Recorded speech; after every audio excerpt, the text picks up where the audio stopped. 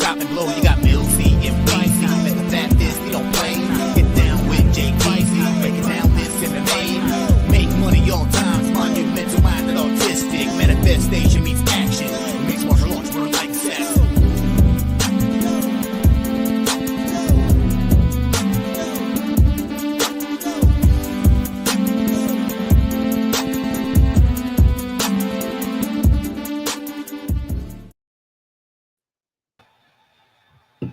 Yo, we back. Let's go.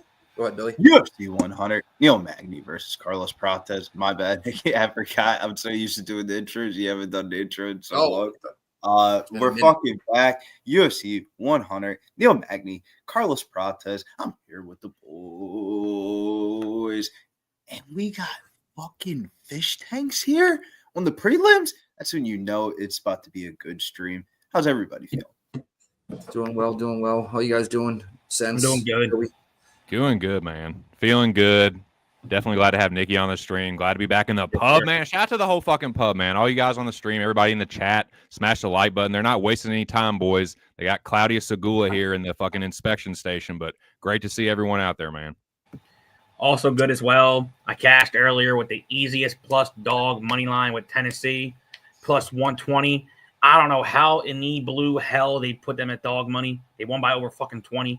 So I was already cashing good early, and I'm ready for a nice, successful day in betting. Extra bullets in the chamber to fire. You know what I mean? Yes. Fuck yeah. So it looks like right now we got homegirl walking out. What do you guys like this fight? Since you'll start with you, I have, Nikki, I got my parlay this week. Has Melissa Mullins in it. She was supposed to be the second leg, but because they switched the bout order up, she's now the first leg. So need this fight to go through for Melissa Mullins. I like her to kind of be the better grappler, and there's a chance of her getting knocked out. But other than that, man, like she's pretty good offensively. I don't think this other chick is very I'm not going to say she's like terrible, but she's kind of unproven. She's had some Fugazi looking fights, and I think Mullins is a little bit more the real deal. But yeah, it's going to be sketchy, man, on the feet. But yeah, give me Mullins here. I got on a parlay as well, and I took the under 2.5 at plus 200 for a little smidge. You know me, my unders. I don't want to see some violence. Joey, what you got? I actually got two different things in here. I tried to play a little safe. I got Melissa Mullins inside the distance at plus 250. And I think I just said live. I think she's going to be the live grappler. And I'm going to pull a Billy note real quick. I went on to the IG for this fight. And one of her most recent posts, that's why Billy's smiling real quick. He knows where I'm going to go with it. I love grappling. So you telling me this girl is probably a 2 to 5 times better grappler? And I think she can get her first up. Grappling heavy. I think she's going to get her first up. I played her by submission also, plus 600. She's been grappling heavy, I feel like. Yep. I peeped that too, Joey. But, yo, Nick, if you want some decent little money, I played Mullins by submission, plus 600. Plus 6? Yeah. Okay. See if I can still take her most recent post on Instagram, this whole camp, and she was already a decent grappler, but she puts on a post, I love grappling. That means you better fucking grapple. Dude, if she gets in half guards, side control, or top mounts this chick, it might be a fucking wrap right there, dude. She's gonna fuck her up. Little gin. That's all I got in the house right now. Some gin. Some Tanqueray. Juice. Tang and tonic, baby. That was my shit. Tang and tonic, some Bombay Sapphire and tonic. We were just talking about that. If I'm gonna have a gentleman's drink, it'd be something like that. Right. And I used to fucking hate it. I'm hopping in the wagon here with the Melissa Mullins bandwagon here. I'm gonna take her. Come on over, Billy. Hell, fuck yeah. By decision. Well, the only reason why I didn't hop up in the bandwagon is two things. If you remember the second time that bitch fought in the UFC, we were on stream and I had way too much money on her and she fucking got crushed. Oh yeah, by that French girl. And the other time baby. Would she wait? No bullshit, bro. I had one of my friends watch the weigh-ins, right? Because this new movie came out last night, and new movie always goes with the da-da-da. We'll get into that. But long story short, the person doesn't know a goddamn thing about fights, and they say, she does not look well at all at the scales. And I said, She did, man. She missed weight. By like a pound. Yeah, like, God damn. It's like the general, like if I'm peeping that, this person peeping that, and she ain't looked that too good at the scales at all. That's how she got knocked out. When you miss by a pound too, which means you're really trying to cut down. You're trying your best. You're trying to get it. Yeah, exactly. So they missed by 4 or 5. I mean, That's a purposeful, like, yeah. We're about to start right now, though. By the way, Mm-hmm. I love them real quick before we start. I love when Billy says, to make a long story short, you never got short stories, homie. They're always long as hell. Short story long. That's me too. I can't talk too much. Same Here we go. Tognon is the third person in the octagon. They do touch gloves tentatively. Both ladies in the orthodox. Pumping the jab, inside low kick from Claudia. Mullins pumps the jab out of range. Feel out. Reach out and touch someone with that jab. Mullins on the monster can. To be honest with you, I don't want to see her fucking jab so fucking much. Fuck nope. That's how she got knocked out in their last fight. As long as she doesn't just sit there and eat what's coming back at her and not moving her fucking head. Nice jab from Mullins. It was hard to gauge how good the other girl was when I was watching her tape. It was like unified. Dude, totally. Very of like, you can't even take the person down. So how am I supposed to even like really rate this? Like, yeah, she looks good when she's the hammer, but like, dude, there was one fight where she was getting really like worked in the grappling, and then she won a decision. It was like, what? Dude? It was like she was down 2-0 and somehow won like the last round. And yeah. So the movie that I watched last night was called Nice jab from Claudia. Inside, and it just came out, and it came out in Europe in September, but it just came out last night in America. And the movie was basically like a religion-based movie. Long story short, the two characters uppercut from Mullins off the counter look like Melissa Mullins and Sygula, like the two main characters in the film. It was super weird. That is weird. Money somehow, man. A lot of circling here. I mean, that's crazy, Billy. Nice double jab from Sygula there. Oof. Mullins marked up already. I don't like that. Overhand and a left hook from Mullins there. I like that though. It was hard to like really relate the movie to a bunch of shit because the movie was so out there, but the main event was Neil Magny because of the judge. Like, dude, that shit was crazy, man. Great movie. If you guys want to see a new movie that just came out, overhand right from Claudia misses. Mullins lands inside low kicks though. She pumps the jab out of range. Mullins pressing forward with an overhand right. There's the first clinch up here. I just see time for the takedown here. Melissa Mullins keeping her feet. I like to see that. The takedown defense. Good. Trying to turn her around, but Melissa Mullins staying upright. I like to see that. Pummels underneath. She needs to get that underhook. There it is. She does get the underhook. She pummels underneath, Nikki, just like you were suggesting. Thank God. She needs to turn her hips a little bit more. Definitely. She get turn this bitch off the fence. Chat, I'm sorry for not reading everybody's names. Mullins with the overhead, with the judo flip. That was nice. And the scarf hold. That was risky, but she gets it. Oh, she's about to get her back taken, and she does not Claudia Sygula, but she's up to her feet. My bad. I'm trying to break the grip. I'm trying to figure out the leg there. Mullins needs to pummel underneath, pummel that elbow in, and turn into her. She's trying to break grip, but she really needs to do exactly what you just said. Just dig that elbow right there. Arm down and rip that arm down so she can't connect. There you go. There you go, girl. There you go. Yeah, listen to Nikki elbows. There you are. Now you see there? Come on, turn into her. Turn into her. You got it. There you go. There you go. She's got the underhook on that side. And she gets the gable grip and reverses and gets a fucking takedown, Nikki. That trip takedown. Fuck yes. Let's go, Melissa Mullins. In half guard, Claudia Sygula's half guard. The not too difficult on the eyes, Claudia Sygula. I've seen worse looking fires before, but we got to fight here, boys. What the fuck am I talking about? Melissa Mullins working from half guard. She's about to step over. Mm-hmm. She might not because she could get rolled. I like this half guard position right here. I like head pressure from Mullins. She's using a head in the chin. More of an now drop them short shits, them elbows and forearms and shit. Oop, trying to shrimp out. Sygula is, but Back to Melissa Mullins does a good job stepping over there. Good step over. Yep, good step over there. Yeah, drop the hammers, dude. Keep a position, win a round, take this thing.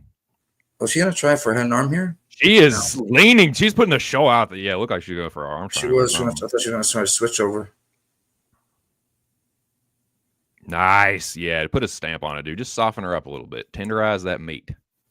What is Sygula? Is she Czech or Polish? No, I'm gonna give you even better 2 cents. No, but I'm saying like what nationality is she? Is she Polish or what is she? She's Polish, but Mullins is a brown belt and she is a purple belt. So, yeah, dude. Mullins is way better grapple. Look at that full mount. Right on cue. Let's fucking go. 10 seconds left. Short time. 10 seconds to work. 10 seconds of work. Short shots. Nice elbows due to the side of the fucking head. Let's have If there was more time, she'd pound her out. Yo, we saw that 12-6 though. That's allowed now, right? Yeah. So after round 1, I would say this was the Melissa Mullins that we thought she was. Oh, I think so. Yeah. Mullins stand up. If that's the real live line, she. What does it say? FanDuel's got minus 950. FanDuel's got minus 950 currently right now. That minus 230, I better out looking real nice. Shit. Yeah. I'm nervous because I have Melissa Mullins round 3 or by decision minus 140. So I have her round. If she does that, if she gets on the takedown, it might not last that. Yeah, she actually might go last long. That's what I'm saying. And then I also have Mullins money line and Stamann Blackshear goes distance. But fuck what I have. Shouts to the chat, man. Alex Ramirez is in the chat. We got Pit Auto Parts 3M. His build is Julian Bears to cover tomorrow. I don't know if I'm trying to burn money on betting on the Bears again for the 3rd week in a row. Pit Auto Parts is in the building. Stubborn Mick is in the building. Shouts to Stubborn Mick. OG. Yeah. What up, Mickey? Swig Bets, MMA Hata.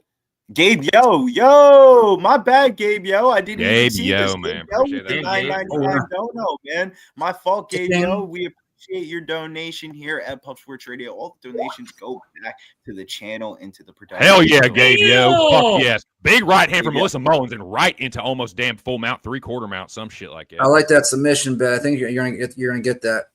You took Mullins. Full mounts are very easily, dude. This is not. This is no bueno for Claudia Sygula and Melissa Mullins in a very dominant grappling position. Under 2.5's looking great gangster as well. Thank you for putting me on that, Joey. She's posturing up on her. She's dropping these. 12-6, dude. They're looking for him. I love it, dude. Oh shit, Claudia giving her back up. Melissa flattening her out. Oh yeah. Wrist control. Agastani handcuff, Nikki. She full mounts her. Holy smokes. Melissa Mullins doing a good job of just riding her like a damn bull. Shit. Beating the fuck out of her. Come on, Melissa. Stop this fucking thing. She got that arm trap. She's got that wrist trap right there. She looks like she's about to pound her out. Up the ghost. What you looking at, Tognani? Sink that choke in. You can easily sink that choke in right now. I feel like she's looking at the choke. Stop swinging. It's about to get stopped. It's stopped. Melissa Mullins. I grounded pound. You did? All right, good. Yeah.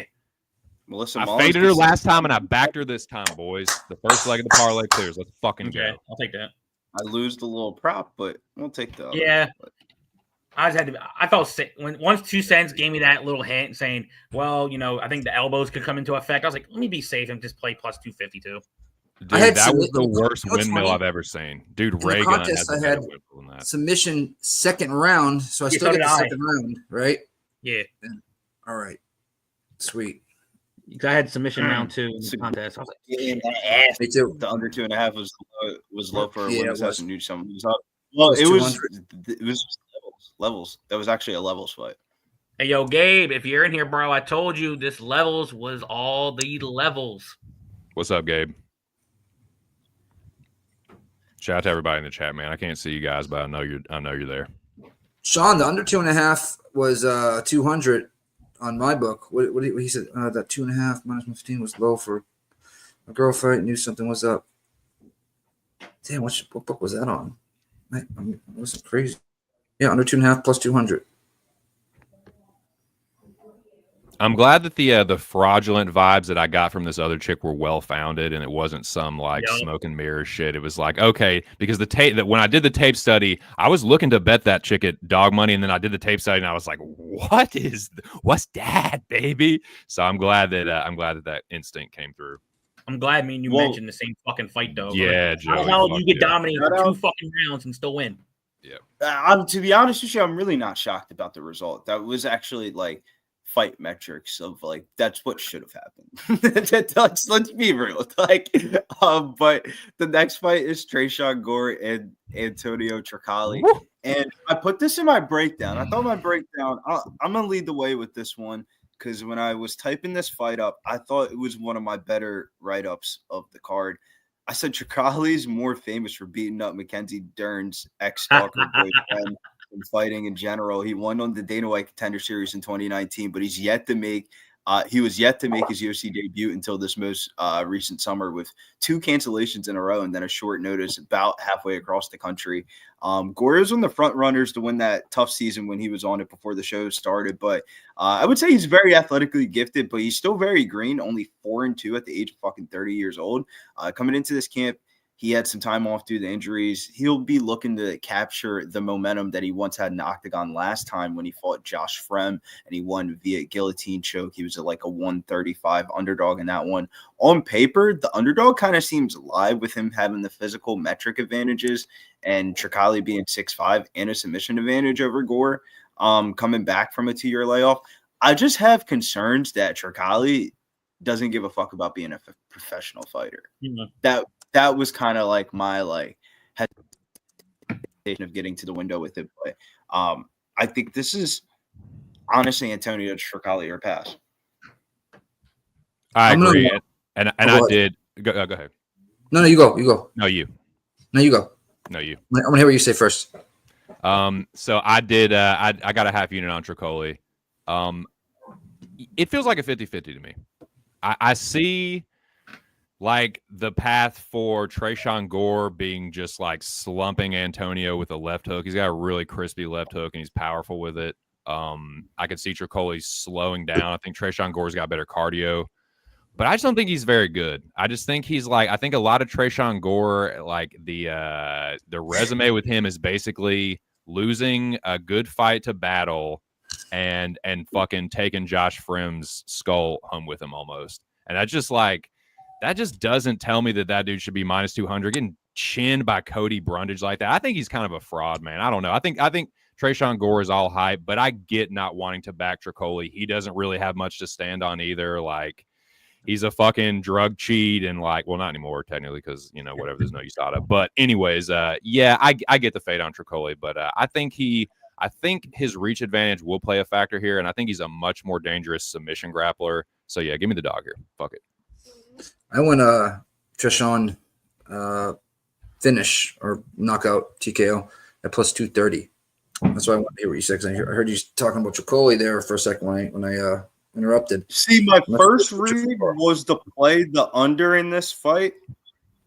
Then when I finished research, got done, it was the Mullins fight that I thought would finish. And this fight, I actually think starts round 3. When I wrote it down in the package, it was minus 130 because I just put like props, like the screen that says props to watch on the UFC screen, before they walk into the cage. I like kind of doing that in the packages just in case, I only gave out 2 bets this week, and both of them were chalky as fuck. So it's like, this is one of those weeks where you really had to read the breakdowns and type shit. Shouts to Dominique Walker. I sent him the breakdowns. I put it in the group chat as well. He cashed that round 2. I wrote it down and didn't even bet it myself because I was half asleep still. But yeah, I wrote that down last night and it was minus 130. And I woke up today and it's at minus 144. So somebody's betting the overs in this fight, and it kind of makes sense. I feel like if Tresean Gore wins this fight, it's probably a decision. Spenny's on Trocoli money line. Let's go, Spenny Penny Bombs. What up, though? And decision plus 550.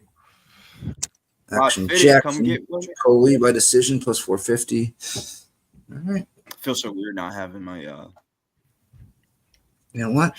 I'm gonna actually take a bet on that plus decision bet. I got 475. So So 2+ bets on both sides. I did forget. My main action here is Trocoli, but I do have a little untracked, like long shot dumbass parlay with Tresean Gore is like my little hedge out. I won, dude.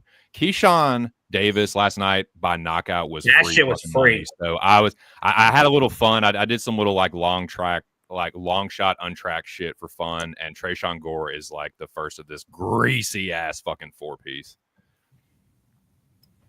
So. I don't currently have action on the fight. If I was to stick to the saying, stick with your guys, stick with your guns, I've been following Gore a tad bit longer just through tough. If the finish could be live, maybe. If Trocoli gets on top, he's superior grappler, stronger guy, very capable of finishing. If anybody was to potentially get slept, I think Gore does have more power, and Trocoli does have the tall man defense that I tend to say for a lot of tall fighters. And Shar got him out of there round 3, but I think Gore, the more athletic, more powerful guy out of Shara. I think Shara is more precise and will hit you on the money, but Gore could be live for a knockout. I think Shara would fuck Tresean Gore the fuck up. Like, I think he would knock him out. And it wouldn't even be close. I think he would fuck Tresean up. I think Shara would dust Tresean. One-eye pirate. I don't know, man. Trocoli's got some fucking one-punch knockouts, and Tresean doesn't have the best chin in the world. I wouldn't be surprised if Trocoli knocked him out either.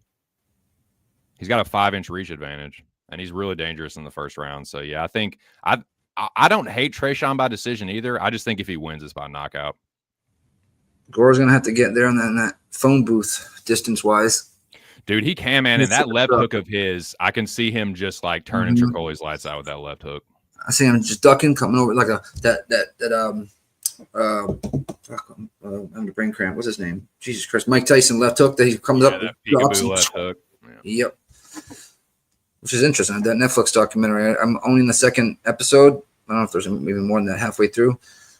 I think I think Jake Paul wins, but if Tyson does win, it's early. It's early. I think Jake's gonna knock him out. So do I. That's. What are the odds on that? Did anybody know? Let me look at it. But Big Show. If you're thinking Gore round 2 by knockout, if you play it that way straight, you get plus 800. Dude, the Jake Paul hate has kept any like betting lines for him like sort of reasonable, like more than they should be, honestly. Right, minus 275 is a gift in my opinion. You got to fucking minus 275 against fucking Mike Tyson is kind of a gift, though, bro. Oh yeah, it is. Like as much as I fuck with Mike Tyson, just the actual fight metrics, Jake Paul should probably smoke him. But there could be just a contract agreement where, Mike says, I'm going to take it. That's a good shout, Billy. Tyson don't got that in him. Tyson don't got that in him. No. Like, or something late or some type of bullshit. Like, I don't think Jake Paul's just going to walk across the cage, one-punch knockout Mike Tyson. No, he's going to have to wait to the 3rd, 4th, 5th round they're going to put on a little bit of a show, a little bit of a spectacle, a little bit. He's going to let Mike get off a couple punches. Dude, or it might be a situation where like Mike actually does rock him and gets excited, and then Jake just like sits down on one. The first round's going to be competitive. That's what we're all watching. I agree with that. I think the first couple rounds will be competitive. The first round will be competitive. No, everybody's going to watch that shit no matter what happens because it's Tyson. Mike Tyson's going to hit him. Jake Paul, so. Mike Tyson's going to hit him at least one time. I've been watching his sparring sessions and the way he hits pads. I mean, he still could. I mean, that's one thing that doesn't go. The power don't go. But we don't. When it comes to taking shots, right? When it comes to actually taking the shots, that's the trouble. The footwork, like the speed. The way that Jake Paul fights, he uses his lead jab a lot to win fights, and he makes a lot of people tired. If that makes sense. Like a lot of these MMA fighters that don't fight boxing and they're in the deeper rounds and he's just putting these people like late. Like he just has really good cardio. Dude, it wouldn't surprise me at all if like there's like an injury, like if Mike throws his shoulder out or something. Yeah, doctor stoppage or something. Not that I want that to happen, but like Mike's dude. Like he just looks like death, and the doctor's just like, all right, we're calling this. No, yeah, I can see that happening. Oh yeah, well, it's gonna be competitive for the first couple rounds. I think Jake ends up winning. Nah, the first round. That's it. I got Mike Tyson for the first 5 minutes. You can get where you can 3 get round. value with boxing is in the round props, like round groupings, like round 1 through 3, round 4 through 6, shit like that. That's where I've like, I don't bet boxing a bunch, but when more of the success I've had than not has been doing shit like that, like round props. So you know boxing's 3-minute rounds, right? Yeah, but this is like custom rules. Who knows what I don't not going like all 5 of Jake minutes. fights. No, I'm saying all of Jake fights rules are like all different. I feel like throughout Yeah, but they're not going to go 5 minutes. It'll be less, if anything. like his Misfits fights were like very fucking short, like 2-minute round. Like when he fought like Tommy Fury, like that was like 2-minute rounds. When he fought Andrew G, Tyron I'm Woodley, old, and I think Jake stomps him. that was more of like a longer fight. I feel like a more of like normal, like when he did the Tyron Woodley shit, like those are long fights. That's the only reason why Tyron Woodley got knocked out the first time. He did that shit on shorter notice. And He's also like Tyron's also like 25 years younger than Mike too. And that's what I'm saying, bro. Yeah. So it's like, but he's also a wrestler, not a boxer. You know, he went to college to wrestle. He never went to college for boxing. He was like a big dead wrestler. The one that sold me though, no bullshit, was the Nate Robinson one. You know, now he's doing McCanter and shit like that. But Jake Paul beat the bullshit out of him, and I was like, you know what? He isn't a good fighter, but there is some skills. He would fuck up a lot of these celebrity boxers out here. Yeah. Dustin Woodley like that was the one that was like, holy shit. Yeah, that was terrible. You really can fucking crack, man. Fuck. The Woodley one was the one that I got paid. Both Woodley fights. I got paid on Woodley and Askren. That The week Askren was fight. crazy. Jake Paul, the combination of Jake Paul and Alyssa Gatto winning inside the distance. I forget who the fuck she fought. And I think it was Sorry Eubanks or something like that. And both of those fights like paid off my whole entire Christmas. That was like 2 years ago. Come on, Antonio. Look at Mackenzie Dern in your corner. You can't lose in front of Mackenzie Dern. Is Mackenzie in the corner? Yeah. Mackenzie's in the corner. Hey, let's get the video. Hopefully they didn't have a fuck fest last night. He's still got some spirit left. Some fucking, It's actually, I was gonna say. Wait, who's with Dern? Who's one of these guys are with Antonio. Wow. Holly is Mackenzie Dern's. That's her man's, dude. Shit. For He another year actually or so. remember she dated that black dude. He actually beat that dude the fuck up. Darren hasn't had ice cream in a while. She looks fantastic. Jeez.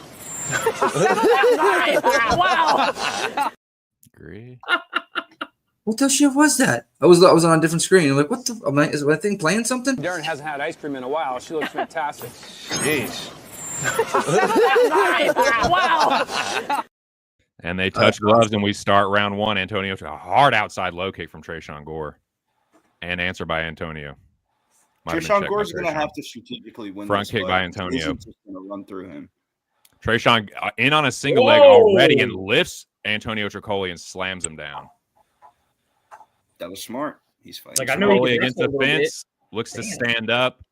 Tresean Gore looking to jump on his back. Still got the body lock. Antonio Trocoli turns into him with the overhook. Got the whizza now. Where's that? The fucking whizza, Nikki. That's what I'm gonna have to pee. That's why I say I gotta take a whizzer. Gotta rock a whizza. Oh, shit is freezing up. And he pummels underneath. Antonio Trocoli doing a good job. Nice knee to the body from Antonio there. Tresean Gore re-grips, re-gets the body lock. Knee to the like a panis. I need him right in the dig. Oh, Antonio trying for the judo toss, but that Tresean keeps the overhook. He's got that neck. He's got that the high elbow guillotine right now. That's in. No way. He just tapped him. Holy just tapped him. shit. Fuck. Oh, shit. Dang. Wow. I took knockout. I should have just took fucking. Wow. Let's go, Tresean. Mistake. Holy shit. God. Kudos. Mackenzie Good Dern's shit. like, all right, this relationship is it's nearing its end. Yeah. All right then. Shoot, whoever played submission, God bless Crow you. for me. How about a big old plate of Crow 2 cents, man? Hey, congratulations to all the Tresean Gore backers. My little dumbass parlay does live though. The first leg of that clears, but yeah, my main action on that is gone. Antonio Trocoli gets fucking high elbow guillotined in the first round by Tresean Gore. That was dude. His submissions are pretty fucking violent, and Trocoli's a good black belt too, man. And he just made him look like a fucking noob, man. That was He's so crazy. strong too. That was all up in his fucking esophagus throw. He choked him out. already. Yowza. Yeah, he had like almost like a high gilly, and he made him tap. High elbow. So basically, the exact High same. elbow. Yeah. That's what I meant. Where I felt I don't know if he wants to be a professional fighter. No. It sounds like a very tough criticism to say, but when you watch the film of the Shire Bullet fight, it felt like he doesn't want to be a professional fighter. Like the whole Oh situation. my God, that was in 23 seconds. I got to give Tresean the credit on that one, man. It just looked Holy like shit. No, that one longer than 23 seconds, I think. Oh, no? a minute 23. I was I gonna say. didn't hear the minute. I didn't hear the minute part. Oof. I was like 23 fucking seconds. Mhm. I was like, golly. boy. I'm like, you might only win next year. I'll come and fight. You fighting, Dern's ex baby daddy, but god damn, you got your shit quick. That's 2 fights and 2 finishes, boys. Hey, I like to see that They're shit. bringing the action, dude. Yeah. In action is UFC 100. People weren't happy with the names in the card, but you should be happy with the performances, right? Yes, sir. Let us hear it, man. Anybody that bet and cashed on Tresean Gore, let us know, man. We'll shout you out. Man, I should have fucking said something because I said, I maybe have to start round 3, and I'm kind of disappointed. I switched from knockout round 1 for Gore to knockout round 2, like right beforehand, like a minute or two before the fight started. I should have kept it at round 1, so would have still got that round 1 points for this contest. I totally forgot what I played for the contest for Gore. I don't know if I said Gore by. I think it was knockout round 2. Tresean Gore's guillotines are fucking crazy. Crown Clown said he had 1K on Gore. 1K? Hell yeah. God damn, good shit. That's awesome, dude. Congrats on that. That's a big old cash. Holy shit. Big old easy money. Fuck. Going Sizzler tonight. Tomorrow, whatever.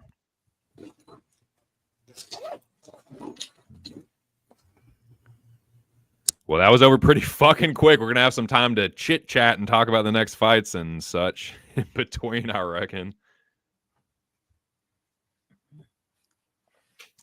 Man, well, don't everybody talk at once. That was crazy, dude. That's a big old plate of Crow for me.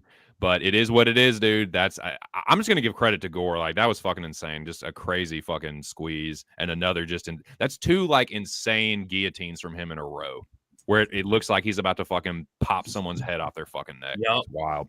That's that pressure choke. He does, man. His squeeze is crazy. Yo, Billy, I know you've probably seen it, but not in a long time. You remember for Ultimate Fighter when Dan Henderson was a coach for Team USA? I do.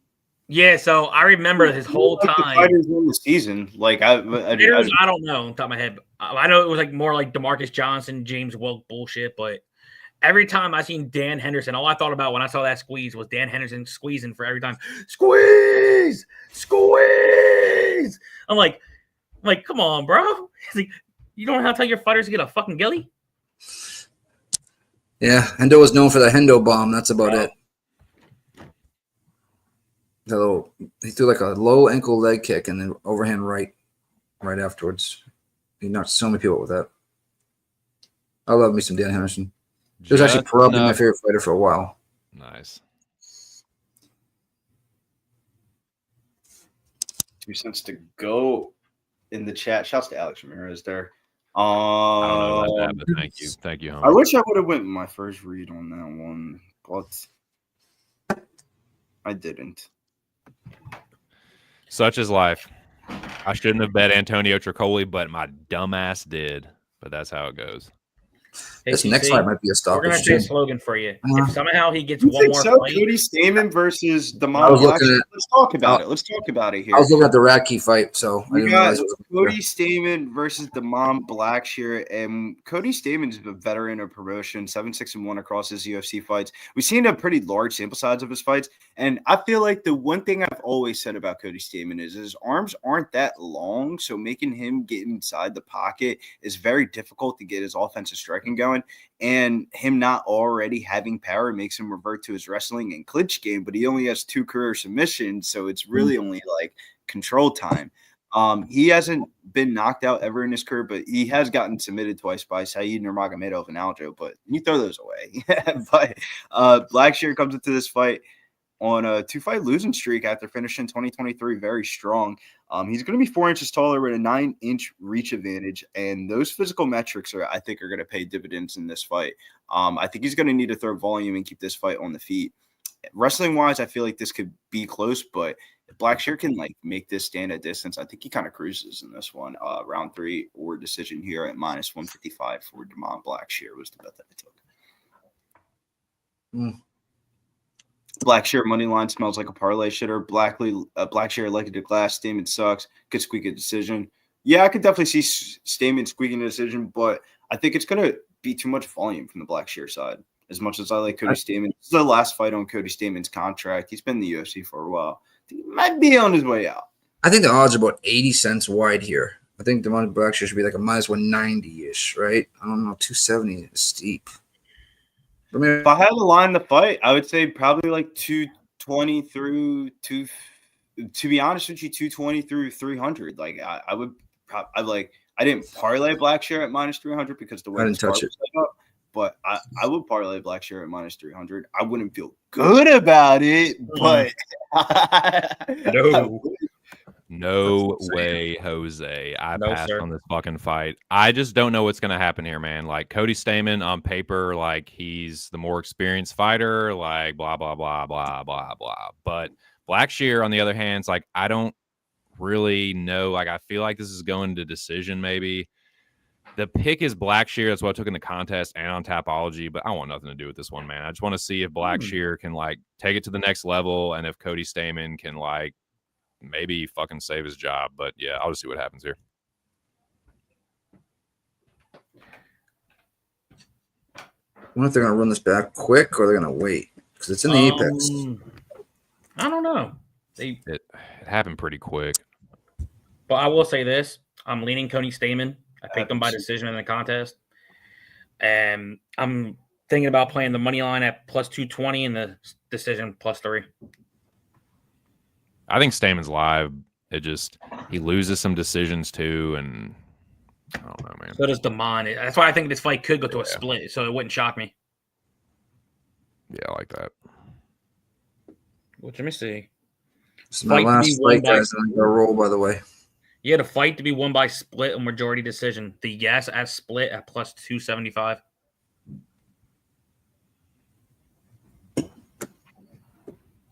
Alex Ramirez's difficult fight. I think it's only a difficult fight because of Cody Stamann's resume, but in reality, the actual physical fight metrics are too far for me to like. The fight metrics I feel like in this are weighing so much in the cap for me in this one of like, bro, 9-inch reach advantage at bantamweight, bro. He should be able to stick his arm out at distance and be able to like out volume him. And he's not fighting Damon Blackshear, who's hitting like a fucking truck, for a lack of better words. And it's fucking Cody Stamann. Like, come on, dude. Like, he should be. I wouldn't be shocked if Damon Blackshear takes Cody Stamann down, to be honest with you. Really? Yeah, it'll be shorter. It's going to be hard to get down. You guys want to see me blowing Donald Trump? Bro, he's so big. He's so much bigger. Yeah, Donald Trump came in the office, into the office, and I just was like, "Hey, man." Actually, Just really polished good. him off real quick. Oh, yeah. Quick Hummer Quick Hummer. for the American people. For the people. Man, good times. Blackshear round 1 sub by whatever odds, says Matt W. Well, let's give you the odds, Matt W. I don't hate that. Let me see. I'm a little bit nervous about the sub because the sub did cross my mind, but You talking about for Blackshear? yeah, I think that Round if he one? got that would be the only way he would get a finish would be a submission. Damon Blackshear by submission. I got mine at plus 850. Blackshear round one sub though, like he said in the chat, is 11-1 odds. Damn. That seems. I mean, it's not her. Submission odds alone is plus 500. Old Egos, it was huge. It was huge. It was huge. Huge. Oldie. Yeah, I thought it was gonna be smaller too, Oldie. Pause. More Paulson. I did it for the people, Billy.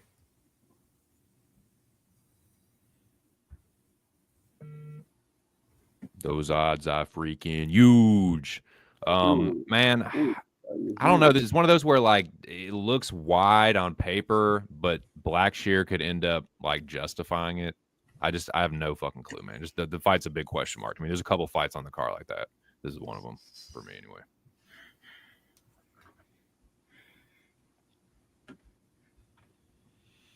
What's up, Karen? Yep. All right. I got my 2 bets in for the fight. Let's go. Well, let's talk about the market for this fight then, because I forgot to pull up VSiN before this card started. And while we had this little intermission, I was able to pull up the VSiN splits for this card for UFC 100. And on the first fight, Melissa Mullins was getting 73% of the bets, 82% of the handle. The last fight, Tresean Gore, 62% of the bets, 57% of the handles. The mom Blackshear here, 85% of the bets, 83% of the handle. The mom Blackshear is one of the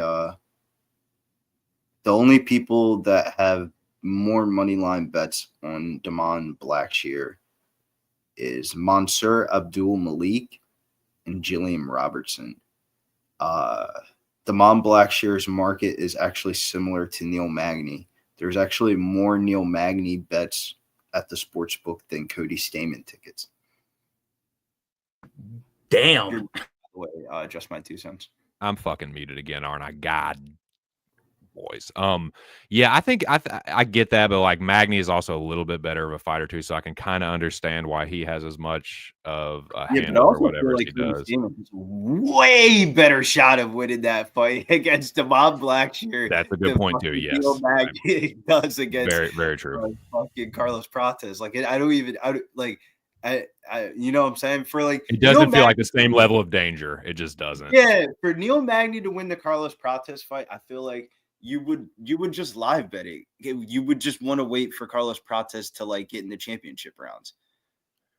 Yeah, and that one will be hairy too because you're counting on Neil not dying, like not just. That's why I said I would want to know the confirmation of this fight went past 3 rounds, and then I bet Neil Magny. And if he got knocked out past the 3rd round, then I would just live with the results. You know what I'm saying? Regardless of what the odds are, like. It would be one of those ones where like I would want to know the information of how long is this fight really going before I bet Neil Magny. But I'm on the reverse side. I actually like Carlos Prates. We'll talk about that when the main event comes. We got a long way to go, but I think there's a lot of ways to get creative in that main event. Hopefully we have some money in our pockets from our parlays. I like the idea of the show this week. I wasn't on the podcast, but I like the idea of the podcast of, switching up the vibe. Everybody throw out their own little parlay. Give the people a little bit of a flavor of what we all have. Because we all put our own picks out, but we all come to the table, as mature gentlemen and try to come up with something for the people. Cook up, 4 heads, no Diddy. 4 heads is better than 1.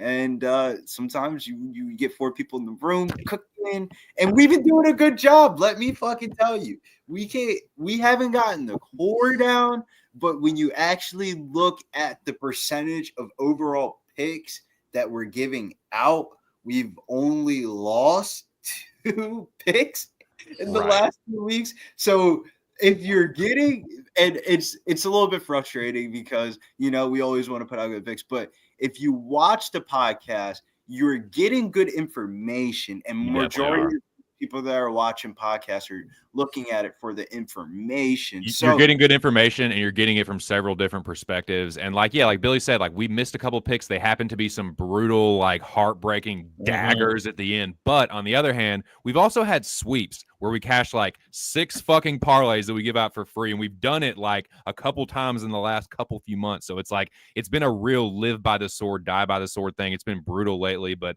yeah, we switched it up, man. We definitely miss you this week on the podcast, Bills. But dude, we made these parlays, and yeah, man, it's we'll see how it fucking goes. Shouts to Oldie with the 5 Pub Sports Radio memberships. We appreciate always gifting out the memberships. Even though I wasn't on the podcast this week, though, it always feels like I'm on the podcast because me and Big Show do the collab on the show sheet and stuff like that.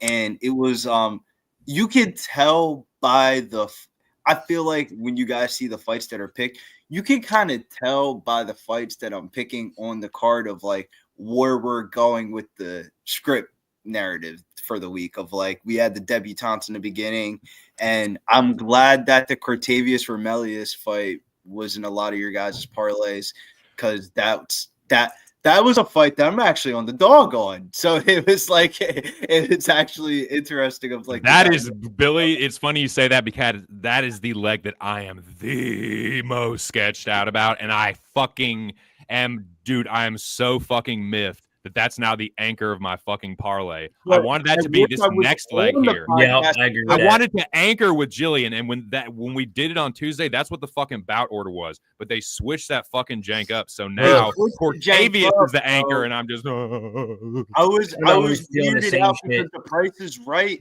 segment this week had Tresean Gore. That was going to be a plant the flag segment for me, and then I was deciding if it was going to be Tresean or Cody Garbrandt because I had 2 dog plays of Cody Garbrandt and Ricky Turcios, and of course those are the only 2 bets canceled.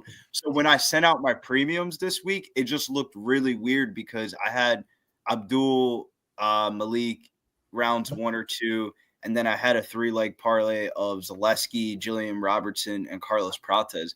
Both of them are really chalky, but I did have dog bets on the card that I really liked. They just got canceled. And what I've learned throughout this year and last year, one thing is when a bet gets canceled, that doesn't always mean that's an opportunity to add another bet. Maybe that's the world telling you we're giving you money. Fucking take this money. Right. Hold what you got. You're about to lose this shit because I was so in on Cody Garbrandt. I know you don't have Instagram, but the promo clips for the podcast this week I was promoting were all Cody Garbrandt clips of like him and his brother, like the stories and shit, like the reason why like I'm a Cody Garbrandt fan and the reason why his nickname was No Love. So it was interesting to see how the week ended up turning out. But Zeleski was also in there because that was going to be a play, but now that ended up being a parlay piece. But the ones that I feel like we kind of left out of the bandwagon were the women's MMA fights. I feel like this week was very centric on women's MMA, but I also felt like it was a debutante week, if that makes sense. This is a week that they're testing out some people that they – so the UFC has a thing where there's credential fighters where – there's fighters that are so good at like combat sports or in other different promotions that they've reached a certain level where they just have to be in the UFC. You know what I'm saying? And then there's other buckets of fighters that the UFC's kind of like feels this isn't true or false. This is just my version of like, the way I view it. Of like Bill's working theory. We gotta fuck with you, man. We're trying to throw you a little bone here. We're trying to throw you a little bone. Can we get you a little bone through the hoop here? And it feels like this card is littered with can we get you through the hoop so we can get you a cool little highlight? Real like the one dude in the co-main event, Denier. While I think the fight is sketchy and I won't have any parlay bets on it, in reality, the fact that they're even scheduling him against GM3 is kind of a slight, bro. One championship, the dude that he's lost to, the championship guy, probably juiced up dude. bro, he's probably one of the best heavyweights in the world that's not in the UFC. He just lost. I'm talking that dude. That dude was that big dude just lost. When they fought, I'm saying fought, he was one of the best heavyweights in the world. Yes. He was going up a weight class. He was fighting down 2 weight classes theoretically in the UFC. So it's like I'd throw those out of the window kind of. And it feels like he should have gotten a higher caliber of an opponent, but when you actually look at the tape study of it, the tape study of the fight it's actually going to be a pretty close fight. It's kind of a fight where it's set up for him to win inside the distance. If he doesn't win inside the distance, he might actually just straight up lose. Mm-hmm. Yeah, we talked about this on the podcast, I think. I feel like it's a good litmus test for your debut. You know what I mean? Like GM3 is a decent, like, are you a ranked level UFC fighter or close to it? You know what I mean? Like, if you can beat GM3, it's like, okay, you can, like, you are, like, you know, we brought you here and you can be, you know, some of what we hoped you would. But if you lose to GM3, it's like, okay, you are overhyped for sure. So it's a good, like, are you ready for the UFC or not? He's a good tester. I mean, he's good. Exactly. He's good. You know, it's a very good litmus test because if you could beat GM3, you're going in the right direction. If exactly losing to GM3, we might have to put a stop on the whole night. Shouldn't be losing to GM3 on your way up. Yo, Billy, before this fight starts, I just checked the under 275, by the way. Under 2.5. I just jumped on it. Billy, before this fight starts, bro, you remember that one fight on I think it was PFL, and you saw me and your boy Tyler Diamond was a big dog. I was like, yo, Tyler Diamond about to win this fight wrestling. Tyler Diamond, every time he's fought in the PFL, it's like a big underdog. And I forget who he fought, but I think Stamann's gonna have to do his example what Tyler Diamond did. Try to just make it dirty, little bop bop, and then. But every time, the reason why I like betting on Tyler Diamond because he's fucking massive. Yeah, he's like massive for bantamweight. Cody Stamann's arms, bro, like a T-Rex. Small, bro. My only his boxing ain't bad though. Damon Blackshear, but this kind of plays into the round 3 decision. Here we go. Yeah. Him getting fucking flash knocked out in the first round. He's probably going to be a little bit slow in this first round. Cody Stamann takes the center. Pushing forward. Damon Blackshear, they almost look like they're not in the same weight class. It's crazy. Yeah. Almost. Blackshear thought about the leg kick, switches stances and back to orthodox. Both men in the southpaw right now. Lifting the leg to check a potential kick. Body kick by Blackshear, answered by left hook that Blackshear blocks. One more punch than he did in his last fight. Yeah.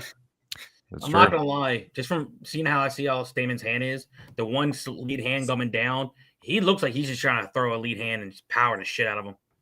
Outside low kick by Stamann there. Blackshear pumping the jab. Body kick by Damon Blackshear. He's thrown a couple of those so far. Be a good weapon for him at that range. Stamann gets out of the way of the low kick and retakes the center of the octagon. Double jab right hand by Stamann. I think the right hand missed, but the jab's landed. Pushes Blackshear back. Blackshear retakes the center with a 2-piece that Stamann is just out of range for. Dancing on the monster cam, boys. Smash the like button, everyone. Stamann's always has some good footwork. He circles. He makes you work for it. He really does. Yeah, he's got that good amateur boxing background experience. Circling to the right side, circling away from the power. Blackshear pumps the jab to the body from Blackshear. Stamann tried to answer with a check left hook, but it missed. Stamann pumps the jab, inside low kick attempt. That's the key to knock. Well, nice left taking him out his body shots. Let me just give this note out real quick. Tone, check your DMs on X, of course. Anytime we get the good presence of my man Tone Miggs, you can get in. Yeah, shout out to Tone, man. What's going on, dude? He told me he sent you a dick shot. Don't look at it. Holy shit! Huge. Oh, double switch knee there from Blackshear that Stamann ate pretty well. Blackshear with a jab behind it. Nice left hook right hand from Blackshear. Stamann ate it. Stamann does have a pretty good chin. He's a tough tank of a dude. Like a block nog for a head. Goes the Dutch combo. He goes left hook low kick. The old Henry Hooft or whatever in the fuck. Blackshear pumps like the jab, that. goes left hook, right hand, right hand stung Stamann. Again, another left hook, right hand. That old 3-2 from Damon Blackshear is finding a home, boys. Stamann's eating it, but he is getting cracked. Jab from Blackshear. Stamann charges forward with a blitz that doesn't land. And you could tell Hurry. Cody Stamann's a lot more assertive. Stepping That knee. That Blackshear's knee in is the so card now. close. That knee is so close. Yeah. Oh my god! Oh, shit. That Oh, one landed. Cody Stamann! The knee again. Cody Stamann is in deep fucking shit, boys. He is hurt bad from Damon Blackshear. Jumps on a guillotine. Mounted guillotine from Damon Blackshear. Give me this under. 275. Come on. Come on. Blackshear is all over Cody Stamann like stink on shit. He hasn't tapped him yet. He's pulling on it now, though. He switches. See that? How he grabbed it? He's tapping. He's got to tap here. You got to tap here. Connect your arms. Connect your hands. If he connects his hand, he's gonna let go here. I will let go. Always do. He's one arm in it. He's grabbing onto his own shorts and one arm in it. Guillotine. Yep. From Damon Blackshear. He said he's good. Yeah. Stamann said he's all right. He's like, I'm all right. Wow. Stamann is out. Stamann's Wow, fucked up, though, bro. dude. Wow. That's heart He rate. should have let him right back up and put him right back down. Oh, That man. was Chopping pure elbow heart from Damon surviving that shit. Blackshear. Stamann gives his back up. Blackshear swims an arm underneath. Face cranking him. Oh, that's gonna hurt. Blackshear with the gable grip face crank. Now he's gonna Turn switch. into him. He's Takes his Come on. back. Blackshear's under the chin. He switches grips All right, again. this should be. This is under the chin. Should be it. Right under the chin. Yeah, Tony that's taps. it. That's it. Damon Blackshear by Let's submission. fucking go. Wow. That was a Blackshear by sub. Thank God I jumped on that right at the end. Right. That was gangster as fuck, bro. Wow. He put that Three- shit tight. 2 first-round finishes and 1 second-round finish, right? Jeez, yeah. Yeah, bro, this bird's crazy. Let's go. These are sleeper cards. They ain't fucking around, boys. I said we don't get paid by the hour, man. Man, it's stiff jab from Blackshear. He went to that switch knee over and over. That one got through and stunned Cody bad. Left hook, right hand, left hook, right hand, over and over. Chat, man. Somebody said Dude. round 1 chat. I don't even give a fuck what the odds are. Good shit. Dude, That was that the day. Oh, excuse me. the 3-2 from Blackshear, the switch knee, and then of course when he got him on the ground, he just fucking mowed through him, man. That was crazy. Matt W. He said, like I said, by whatever odds, bro. That's gangster as fuck, bro. I didn't think that By was whatever. It don't matter. I'm gonna take it. I love it, man. Good shit. That was Oh, he had crazy. first-round KO. Spenny had. Oh. He almost got it too. Fuck. Mm-hmm. Brutality. I mean, if you would have literally just let him back up after you put him down, it would have been just. We gonna get it back, Spenny. Damon Blackshear, first round submission, 4 minutes 19 seconds in the first round. Yeah, dude, he's that's a good, nice little feather in his cap, little trophy on his wall there. Literally, looks like he's about to take his fucking head with him. Stamann did survive that first one, dude, but he didn't give up, man. Another dude with a tight squeeze, man, under the chin like that. Yeah. The left hook, right hand for Blackshear is a nice little two-piece That combo. was gangster as fuck. I feel like those are great little combos for UFC fighters because of the small gloves. They can slip them in, just a nice two-piece. You don't leave yourself too exposed, and it's, you know, it's more than just, it's better than throwing just like one punch at a time. It's nasty.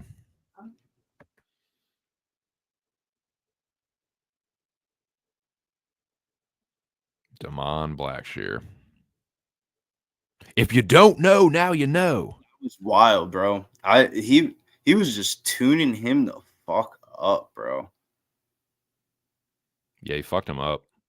He could have knocked him out, honestly, if he had just like, if at any point he had decided to just like full mount and posture up and land some 12-6s or something, he probably could have stopped him. So let's get into this next fight. I know it's going to be a little bit away, but This is actually interesting because That's fucking interesting, man. That's fucking interesting, Billy. I What's got a interesting bet about it, brother? here on Matthew Selmisberger, Semi the Jedi, here on the money line. And I think this is the first dog of the night. I'm willing to burn money for the first underdog of the night here in this spot. The 3 dog picks that I kind of fell on, and this was like a lean, you know, one of those ones in the contest that you ended up big, but then it ended up being like a, you know what, let's have some fun. And we went in Matthew Selmisberger over Chuck Buffalo. And the Chuck Buffalo fade for me has just been throughout the years, man. I don't know why. It's nothing against Chuck Buffalo, but I bet Blood Diamond against him, and granted, I lost, but it wasn't like a bet that I felt bad about. It was like plus 300. And then I bet Carlos Prates against Chuck Buffalo. Me and Mills went head-to-head on the podcast. In hindsight, me and Mills went head-to-head on the podcast with Chuck Buffalo and Carlos Prates. Yeah. What? Look how those fucking careers have turned out in the last fucking year, man.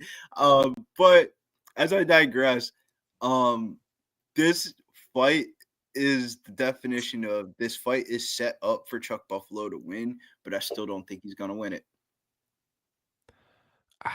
This one's tough for me, man. I'm picking Simmelsberger, but don't worry, Billy. I didn't bet it, so I'm not gonna curse you here.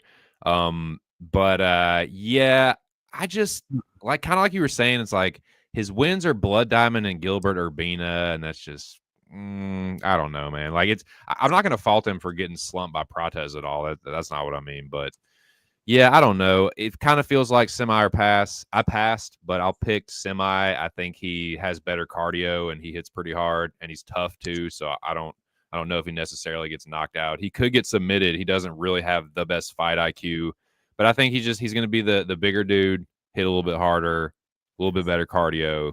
I picked Simmelsberger to win a decision in the contest, but I just didn't have the fucking sack to bet it. But I'll just hope it comes through for you. Doesn't Matt have some good submission skills as well? Am I wrong there? I thought he did. I don't recall offhand. Okay. So the one reason why I said because he's 1,800 plus 1,800, I was like, wait a minute, but maybe I'm wrong. I might be thinking of somebody else. Probably I am. feel like Chuck probably has better jiu-jitsu, but I don't know, man. I'm not sure. Kind of why I passed too is another one where just I think is a better wrestler, but I also think Matt Selmisberger is a better power puncher. Like if they did that little bullshit at the arcade where like you just punched a punching bag machine, Matthew Selmisberger would have a way higher rating than Chuck Buffalo. Yeah, I'm gonna put $4 on it to win 72. nice. Why not? I think Selmisberger is going to win a decision. Yeah, I agree. I think Simmelsberger hits harder. Buffalo probably has the better technical boxing, but he can get hit to the body. But that's another thing. Like semis can kind of be a headhunter, and he can kind of not always like put a stamp on shit when he should. And he literally will not listen to his coaches. They'll be a foot from him yelling shit, and he'll just do whatever he wants. So. Yeah, I don't know, man. It's just a pass for me, but I feel like it should be a dead ass pick 'em, dude. And so I feel like it's semi or pass. That's how I had the same sentiments. I thought that Chuck Buffalo should be like a minus 125, like 130 favorite. I thought the line was just a little bit too wide here. Joe, what are your thoughts and opinions on this one? Did you do anything here?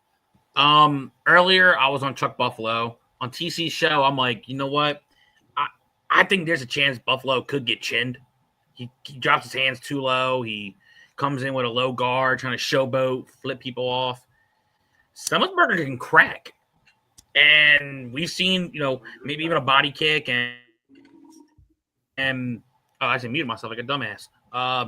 But yeah, I think Simmelsberger will have opportunities. I think he can possibly finish him. His finish at knockout is at +3 and some change. And I'm hoping he hurts him on the feet. And then, homeboy shoots in for a takedown, whatever the case may be, and he just grabs that fucking neck and rips it off and spits down. That's at +2,200 on my book. You got 22 for submission, huh? Yeah. $4 better than me. I'll That's a lot of money.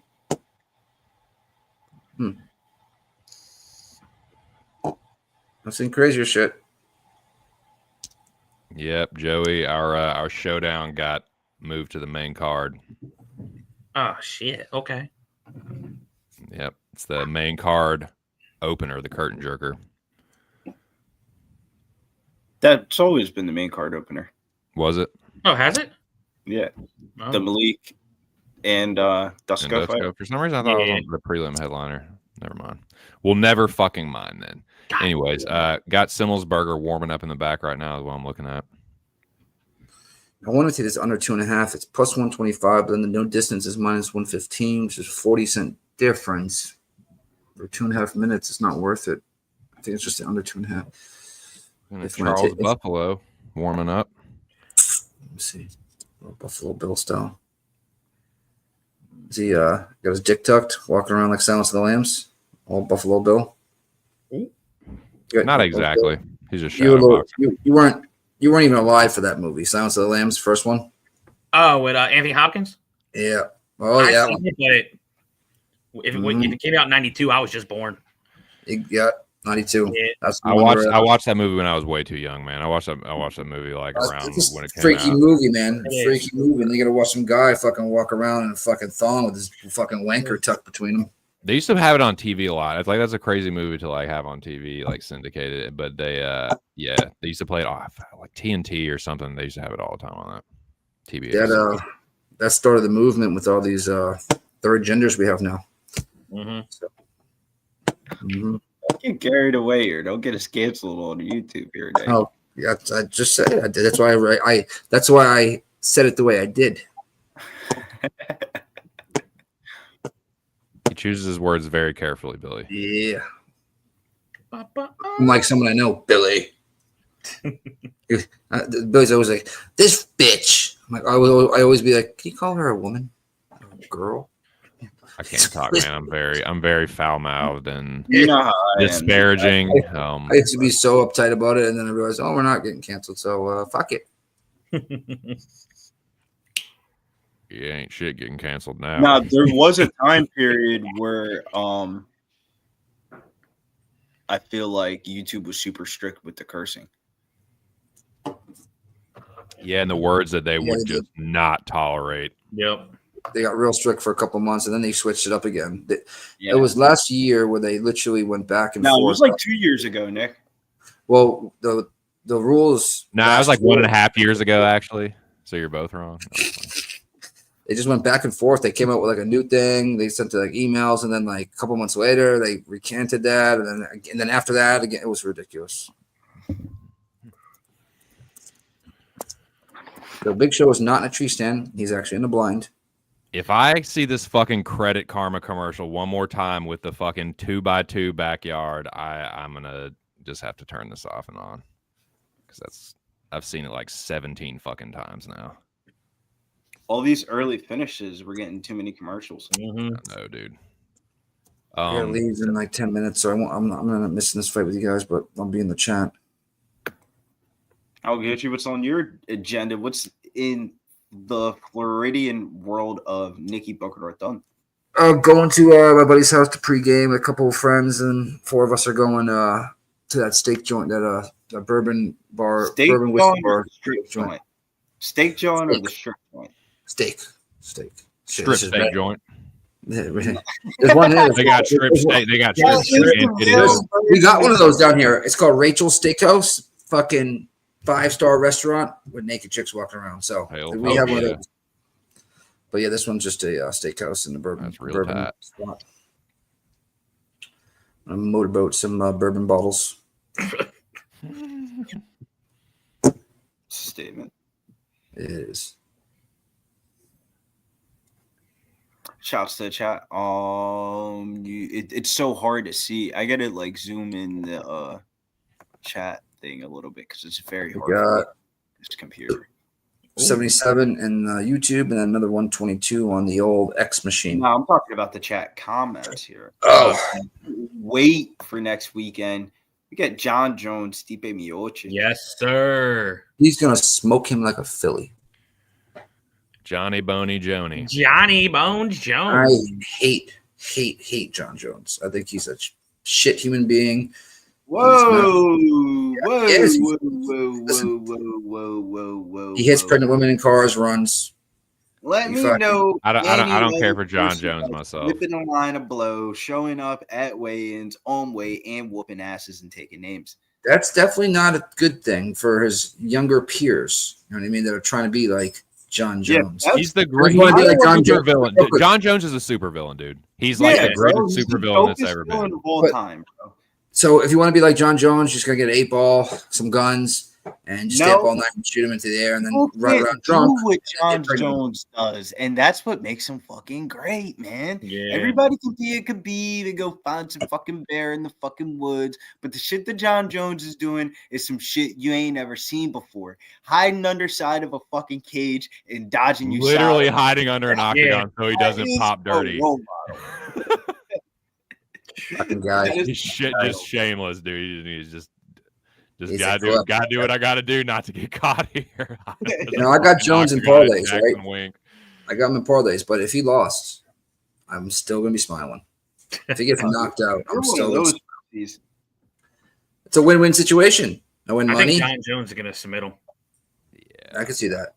I can see him grab that neck, almost kind of like we just saw with I'm gonna Tresean say Gore. this right now. This might not make the podcast, but for Bill's personal betting, I'm doing Ruffy John Jones, Bo Nickel. Call me what you want. Call me a square. But those are Nah, not. it's set in stone. We're already tracking it. It's tracked. I'm thinking those 3 legs. That It's shit tracked. could be minus 600, and I am betting that the shit out of those 3 legs. Of Wait, who'd you Ruffy- say again? You said Bo Ruffy Nickel, John Jones. Wait, get the graphic ready. Ruffy beating Billy. Mullins, Lord have mercy, I'm Bo about Nickel- to bust. This is an official do. Billy bet. Bo Nickel beating fucking Paul Craig, and then John Jones 3 leg money. Wait, We're gonna who's the third odd leg? chop that. Yeah, we're gonna odd chop that around and see if we can get the best book possible. But Billy, who's the third Who's- leg? it's a pretty. It's an obvious third leg. It's pretty obvious. Oliveira. No, fuck no. Oh no, I only got those 3 fights. I only got those 3 fights on my book. Well, Ruffy, Bo Nickel, John Jones. Oh yeah, then you might get like minus 145, maybe minus 150. Like, take it. 145. I'm expecting it to be like minus 210, like Cage Think Warriors. so? Shit. Yeah, bro. It's fucking John Jones, Mercier, Ruffy, and Bo Nickel. Wait, who's Ruffy fighting? James Lonentop. Oh yeah, he's about to chin the shit out of him. Did you Lonentop about to go. see that's his face? Oh my god. Yo, I did not think that about that fight. Yo, he's about to get fucking. That fight got added on the card last week, and those are one of those ones where I was like, I don't give a fuck where the line is. I am betting Rufi. It's Yep. like now we're paying the cost to be the boss, and the line is a little bit juiced. I was gonna say, did you add the other legs to like take the sting off the Ruffy line or Roofy line? I took the other legs to add the sting off the Bo Nickel line. Oh yeah, never mind. I America. forgot Fuck Nick. yeah. That's funny. I mean, in reality, Oh, you could God. just go. If you really, this is one of those type of cards, no bullshit, where you're gonna have to separate categories of bets of like, it is okay. So one of my homies, he wanted me to go place a bet for him yesterday, and I was explaining to him, all right, I understand you want to bet your dog or whatever, but you need to place a bet to win back your money line of the dog bet. And it was like the Rice line was plus 7.5. He took a money line plus 240, but I told him to take them plus 20.5 and a parlay so you can make your money back. If the Yeah, this is an RBOut card, dude. What happened? Rice ended up losing the game off some bullshit fumble, and he ended up getting his money back on the plus 20.5 parlay, and he ended up live betting New Mexico, and they ended up winning, and he ended up basically doubling his money from their original investment. And I was like, oh, man. But he took That's Yeah, trying he to time took- it perfectly. with that. But yeah, but back to the cards and dynamic though. Next week's card, though, looks like a card where you do chalk parlays and then just take dog shots throughout the card. Yep. Like just big prop bets across the whole entire card, I feel like. Fuck yeah, Billy. Oh Lord. So Billy, so you were right. I didn't notice what the odds were for Ruffy. Holy shit. So it's 1,000 for him. It's seven something or what for John Jones, and Bo Nichols another 1,000. So you're probably you're gonna get like high twos. Minus Yeah. 375. On Bet365, it's minus 600, minus 1,000, minus 800. What you know, good Tex. What up, Burn the Swamp? 263 on Burn the Swamp. That's why I said you're gonna have to odd shop that. Like that. Yeah. That's one of those ones where like you can look at the three money lines, but this is one where you're gonna have to live in a legal state, and you're gonna have to look actually between all 20 books and see what line's gonna give you the best line. So, for example, on this week's card, I did a 3-leg parlay of Zeleski, Jillian Robertson, and Prates. I just played it on FanDuel because I had money on my FanDuel account, but for the goodness of the people, I did the odd shopping for them to give them the best line. And it's actually me and Joey's book, Brigada / MGM. It was a 21 cent difference of me playing minus 181, and on BetMGM, it was minus 165. The send out of minus 165 is way different than sending out a minus 180. You know what I'm saying? So when I say you have to odd shop, like that dude that said minus 263 Burn Swamp, you could probably odd shop that and get minus 200 somewhere. And granted, it's one of those bets that I'm telling you, by the end of 1 o'clock in the morning next weekend, if you place that bet like Monday or Tuesday, like in the beginning of the week, maybe you got some NFL rollover money, you're going to be like, damn, that hit my account. That was very, very nice. And you're going to forget. Like, those are like I like building blocks of like, I like to know I got. Hey, Billy, not to cut you off, but I can tell you're about to go on another one. See, this got a new subber here, Santino Alfredo from London, asking you Yanks for some advice. Has Radtke got a chance here, lads? I'm sorry if you I think Rocky has a chance here, lad. I feel like Rocky has the better wrestling here against Mr. Salmasburger. When you look at Salmasburger, when he first came into the UFC, he was on a very good streak, but then he's been on a very, very, very bad skid. It feels like one of those spots where the CFFC welterweight champion is supposed to be winning. But the one thing I'll say about Semi the Jedi, you can never underestimate a Jedi. And the Jedi always has tricks up his sleeve. And I always feel like when you put a Jedi back against the wall, that is when the true Jedi comes out to conquer. He went from London to Scottish to back to Sweden there. On the money line, it's Semi the Jedi time. Right now. Semi the Jedi time. Semi the Jedi time. Plus 44. Excuse him. I apologize. Just listen to Billy Santino. Don't listen to anything I say because, dude, I couldn't throw a fucking rock into a pond and hit water right now with UFC. So, yeah, listen to Billy and Joey and Nikki Fish Tanks. He hit New Zealand, too. That's right. He did. Did you hit Versa Mullins? Well, that is a leg. So there's still a chance for that to fucking blow up in my dumbass face. So we'll see what happens there. But we got, Semi for my 2 cents on Radtke and Semi is I'm passing, but I do think Semi is live. I feel like Radtke is the one. If anyone's going to get subbed, it's going to be Semi. But if anyone's going to get the knockout, I feel like it's going to be Simburger. Like, I feel like he could knock out Radtke, and I feel like Simburger is also more likely to win a decision. But yeah, I don't know, dude. This is one that I'm too pussy to bet it. But if I was going to, it'd be Semi. Just passing here. But I picked. But I also feel like with the way this card is set up, there's so many big favorites that I actually feel like this is a competitive line, but it's not. The market isn't reflective of that. Billy, what was the line movement like on this one? What did it open at, and how did it move to where it is right now? It opened up. Let me pull that up. That is a very good information because this is kind of what made me go to the Gemi side because it is kind of like a market play for me. It opened up at minus 186 and it has went down to minus 164, minus 170 in some range, but 68% of the bets and 70% of the handle is on Radtke. So it's like the bookies are like taking down the juice and like inviting people to say like, we have the best Radtke line, come deposit your money here. Like that's how like the betting lines work of like, sometimes there are like UFC fans will do this all the time. They'll have a favorite 30 cents better than the rest of the market because they want you to parlay the line. Like with the Orabai is a. That's when I knew we were fucked with the Orabai fight. 2 cents. I looked at that fight in the market and I said, God damn, FanDuel is saying we have the best Orabai line. Come deposit your money and place your Orabai parlays here. Billy loves triggering my post-traumatic stress. Yeah, I remember it all too well. Yes. But the Radtke one, I feel like the fight metrics in the situational scenario does favor Radtke. But I also will say, skill for skill, Matthew Selmisberger should be better, bro, for real. Let's be real, Guys, right? Here comes the Jedi. I got There to he roll.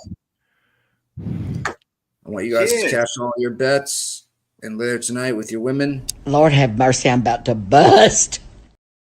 Hell yeah, dude. I hope we all get lucky tonight. All sorts of nasty things to them. All right, good luck, guys. Cheers, Nikki. Right. You too, brother. You'll see me in the Peace, chat. man. All right, boys. Oh my god, I almost hit end stream. I did that before once. Oh shit! Holy shit! Oh yeah, I did it once. I went to go leave and I hit end stream. Like, holy fucking moly! Right. All right, later, guys. Good luck with everything. Peace, brother. You too. Later, boys. Simmelsberger with a little butterfly neck tattoo. Can we get locked in for twinning him? Can we get locked in for twinning him and really winning this shit? Come on, Selmisberger. Let's get locked in. I'm a Star Wars guy. You got to send me the Jedi because you're a Star Wars guy. Billy said, "May the Force be with you, dude." Let the Force be with you. Never deny, it's a Buffalo fan. This is one of those ones. I need to get one through the hoop. Got burnt on some goes the distance props tonight. It's been a finishing card. But if I can get this dog shot, it'd be nice. This was like kind of like, when they say tracked and untracked, I call them VIPs and show bets. Show bets meaning like we're on the show and we're sitting here for 8 hours. I'm gonna bet some shit that I probably shouldn't have bet or right. Yeah, right. You know what I'm saying? Like we're sitting here with the boys, like it's like if we're all like chilling at the bar and shit like that. Like I did the same shit with someone to win by knockout and it didn't happen, but it was just something I was doing for the show for the fun of it. Yeah, sometimes I feel like when we're on the shows and you can get greasy, we get hot real quick, and like we already have the base bets that go through, and we get the locker room podcast parlays and shit. It's one of those like nights where it's like, damn, man, I'm doubling up my money basically.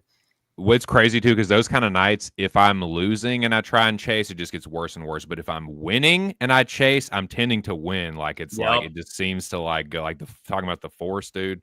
So yeah, semi hoping the light side of the Force prevails here, and the fucking Sith Lord Chuck Buff gets fucking everybody's parlays. I feel like off. we should be rooting for fucking Selmisberger. Am I right? Like a dog would be perfect right here in the spot of the card here.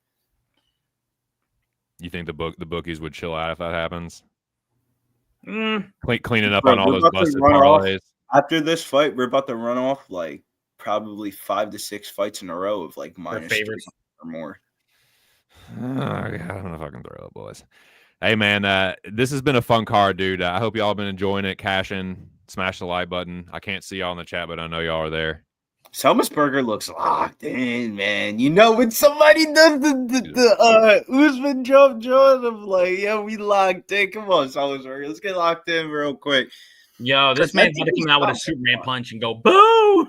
This is one of those ones where I think his job is on the line, but I actually think it's to his benefit that his job is on the line. Because he can't be shitting around. Selmisberger is one of those fighters that he fights to a level of his competition for better or for worse. It's true. They touch gloves. They meet on the can, on the monster can. Simmelsberger takes the front foot, both men in the orthodox. Simmelsberger now in the southpaw. Throws a head kick already that partially landed. Radtke throws a check left hook that looked like it stumbled Simmelsberger momentarily. Simmelsberger pumps the jab back into orthodox.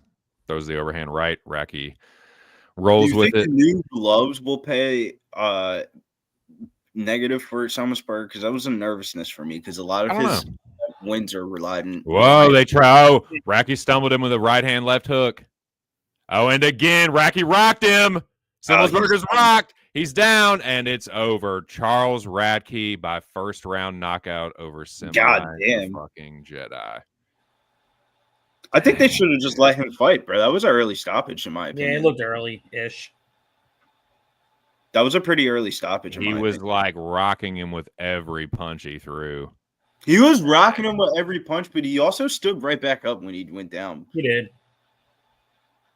Fastest card ever, says Swig Bets. Yeah, no, that was Dude, it's that's gonna the Iraqi betters.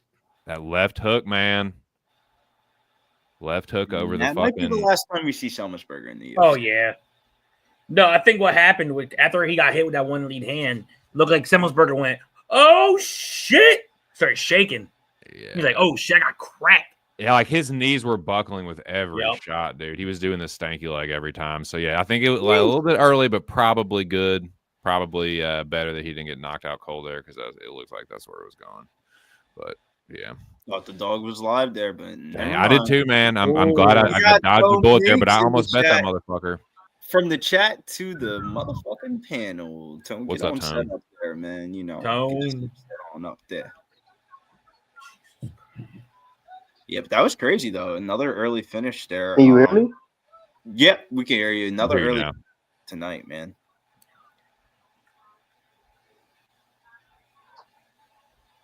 That was a crazy finish, though. Yeah. Radtke with the double birds. Dang.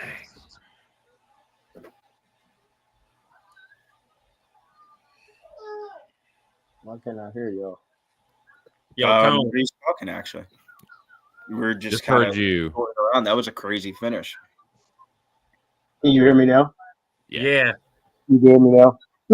What up? What up? What up? What's up, Tone? Oh, I'm high as shit, yo. What's up? He fucking rocked the shit. Yes, out of he it. did. That was bad. Yo, he getting cut, dog. That's it for him. Yeah, that's it for him. I thought Simburger was live this weekend. No way, Jose. Well, Yeah, one Radtke. Maryland dude has gone down. Will another? You have Chuck Buffalo there, Tone? Who? No, I ain't had nobody. I had no dog in that fight, but I kind of figured he was even gonna get. It's set up. It was a fight that was set up for Chuck Buffalo. It certainly looks like after that shit. No, it definitely looked like a fight that was set up for Chuck Buffalo. I'm just not high on Chuck Buffalo, bro. I think that dude sucks. Billy hates Chuck Buff more than I do. I really actually think Chuck Buffalo sucks. Granted, that was a great finish, though. That was a dirty finish. Great bounce back from the Carlos Prates. He's fight. got good boxing, man. I'll say that. He's worked up, man. He's Hey, that must have been penny a penny bombs for Chuck Buffalo plus 370.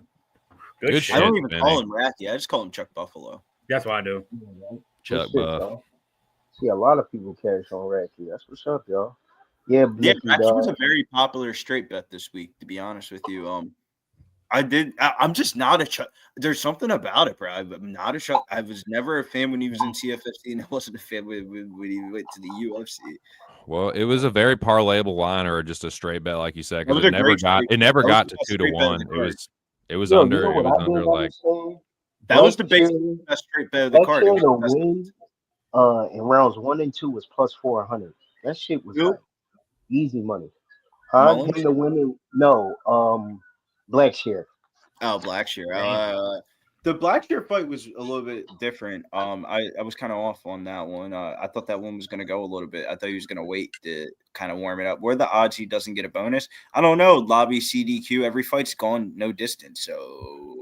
Yeah, I knew this was going to be a violent card. So I thought it was going to be a violent card, but I didn't know where the violence was going to come from. If that Right. makes sense. Oh. this is a classic card that kind of looks like shit on paper, but the fights deliver. Like the fights all ended finishes and shit. Well, it's UFC 100. You know the fighters are going to deliver. It was just not the brand names that everybody thought we're going to get. But We haven't had 1 to 7 Cody yet. have we? Garbrandt versus Miles John as the co-main event was one that I wanted to see. That was the fight I was looking forward to see the most as a fight fan. Yeah, that's crazy. I hope everything's cool with Cody Garbrandt, though, because he said he pulled out to non-medical issues, so that means personal reasons. Yeah. Yeah, that's crazy. I didn't even know that. Well, when you pull out of a fight and they run it through the media press, they have Pass me the lemonade out of the refrigerator and give me your cup.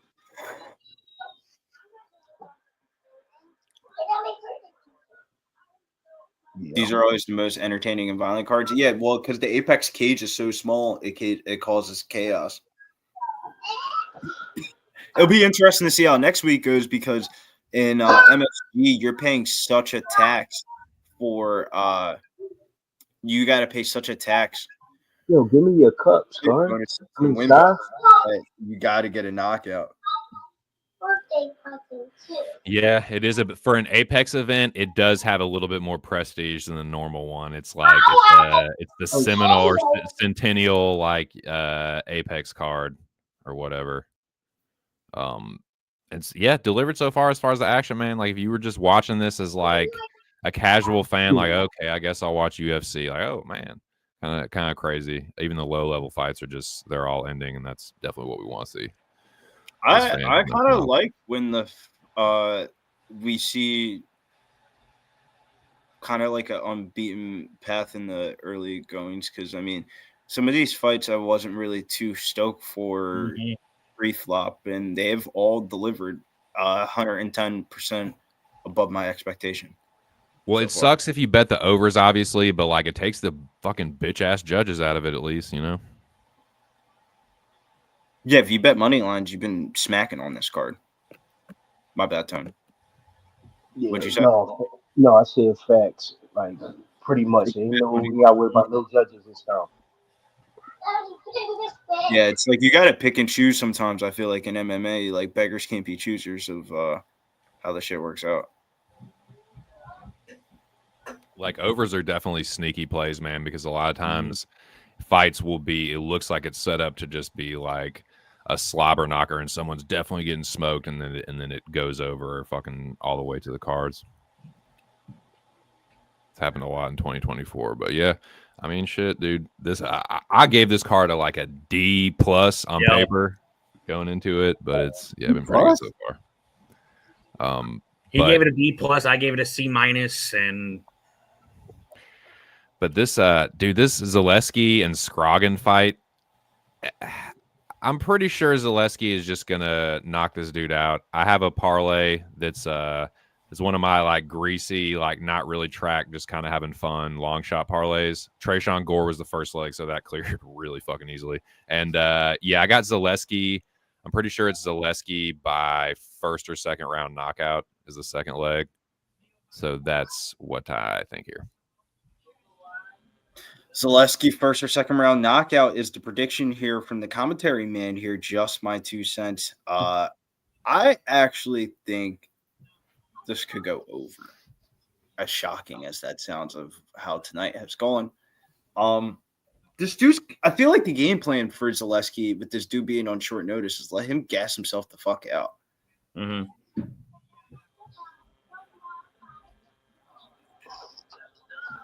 I think this might be the first dog that cashed tonight. How about that? I don't have no bet. Oh shit. I have no bet, but I think motherfuckers might be fooled by how dude looked in the weigh-ins and all that. I don't think Zeleski dos Santos is that good. I'm just being honest. So, Tone, I'm actually glad you said that, bro. Because, look, I put some deposit money down like on Tuesday, and I got a $10 free bet.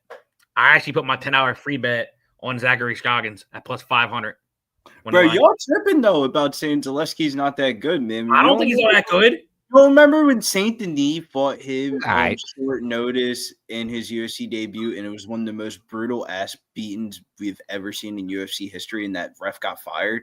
Like, Fighting Zeleski on short notice is a tall task. He's got some good wins. Like he has a dodgy record, but like he's got the knockout win over Strickland. I know it's a drained Strickland, but then he has he went to a draw with Renat. Like he's got some decent stuff on his resume, but yeah, he's kind of an inconsistent fighter. I'll say that, and he's kind of old now, so I get it.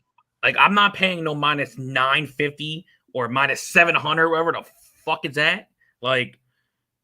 You telling me if I put down $700 or $800 and you tell me this big ass dog is the one that beats him? Thank God I'm not married because I'll probably be on the couch or on the street. If you telling me I almost put a whole K on the line just for a 37-year-old. So this leg in the parlay is plus 165. It's it's Zeleski KO in the first or second round, and that's probably something that you should just do as a straight play and not a fucking 4-leg parlay. But we'll see what happens, man. But yeah, I got plus 500. I just like, screw it. Hey, if it hits, and woo. I am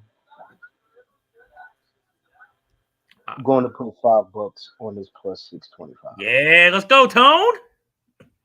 Let's fucking get this shit, Tone. I have no reason, but I just feel like you said, this is a lot. Yeah. Minus 950. And this dude ain't sweetie, 11-0, ain't he? I think he's like 7-0. Oh, 7-0. I thought it was 11. Who the hell was I thinking about? Must be thinking about. Yeah, the guy is undefeated. Missouri regional fight scene. Yeah. Come on. The Missouri regional fight scene, I couldn't even name you a fighter in the UFC. Dude, I'll say this, man. This will be a sick win for y'all because like not many people at all have this dude. Let's go, Tone. This will be fun for y'all to flex that shit if it hits, dude. I'll say that. All the favorites have won by domination these last few fights. Ain't nobody noticed that. I think this might be the first one that shit in somebody's parlay. I'm just saying. I'm just saying this line is crazy. That's all. Yo, TC, if you remember, bro, and I will say this, your show is the first time I said I actually picked this guy at plus money. Yeah, Joey got it on wax on my my show I did yesterday. Yes, sir. You did the pre-fight show yesterday? Yeah, it didn't work out for me this afternoon. I was pretty busy, so I moved it to yesterday and just did the weigh-ins again. Yeah, I don't blame you. I would. I feel like sometimes when you do it the day before on the early cards, it kind of works out better. I might actually start moving it to Fridays. It's a lot to do. It's a lot to do like 2 or 3 hours and then get here to the pub and do like another like 6 or 7. So yeah, we'll see what happens with that. As I was about to play, it moved down to plus 600. So I parlayed him with Denise Gomes. Okay. So it was about plus 715. I'm actually on the other side of that one. When I needed some minute sprinkle, it is like a coffee. Scar, what do you want, Scar? I did throw a coffee money bet with some change. What are you doing? On so why are you calling me? It was like two. Don't go in that, but it was like a $2 to $3, have some fun bet on Karolina and Karolina by decision as well. I do like Karolina Kowalkiewicz against Denise Gomes. How confident am I in that? 0, but 0 out of 10. But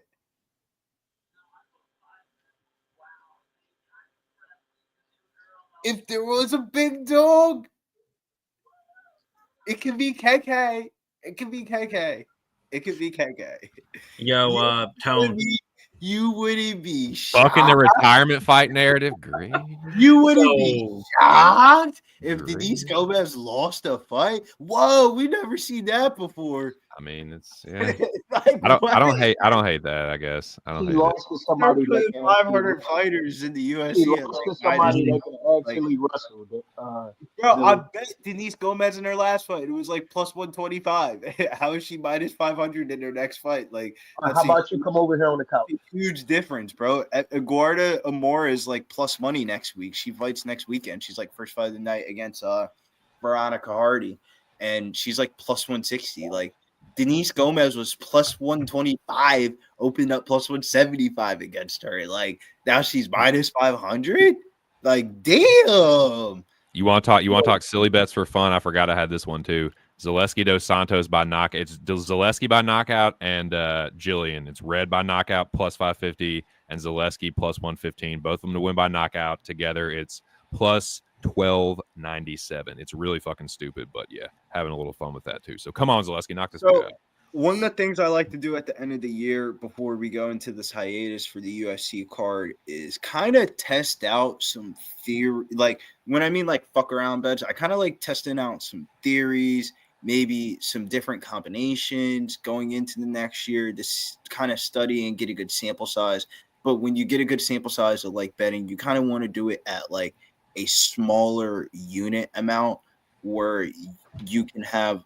So how do I explain it? To like win maybe like $10 and like you do the experiment or whatever, and you can kind of like track the experiment of what you were testing out. So like one of the experiments that you saw me do earlier this year was the submission prop parlays, and it was a very successful experiment where we're smacking on that. And then we went to the decision prop parlays a couple weeks after. We hit on a couple of those. And those are type of the experiments I like to kind of play around with the UFC to kind of see if we can like, you know, figure out other shit where we have segments on this live stream next year where, you know, like we have like those type of segments of like maybe there is a Subway submission prop parlay and it's like the big show screen, and instead of it being like just looking at the odds, it's actually a bet that we have some confidence on. I like that. It's like data collection.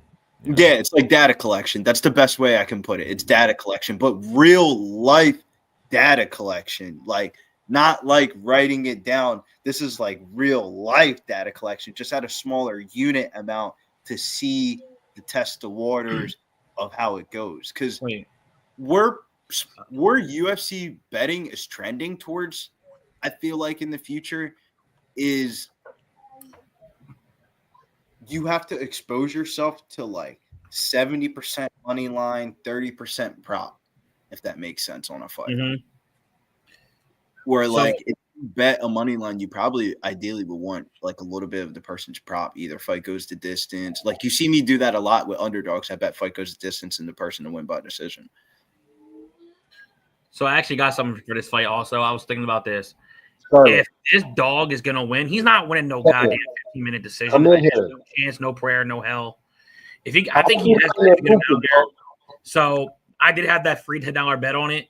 I sprinkled a little 5-5 on two little things right here. I did him inside the distance at plus 900 to cover it. And then I even sprinky-dinked him by submission at plus 2,500. Ooh, Sprinky Dink plus 25. Tone, you hear that shit? We Sprinky Dink it, Tone. What do you think about that, Joe? Can you repeat that for my man? So, Tone, not only do I got the money line, but if we think the dogs wins, I think he finishes inside the distance because he's not winning 15 minutes. So I said is inside the distance prop to cover his KO sub plus 900, but I also did a little Sprinky Dink on the submission plus 25-1. Is he?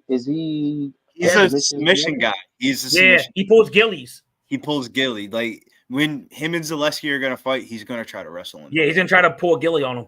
So 25-1. He ain't got no knockouts. He has 3. Yeah, that's why I did the Missouri regional scene, bro. Yeah, but it's like what's Zeleski is Mills. Mills would say this to me. Name one fighter from Missouri in the UFC. I can't, bro. I can't. That's Louisiana too, right? No, Missouri. Louisiana, I can name about five fighters. All right, Louisiana ain't no, Missouri, bro. Missouri regional scene, man. I mean, the only thing that scares me is he's 6'3". I mean, shit, 6'3".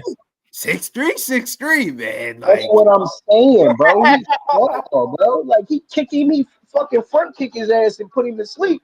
Yeah, that's what I'm saying. He's long, bro. That's how I thought, Tone, when I was going into the tape, and then I watched the tape. I said, "Oh hell no, it's Zeleski."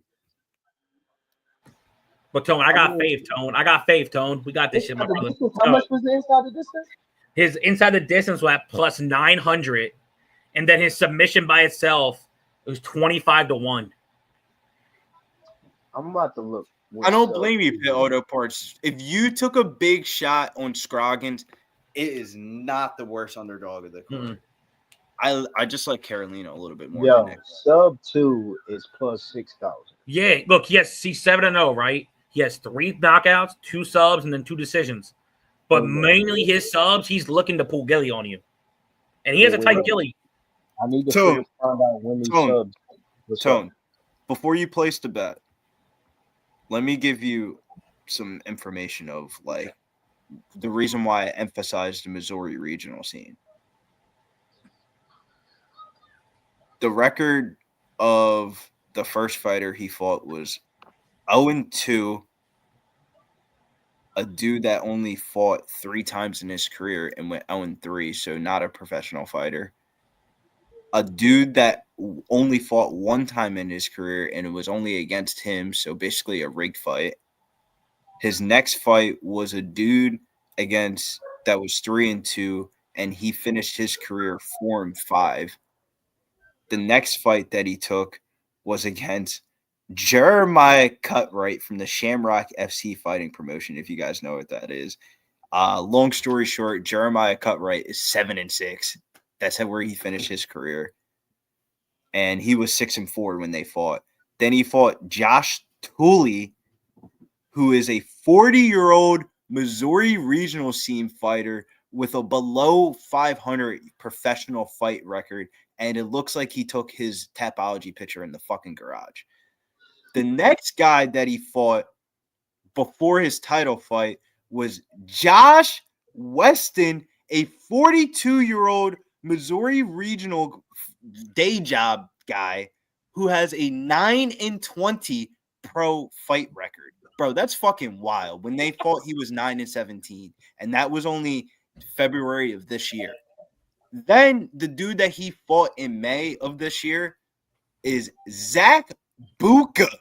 His former teammate. People that don't know this, his former teammate that fought in like fucking Strike Force like 20 fucking years ago, and he beat him by decision? My nigga, this dude sucks.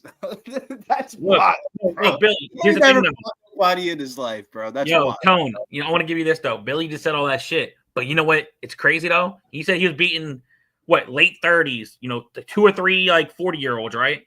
Bro, he never fought a real fight in his life. All right, Yes, but look, I'm just saying, look, 37, look, he must like fighting older fighters, man. Because guess what? Dosano's 37. He's 9-17, dude, in February of this year, bro. That's wild. Dude, if you had told me, if you'd have told me, dude, if you'd have told me to pick which fight the panel was gonna be like dead locked on, but like drawing a line in the sand, this would have been the last fucking one. I love it, dude. This is great. A dude that just fought somebody. Let's go, boys. I love it, man. I really don't care about this fight. One of the most legendary fighters in the UFC who absolutely fucking smoked. That is the worst St. Denis beating I've ever seen. Probably one of the worst UFC beatings I've ever seen on St. Denis. All right, well, wait a minute, Billy. The dude got fired, Tone. The referee literally got fired for not calling him. She's from Missouri. Jaqueen Buckley is from Missouri, St. Louis, bud. Stand up. Stand up. All right, I'll give you that. Buckley's nice. But what I'm saying, though, is Midwest bro, thing. Josh Weston, 9-17, February of this year. Josh Tooley, last year he fought a dude 5-4, 6-4. And then before that, bro, these fights aren't real. These are not real fights. These aren't real fights. Some Claudio Sygula fights. They're not real fights. These are not real fighters. If somebody's 9-17 as a professional fighting record, they're not a professional fighter. They're just doing this as a Friday night gig to get an extra $500 because their day job kind of sucks. Like, for all you know, that dude's a fucking McDonald's worker or some shit like that. Dude, Rashad's suit is so fucking clean. And what is that fucking pocket thing, dude? Get that little pocket square out of there, dude. But that suit is sick. So is Usman's. Like, I get the teachers fighting thing because teachers have the summer off, and that's usually when low-level fights are happening the most is during the summer. So it kind of works hand in hand. But, like, some of these how do you fight somebody from your gym and he's 40 years old in a title fight? He's going to let you win the fight. And he even let you win inside the distance, brah. He said his claim to fame is fighting in Strikeforce. Bro, Strikeforce was Come on, not right now, Scar. from like 20 years Not ago. right now. Pride is more recent than Strikeforce. And he went to decision with this guy. I mean, it's just very hard to rate any of these fights or any of this, like, Dead I time. mean, the Please FAC, stop. man, You can we put see it on some them all. FAC from the Fight Alliance Championship and Dana White Contender Series this year look half decent, but I don't know, man. He missed I feel like he missed weight, right?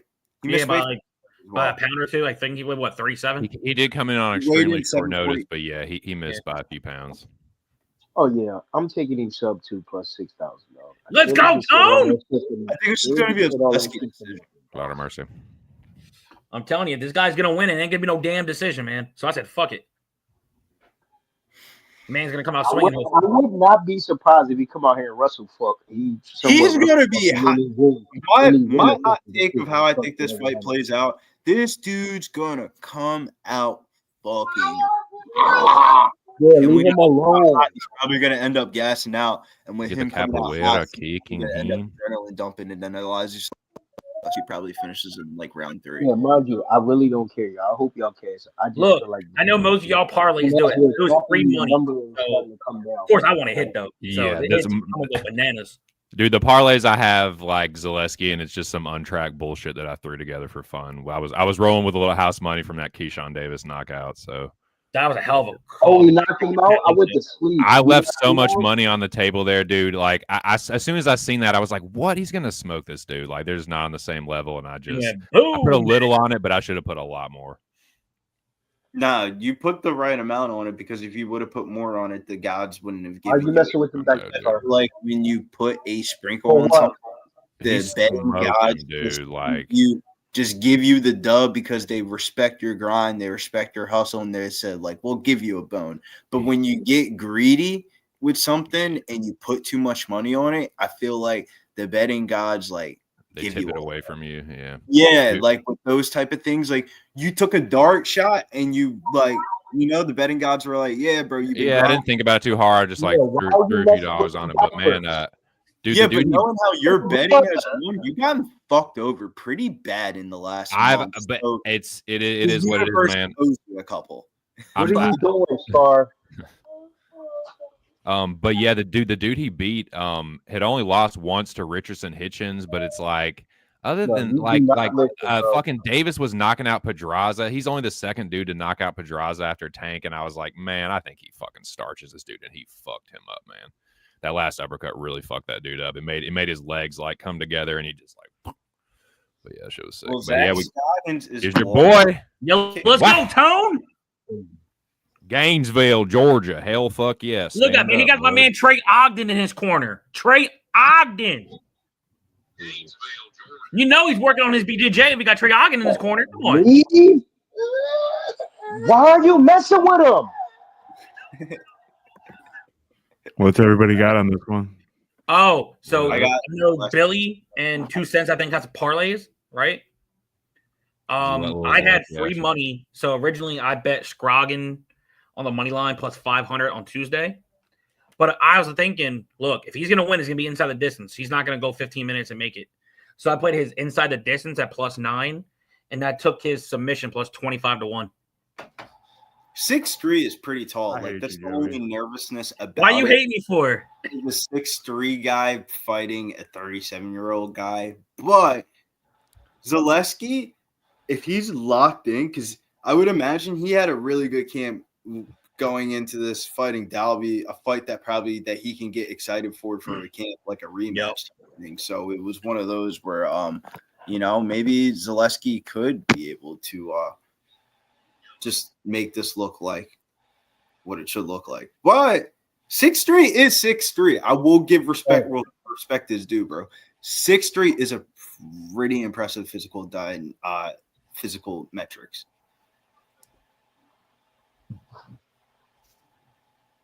Zach Scoggins takes a lap.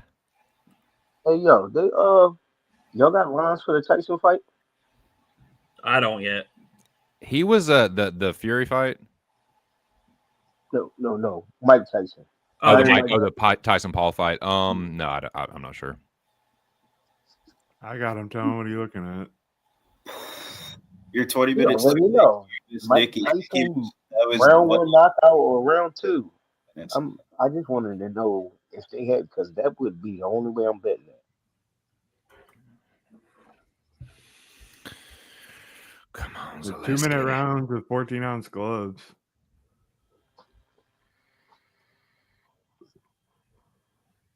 I heard you guys all talking about it earlier. Billy said 5 rounds. Or 5-minute rounds. Yeah, That must have been what Nick was joking about. Yeah, it was. That's hilarious. Zeleski dos Santos, he having a cauliflower ear in him. I'm on the dog straight here. I ain't gonna get off and waste no money on no side props. Well, you rotten son of a fucking. Hey, Let's go, big Mr. bro. Like old Mr. Joey D did. You I hate lily to see it, livered Joey. son of Hey, a. You're gonna lose one of them no matter what. I don't ever put anything Hey, crazy on it. I took round two sub plus 6,000, and I just took Unreal. You get all that bundled up in the package, Joey, with that plus 600, bro. That's All I'm these saying. years, this is how you do me. Unfucking real. This is how you do me. Unbelievable. Yo, at least I didn't text you and ask you heading in It- keepers. It's just the age, bro. It's the age gap. I'll take the young up and starter for fucking plus 600 all day Mhm. against I mean, he's probably gonna get his ass rocked out, but fuck him. There's a good chance of that, yes, but This is not a money making fight. I don't think. If you were looking down the card, you're like, oh, I'm not gonna make a lot of money on this fight. This card is turning into a real disaster for me, show. So we'll hopefully I get some. Well, Melissa Mullins went through, so hopefully this goes well. yo, what? I just realized something. Why does man Zach Scoggins looks like Smalls from the Sandlot, all grown up? You're killing me, Smalls. You're killing me, Smalls. No, Dude, Smalls, you better Smalls kill is him, wilding out, Smalls. man. Smalls just caught like some drunken public charge. He like went over to his neighbor's house. I caught him on camera. It was fucked up. Damn, that's crazy. Ruined my Scoggins childhood, is man. an active fighter in this weight class already. Damn, I thought Trey Waters was shit. Joe He fucking looks like it too, Billy. Yeah, damn. Because I know Dude, Trey Waters is like 6'5", I thought. He took the Scoggins super gonna have to soldier watch out for serum. the backdoor cane. He took the Steve Rogers shit, man. He's like, it was Smalls and then he fucking super soldier serum into Zach Scoggins. Yo, I know you. Yo, not 2 cents. Big Show. He has Trey Ogden in his corner. You tell him, I know that man's trying to beat BJJ with Trey Ogden. Yeah, it's not a super. It doesn't give me all the extra confidence I need on this one. He's not one of my favorites. That's for damn sure. Ogden, it's a lock, boys. No, I'm just playing. Here we go, man. Zeleski dos Santos. Elizu Capoeira Zeleski dos Santos. Uh-oh. And Chris fucking Tagnoni is the referee. Ognon. Yeah, somebody better tell him we don't like adjectives around here. If he dies, he dies. Got too This many guy. goddamn names. Exactly. He's going to go out swinging. Literally, probably. Chris does fucking wild out in there sometimes. Like, what are you watching, Tagnani? Here we go. They touch gloves tentatively. Both men in the orthodox. Scoggins pumps the jab, gets it parried by Zeleski. Scoggins is that's that big boy, baby. Nice Pumps the outside jab low kick. again. My bad, GC. Call it. You good? Outside low kick by Scoggins. It's interesting. Answer by Zeleski dos Santos. Struggled with the range of Randy Brown. Hard jab by Scoggins, counter with a hard outside low kick, but from Zeleski. Scoggins tries to answer back. Kick through. Zeleski parrying that jab and looking to counter over the top. Hard outside low kick from Dos Santos. Those have been his best strikes so far. Answer by Scoggins, though, and he pumps the jab. Slip by Zeleski. Zeleski pushing him forward. Kicks the back leg. Hard right hand by Zeleski, and he sits him down. Zeleski all over him like stink on shit. Landing ground and pound on Zach Scoggins, who falls again. Zeleski all over him. Give me that knockout, Zeleski. Give me the first round knockout. He's all over him. He's dropping the hammer fist. This fight is over. Come on, man. Damn. Over. And he stops his Zeleski for a knockout. That's what did I tell you, boy. bro? That nigga ain't fight nobody, bro. On the regional February, and he's 9-17, bro. What? Let's fucking go. Needed that one. Well, I guess I can Don't say you shit on my dog money, Billy. Don't you shit on my dog money. God damn.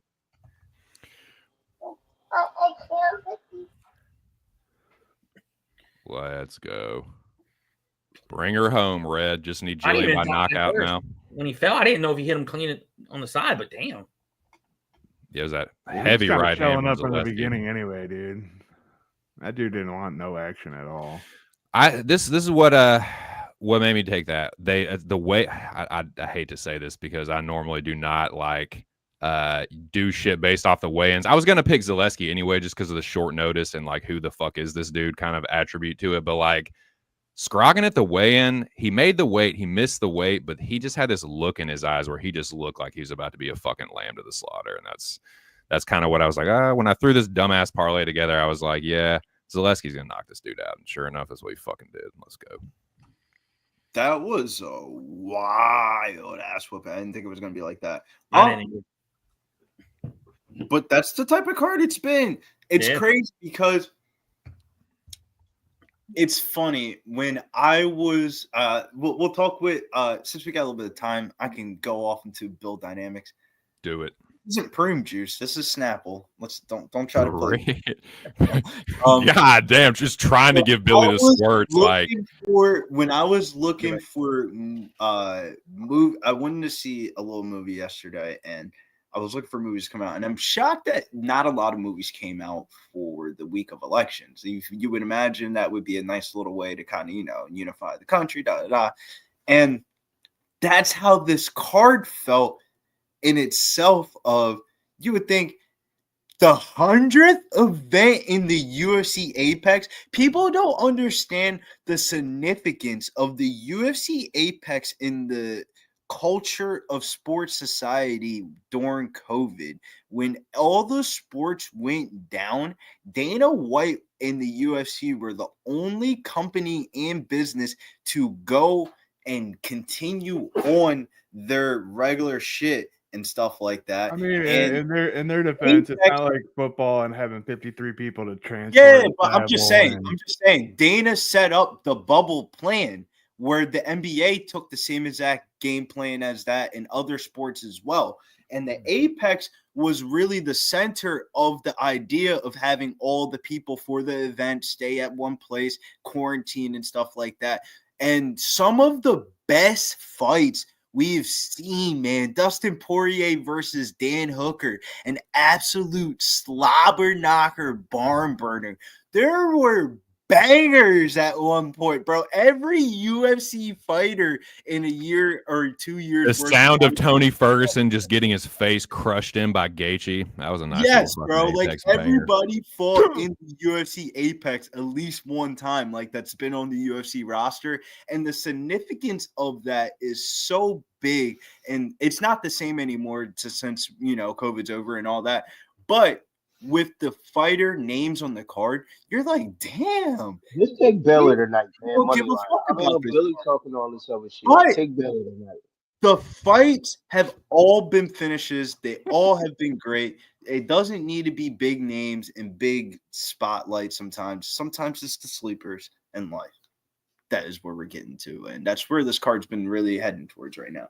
But we all been. Well, I'm gonna tell you something. That's what a minus 900 is supposed to look like. I give you that.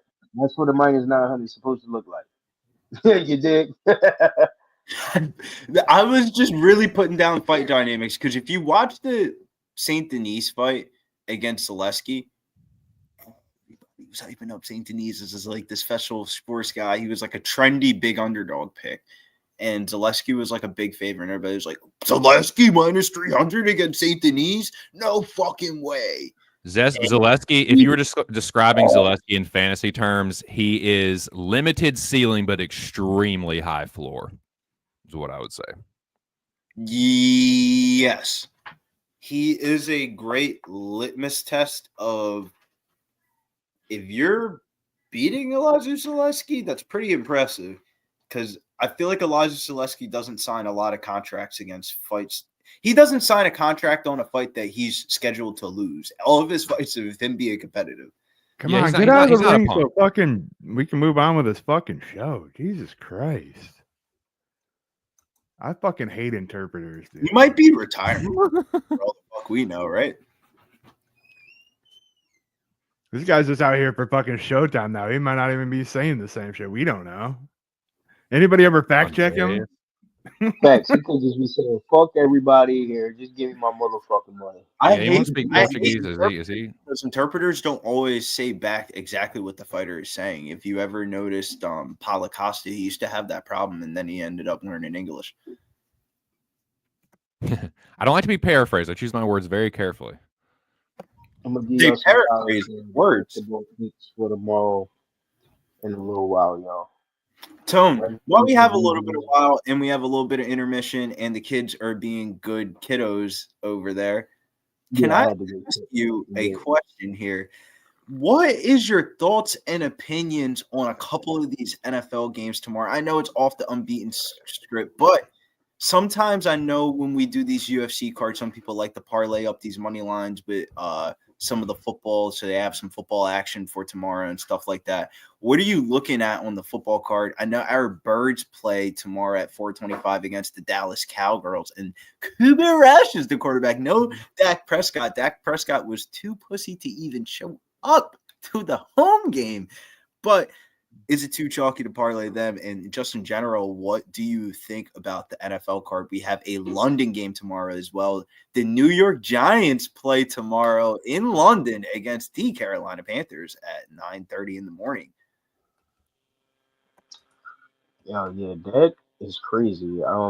Carolina is a fade, so only way I would look is the That's Giants a great tomorrow. prop game. I think the league neighbors. Yeah, but I love the Eagles tomorrow. You already know what I'm doing. I'm taking them first half, and I'm taking the team total first half tomorrow. Definitely against Dallas. I didn't look at none of the props or nothing like that. But from just scanning and looking, Arizona money line against the JTS Jets.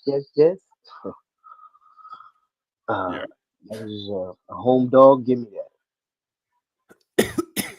Say that again. I said, give me Arizona as the home dog tomorrow against the Jets. That's screenshot and that. The Jets got their one win. Arizona's been looking good, man. I see fucking Murray Harrison Jr. and motherfucking what's his name is getting on the same page. Somebody asked us in the chat if you would go back to the Chicago. Well, Chicago's gotten burnt in the last couple of weeks. They are playing the New England Patriots. Doesn't feel like there's any incentive for the Patriots to win games. Do you like the minus the 6.5, or do you think the 6.5 is a trap number in the NFL? Well, I see a 6 now.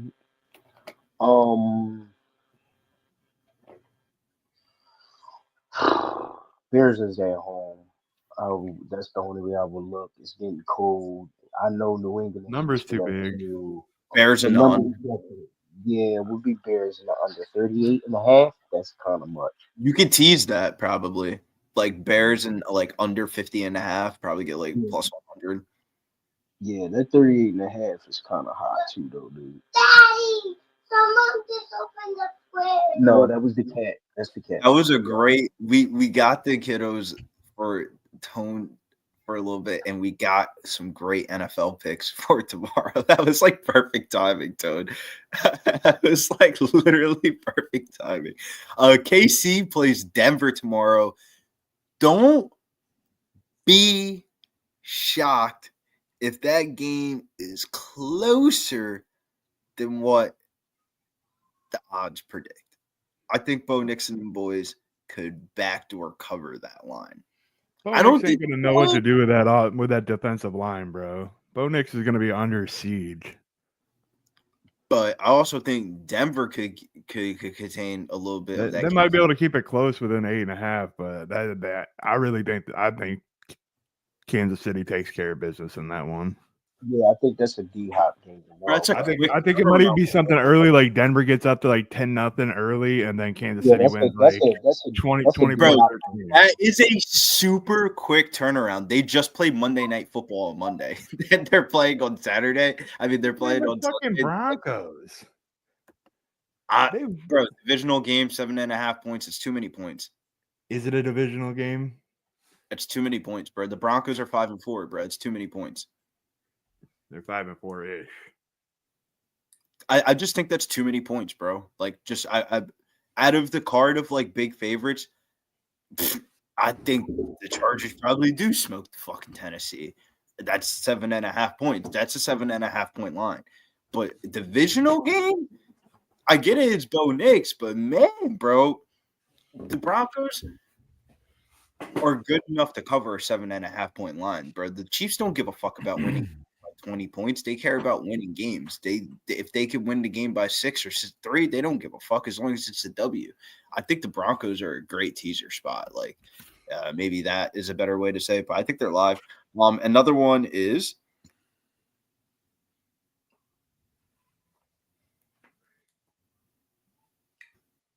what was the one I was looking at? I hate to say it, Big Show. Get out of here. Sunday Night Football. They're not losing down in the boys. Welcome to the dirty, dirty South, Jared Goff, because he's about to get thrown down. It's a Texas barbecue beatdown. I like the Houston Texans on Sunday Night Football plus 3.5 against the Detroit Lions. Feel like losing money. Listen to Billy. I'm just being real with you. Everybody and their mom is going to be like, Detroit Lions, da-da-da-da-da. Their offense is so lovely.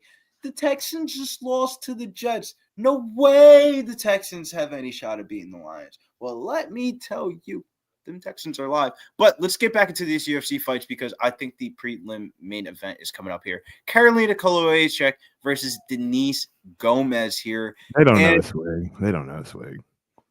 And let me tell you about this one. It's actually funny that we just got done talking about it, dog, because this is actually one of the theories and shit that I just got done talking to you about like an hour ago, one of my rants. Gomes is partner of Carolina Rosa, and she's an athletic ball of energy using her kickboxing and striking to win fights, and she was able to beat the prospect of more. But this price tag is just going way too far in one direction, in my opinion. Carolina's 4-fight win streak was snapped in her last bout against, I believe, last minute Usendo. But she's been in the promotion for almost a decade, and while she's not the most athletically gifted fighter, she does a good job of winning minutes and blending her game plan from opponent to opponent. And I feel like sometimes things aren't as easy as they seem to come off as on paper, and that happens a lot in women's MMA. And I think the dog is live. So the theory and statement and test for this, I guess, hypothesis theory is I am finding out what is the threshold of how old is too old. The Zeleski fight isn't a good example of it, but the Karolina fight is a good example of it, where I am testing out a theory of fighters 38 to like that 40 range of how far in a career can you go? Because there are 40-year-old fighters that do win in the UFC sometimes, bro. We see this happen every month, every year, and they're always like crazy odds and shit like that. Like Court McGee last month. Like that was a great bet. And I want to do a little theory and test of how wide it has to be, like a threshold of like a certain amount of high underdog odds. A market has to be so slanted on one way, and it can't I don't know how we're gonna put the retirement part into it, but because a lot of these fights are going to probably be retired fighters that end up thrown in here. But as I digress, 76% of the bets and 89% of the handle for Denise Gomes. So that's what I said. The market has to be there for it because this is a very public parlay piece for the week. I think the dog's live here. You're just doing a little theory. If I make a couple dollars off of it, it'd be nice to also get the theory correct, the pick, and the thesis right. I think Karolina calls HX live for a decision. That is my pick for this one. If she gets smoked, like everybody else has gotten smoked on the card, would I be shocked? No. But if you want to ride with me with a big underdog, maybe you don't have Denise Gomes and some parlays, you don't have to invest a lot to really find out. What do you guys think? Yeah, dude, I don't hate it, I guess, in theory. Pun intended. But no, yeah, for me, though, I can't get on the KK side because the retirement shit, man. Hearing that this might be her last fight and she might retire, I just got to stay all the fuck away from that. So I'm going to take Gomes. I don't know. I think I picked her by decision. I just don't think it's the same Karolina. It's not like she's just getting destroyed in every fight, but it's not the Karolina that beat Rose back in the day, and I just think that was the crest of her wave. So yeah, with hearing rumors about the retirement shit, I just gotta stay all the way away from it and just pick Gomes. But I'm not like as confident in Denise as some other people. But yeah, give me Denise for the pick. Let's take a live look at the where the parlays are sitting at for tonight. And I kind of like doing this because I don't get to talk to Tone as much as we used to. There was a point in my life where Tone was like a life manager for me, man. Tone, I would come to Tone with my problems and Tone would sort out the problems. And Tone is always my boy. So Tone, we did let me go into the thesis. We've had a problem with our base. We are hitting the picks. So throughout the last 2 weeks, we might have gone 9-2 maybe on the actual picks and selections, but the 2 losses are in the base. And when I was doing the shit with Big Show this week for like the topics for the segments, the first segment was Welcome to the Big Show, where like the idea of the podcast was supposed to be like Big Show is putting his foot down and he's saying like, we got to get the work. And it's like all the debutantes on the card. How do we sort through the debutantes? And then we go through the prices right.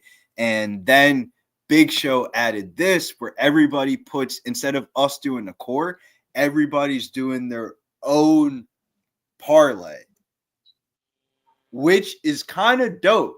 It's kind of like a curveball to get one through the hoop here of like everybody puts their own parlay in. As you can see, Cortavius Rebellious is in 3 different people's parlays. Mansour Madul Malik is in 2 different people's parlays. You also have Jillian Robertson, who's also featured in 2 different parlays. Then you also have 2 cents, the traditional 3-leg parlay that we go with on the podcast.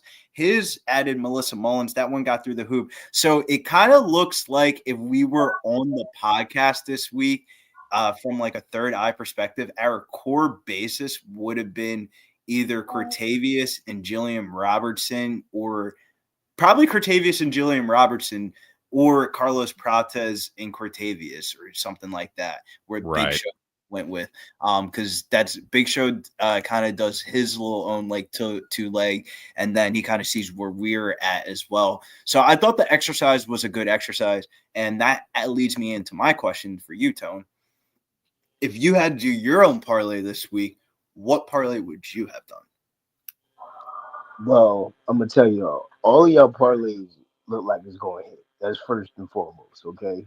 Every last one of them, because I actually did a parlay with everybody that y'all got on there, plus a few other people that we're waiting on. So let's eat tonight.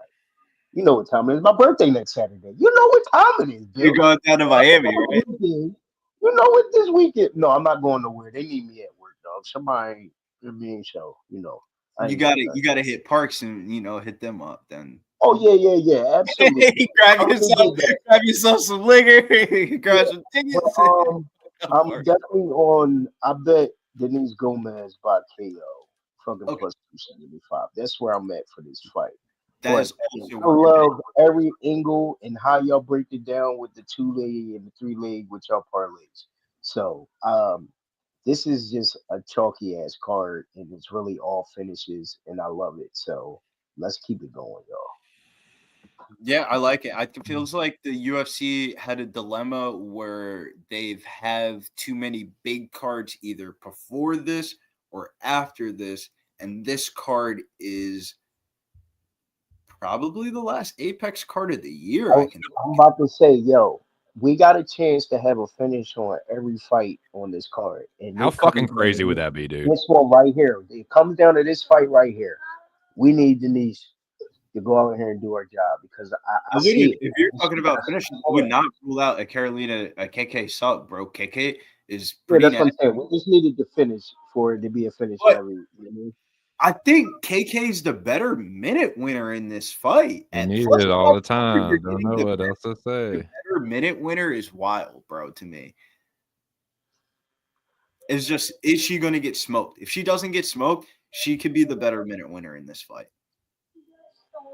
Yeah, I really think she don't care. I think she ready to cash this last check and sit in gloves in the middle of the octagon. But if she's 1 foot out, she might get. It might be the Andrade fight all over again. Yeah, but she's been in the UFC for a decade. I feel like, there's got to be some love. She probably invested, so she done now. She like, you know what? I'm done now. I'm going to cash this check.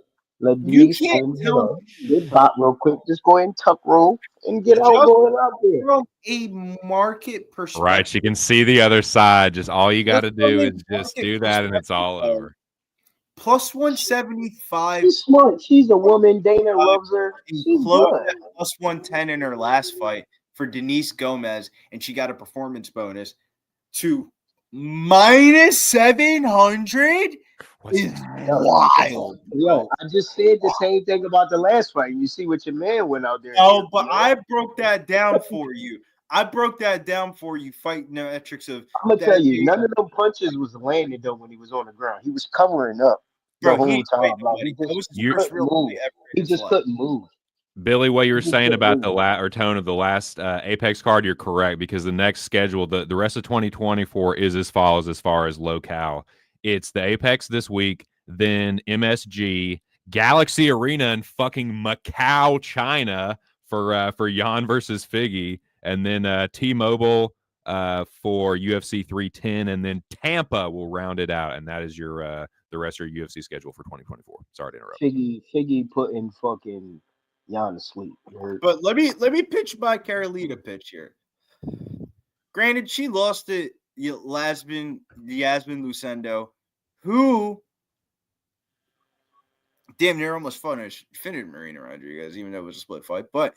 Her losses are to like Lucendo, Penne, Janjunan, Grasso, Waterson, Ataraz, JJ, Claudia Gadelia. When they're giving her these Joe Schmo, Felice Herrigs, and Selena Gomez Suarez, Vanessa Demopoulos, and Diana Belbidas of the worlds and shit like that, she's winning those fights. Yo, out of all four of them Jones,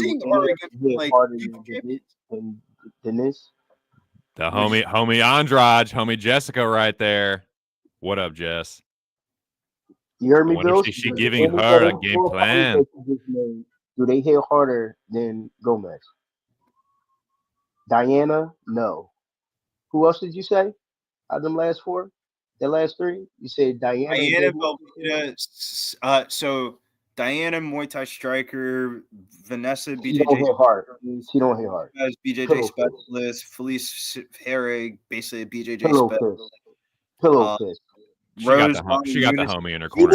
Rose Money Unis by split decision. Dude, Denise got the homie in her corner, dude. Homie Jessica's with her, man. She about to fucking. You can't coming out here to put this old lady to bed, dog. She Jessica just- gave her the game plan. She about to man. fucking starch this girl.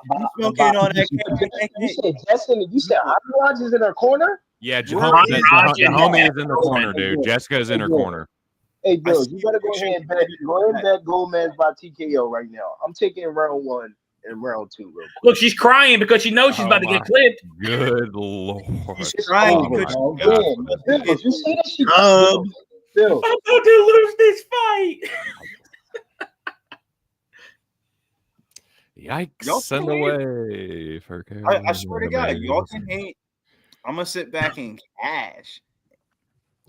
Karolina, Billy, if you hit this, if Karolina wins this fight, dude, that You're it might smoking on immortalize that you even KK. more, dude.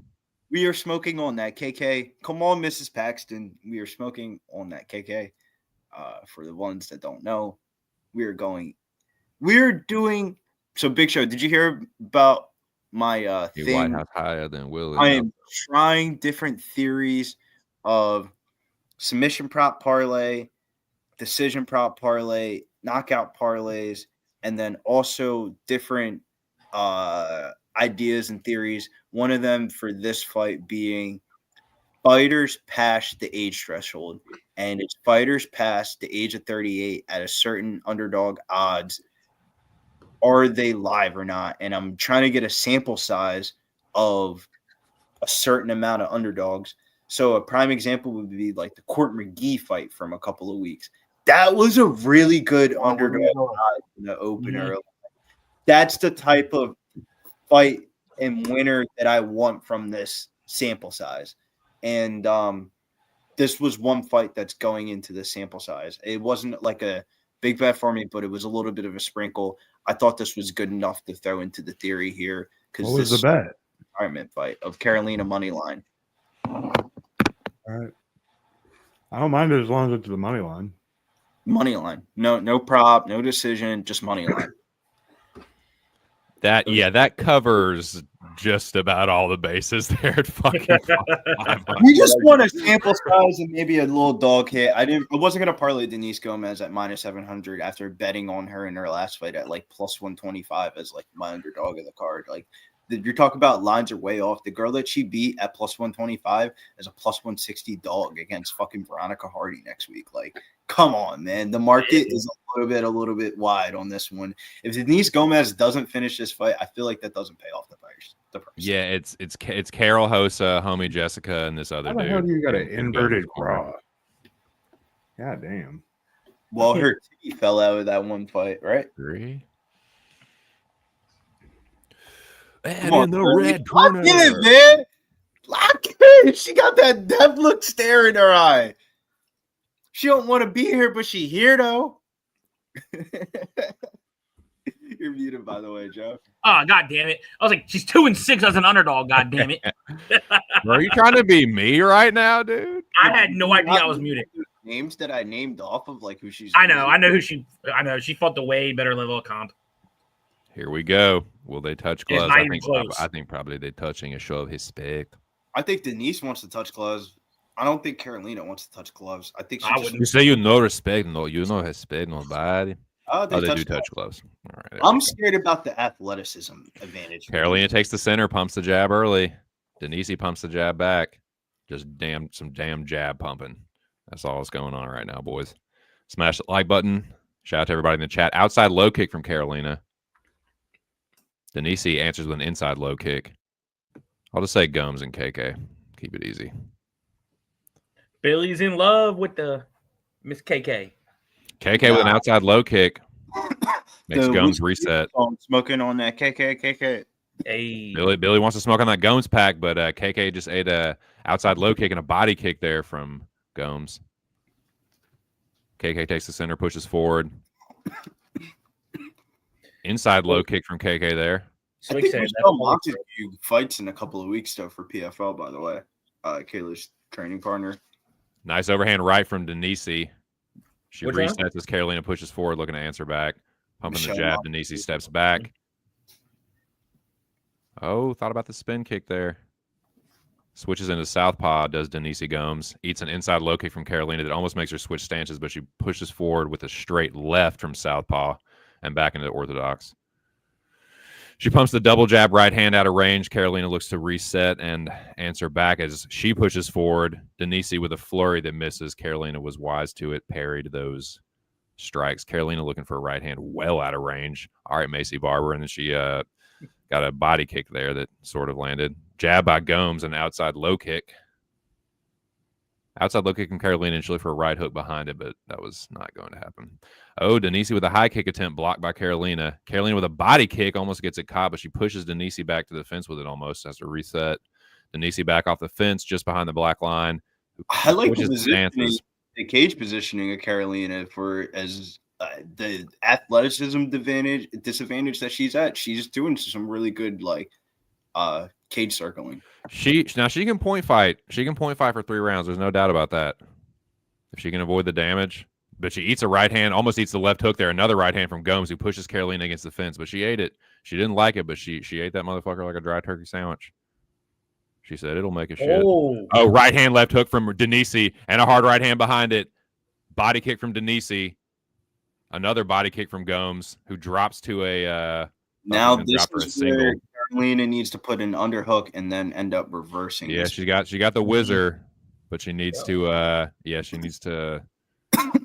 this is really both of either get double unders or double overs, and you're a wizard. Yeah, she does have the fucking whizzer. She's got the whizzer. She has longer arms than her, and she's taller than her. She should be able to reverse this position. She's got the fucking whizzer, Johnny, but she lands a knee to the body there. Denise, can't tell if she's got the losing head position, Billy. Yeah, the head position is keeping Karolina up against the fence. Denise putting her like forehead in Karolina's chin, keeping her right in place. She said, "Bitch, you ain't going fucking nowhere." Right in her corner too. Yep. Denise, she getting advice. Carolina.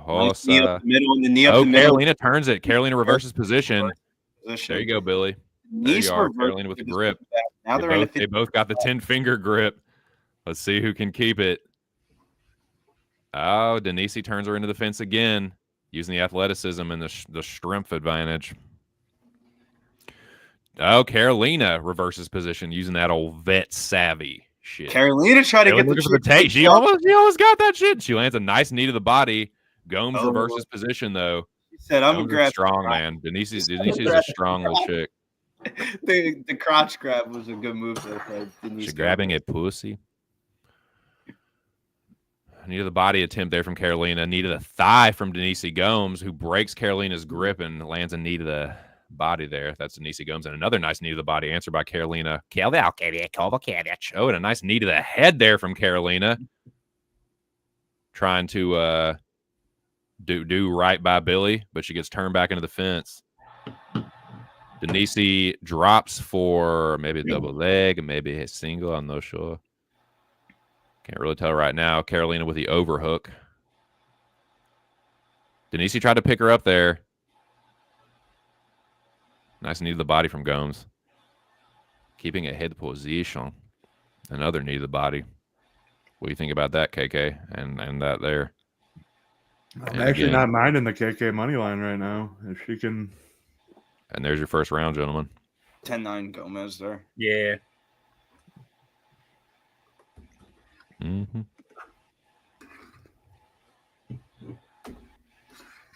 Shout out to everyone watching in the chat, man. I can't see you guys. I just got my my one device other than my laptop, but I hope y'all been cashing your fucking asses off. I would say Denise Gomes won that round, but we'll see what happens. Curtis Clark said he got KK by split plus 2,500. Yowza, let's go. He got Gomez 2-3 plus 1,200. Karolina's plus 700. What's up, Curtis? How are you, dude? Kevin, what's up, Kevin? Kevin? What up? Boof. Boof Givens, what up? What's the fucking deal, dude? How are you?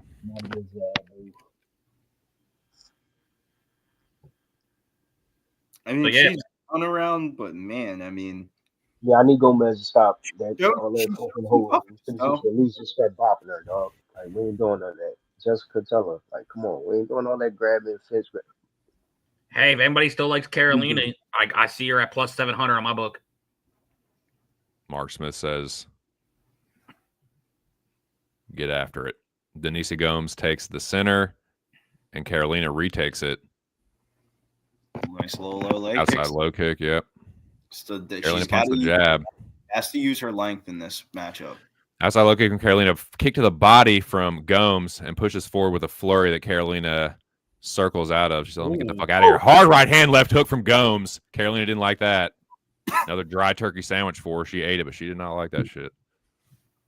Inside low kick from Karolina, though, she resets. If Karolina Gomes. could get the last double, that would be lit. Outside low kick from Denise Gomes. She Too pumping a bad jab. you don't She fucking hit keep the no outside low fucking kick. takedown, dog. She's switching his stance and catching a kick. Inside low kicking. Throw those slow ass kicks like that. She's gonna get taken down off the next one. Keep the kicks low. I wouldn't raise the kicks above the calf.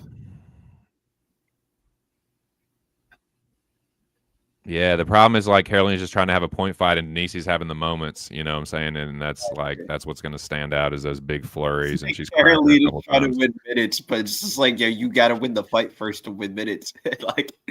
to win, I feel like she needs to be putting a pace on Gomes, and this is not going to this is not exactly the kind of clip that's going to gas her out like crazy. She's doing a lot better in this round than she did in the first round. Yeah, body kick there from Gomes and a right hand, but Karolina throws a left hook at the same time. Like they're going nice pair of hooks to the body there from Gomes. Pumps the jab. Karolina out of range. Karolina grabs, gets a body lock off a spinning kick. That was foolish from Gomes. Karolina gets the body lock. Can she capitalize? Let's see. The body shots. Can she do it from Billy? Oh, fuck no.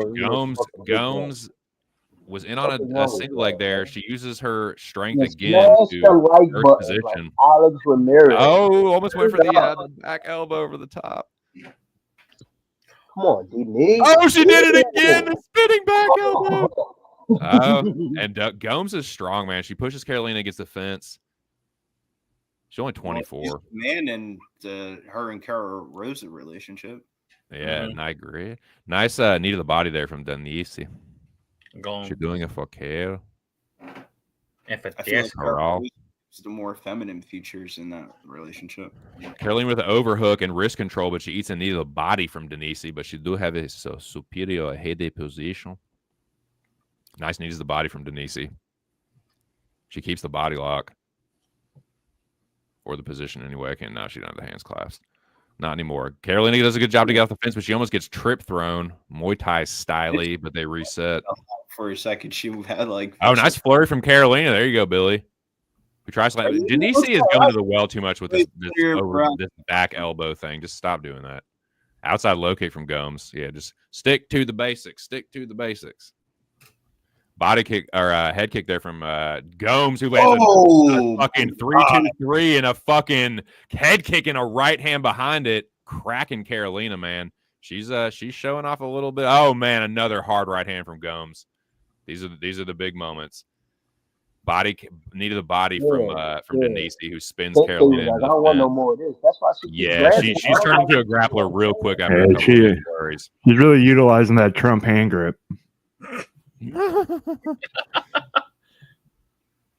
She gets got Karolina against the fence, who frames off. You can say it, TC. You got the old 3-finger Trump grab. I was like, what's the joke he's trying to make? I get it now. Nice knee to the head there. I think that was to the chest. That was to the titty. Might be bleeding inside of her chest after that. She's trying to get this takedown, man. She's really going for this takedown, and Karolina almost hops on her back. Gomes peels the leg off. Karolina knee to the body. That was sneaky from Karolina, dude. It almost worked too. Denise says, "Fuck this! I'm going for a single leg now, a high crotch." And Karolina says, "No, that's from Karolina. You're fucking not." No, God, that's the 5th time she's thrown that fucking back up elbow shit. Stop it. Knee to the body from Karolina, answered by Gomes. Gomes gets the gable grip and a knee to the body and head the position. Not much time to do anything with it, though, but she'll win this round again, I reckon. Had the bigger moments. Probably 2-0 Gomes, or what I think. 2-0.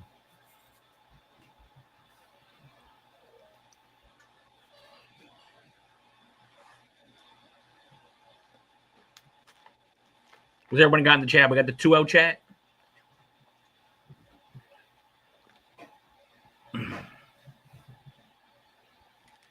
The 2-0. That's definitely 2-0.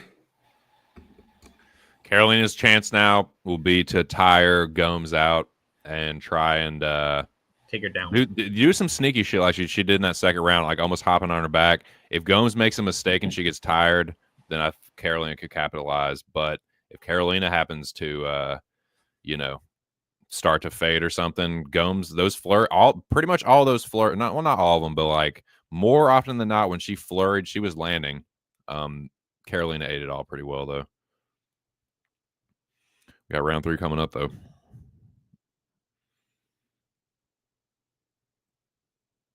There we go. Suzukete Hosser, man. They touch gloves. 3rd round. Both pumping jabs. Inside low kick, KK. Answered by Gomes. KK pumps the jab. Gomes answers back. Gomes tries to counter with a right hand, but missed. Hit Karolina's shoulder. Karolina with a body kick there. Hook to the body, and Gomes goes in with a takedown attempt, but just decides to go with a knee. Oh, Karolina with a nice right hand there, but Gomes counters over the top. Karolina with a flurry and eats a right hand and a left hook, but continues in with that flurry, man. KK was landing in there. It's just kind of like there's definitely a power discrepancy, and a power and a strength discrepancy, because Gomes, again, has Karolina pushed up against the fence. Knees to the body from Gomes. Karolina tries to get she does have the fingers connected, but that's a little better for her. Gomes continuing to just kind of bully Karolina a little bit with the cage pushing and the grappling and all that shit. Karolina tried a little judo toss there, a little hip toss. Denise Gomes, I don't think that's gonna work on her. But Denise Gomes, again, not doing a ton with this, but I mean, definitely winning the rounds. She's had the bigger moments in all the rounds. She's had the bigger moments again in this round so far. But Karolina does manage to get off the fence here. Gomes with a knee to the body. Karolina with a right hook to the body, and they separate.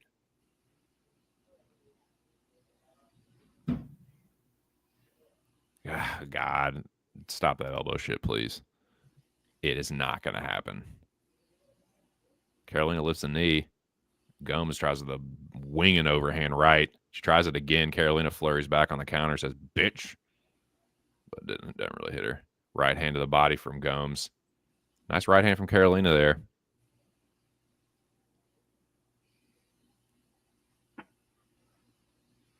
And another right hand attempt over the top. Karolina tries to counter back, but then backs away. Right hand misses for Gomes. Pumps the jab. Tries with the right hand. Counter by Karolina. Nice left hook on the end of that one from Gomes. Nice kick to the body, too. Oh, hard flurry and a left hook from Gomes. Karolina lifts the knee. Gomes probably knows she's got this one in the bag. She definitely got it in the bag. A little inside kick there and a body kick from Gomes. Karolina now taking more chances. Gomes with a right hand and a knee. Karolina just doesn't have the firepower, I don't think. Just over 2 minutes left to go in the fight. Denise Gomes in control of this one, but she eats some left hooks and right hands there in that flurry from Karolina. But again, Karolina, it's not exactly what you call a power puncher. Uppercut left hook from Gomes in that one. exactly what you call a power puncher. Overhand right. Oh, and a nice overhand from Denise there. Slips the counter. Showed up in the 3rd round. I think. Yeah, this is probably the most competitive round so far, I reckon. Body kick there from Denise as she started to kind of get tired and maybe coast a little bit. She's still having big moments in this one, but Karolina is starting to answer more on these counters. She landed a right hand there. Shout out to UTC. I would have fell asleep. Hey, man, that's what I'm here for. Overhand right from Gomes. I like calling the fights, man. I generally like doing commentary. Uppercut from cut attempt from Gomes. Karolina pumps the jab, but just out of range. Hard right hand, left hook right hand from Gomes. Again, Karolina eating it pretty well, but man, Gomes gives her back up. Karolina hops on the back. Karolina Gomes slams her down. trying to peel Karolina's legs off. She is kind of high, but if she could end up on the back here, dude. Oh, the baby. Short time to work here. If Karolina, she's going to have to get a finish here if she wants to win this fight. She desperately needs a finish, but she's going to end up She's going to fall off. Going for the armbar? Getting flipped over. Oh, get her arm. Karolina's pulling an armbar. Wow. Gomes wise to it. Trying to peel that leg off. Karolina with a reverse triangle here. Oh my god! Oh, she got. And she gets out of it. Damn. And boy, probably Beat her ass for it. That was a fun one. Casey pulling her down. 10 seconds left. Can she do something with 10? Yeah, don't get choked out. Oh yeah, you better chill. That's pulled it at the last second. Oh man, to the bell. Should be 30-27 Gomes across the border. Good fight indeed. Dope fight. First 3-round fight. I've seen worse chick fights, I guess. Yeah, I have. That's a fact. Not today. Not today. It's time to go. Big Show said, "Fuck that, dude." Come on, it was a good fight. It wasn't that bad. Second round was kind of ass. This round was much better. Yeah, third round was decent. Second round was ass. The first and third round was ass. Yeah, second round was butt. She was worried about not blowing her gas tank. Like, No, dude, she hit her in the fucking neck with that. The thing about this fight, you're better than me, TC. He was really talking about that second round. That second round was ass. Yeah, it was butt for sure, dude. Go smoke, boys. I'll be back. All right. All right, Mr. Show. I guess I'll be here, dude, for you. Cool. I ain't worried about head and knees straight, so it's cool. It was a street fight. We missed that. It's cool. Neil Magny, is that Andrew Sanchez? Who the fuck is got that? Yeah, that's the guy that won. God, dude, he is rough, dog. Is he? Where's he at now? Like in PFL? I think Sanchez looking rough, dog. You got Yikes. Oh shit! Then he's a regional guy, man. Here we go. This is a split screen. Is this going to be a split decision? This is such a split.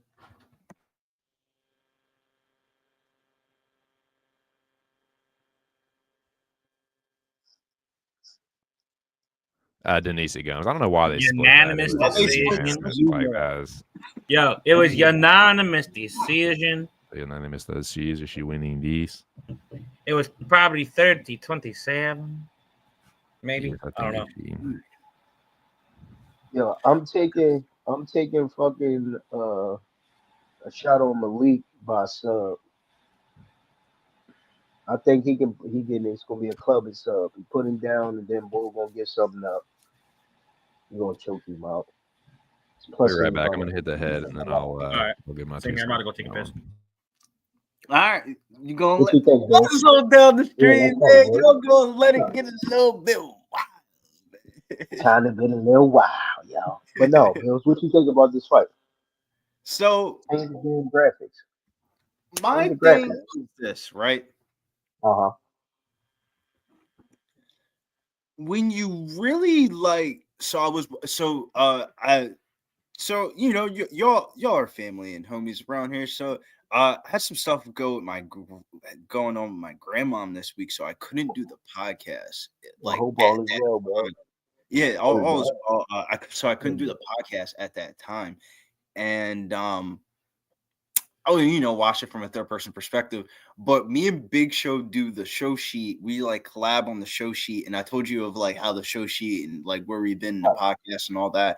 And this was one of the fights that I selected, and this is what I wrote up for this one. I said, Mansour's kind of been a fighter that the promotion has just been really high on as they scheduled him for a Dana White Contender Series main event in week 2 this past season. He spent that whole entire training camp at Extreme Couture in Vegas with Nixick, who I feel like plays a pivotal part for a lot of these UFC fighters' development. Like they're trying to push a little bit. It's a quick turnaround for a UFC debut, but I feel like this is a more than winnable fight, and he has a clear power advantage. Dusko is an interesting head case because he's getting demolished by fighters that you would expect him to get beaten by, but still at 3-4. He's looking to clinch and wrestle, but I don't think he's going to be able to sustain that. Between these two fighters, they've only gone to the scorecards twice in 22 combined professional fights, so I definitely like the under. I think somebody's getting smoked.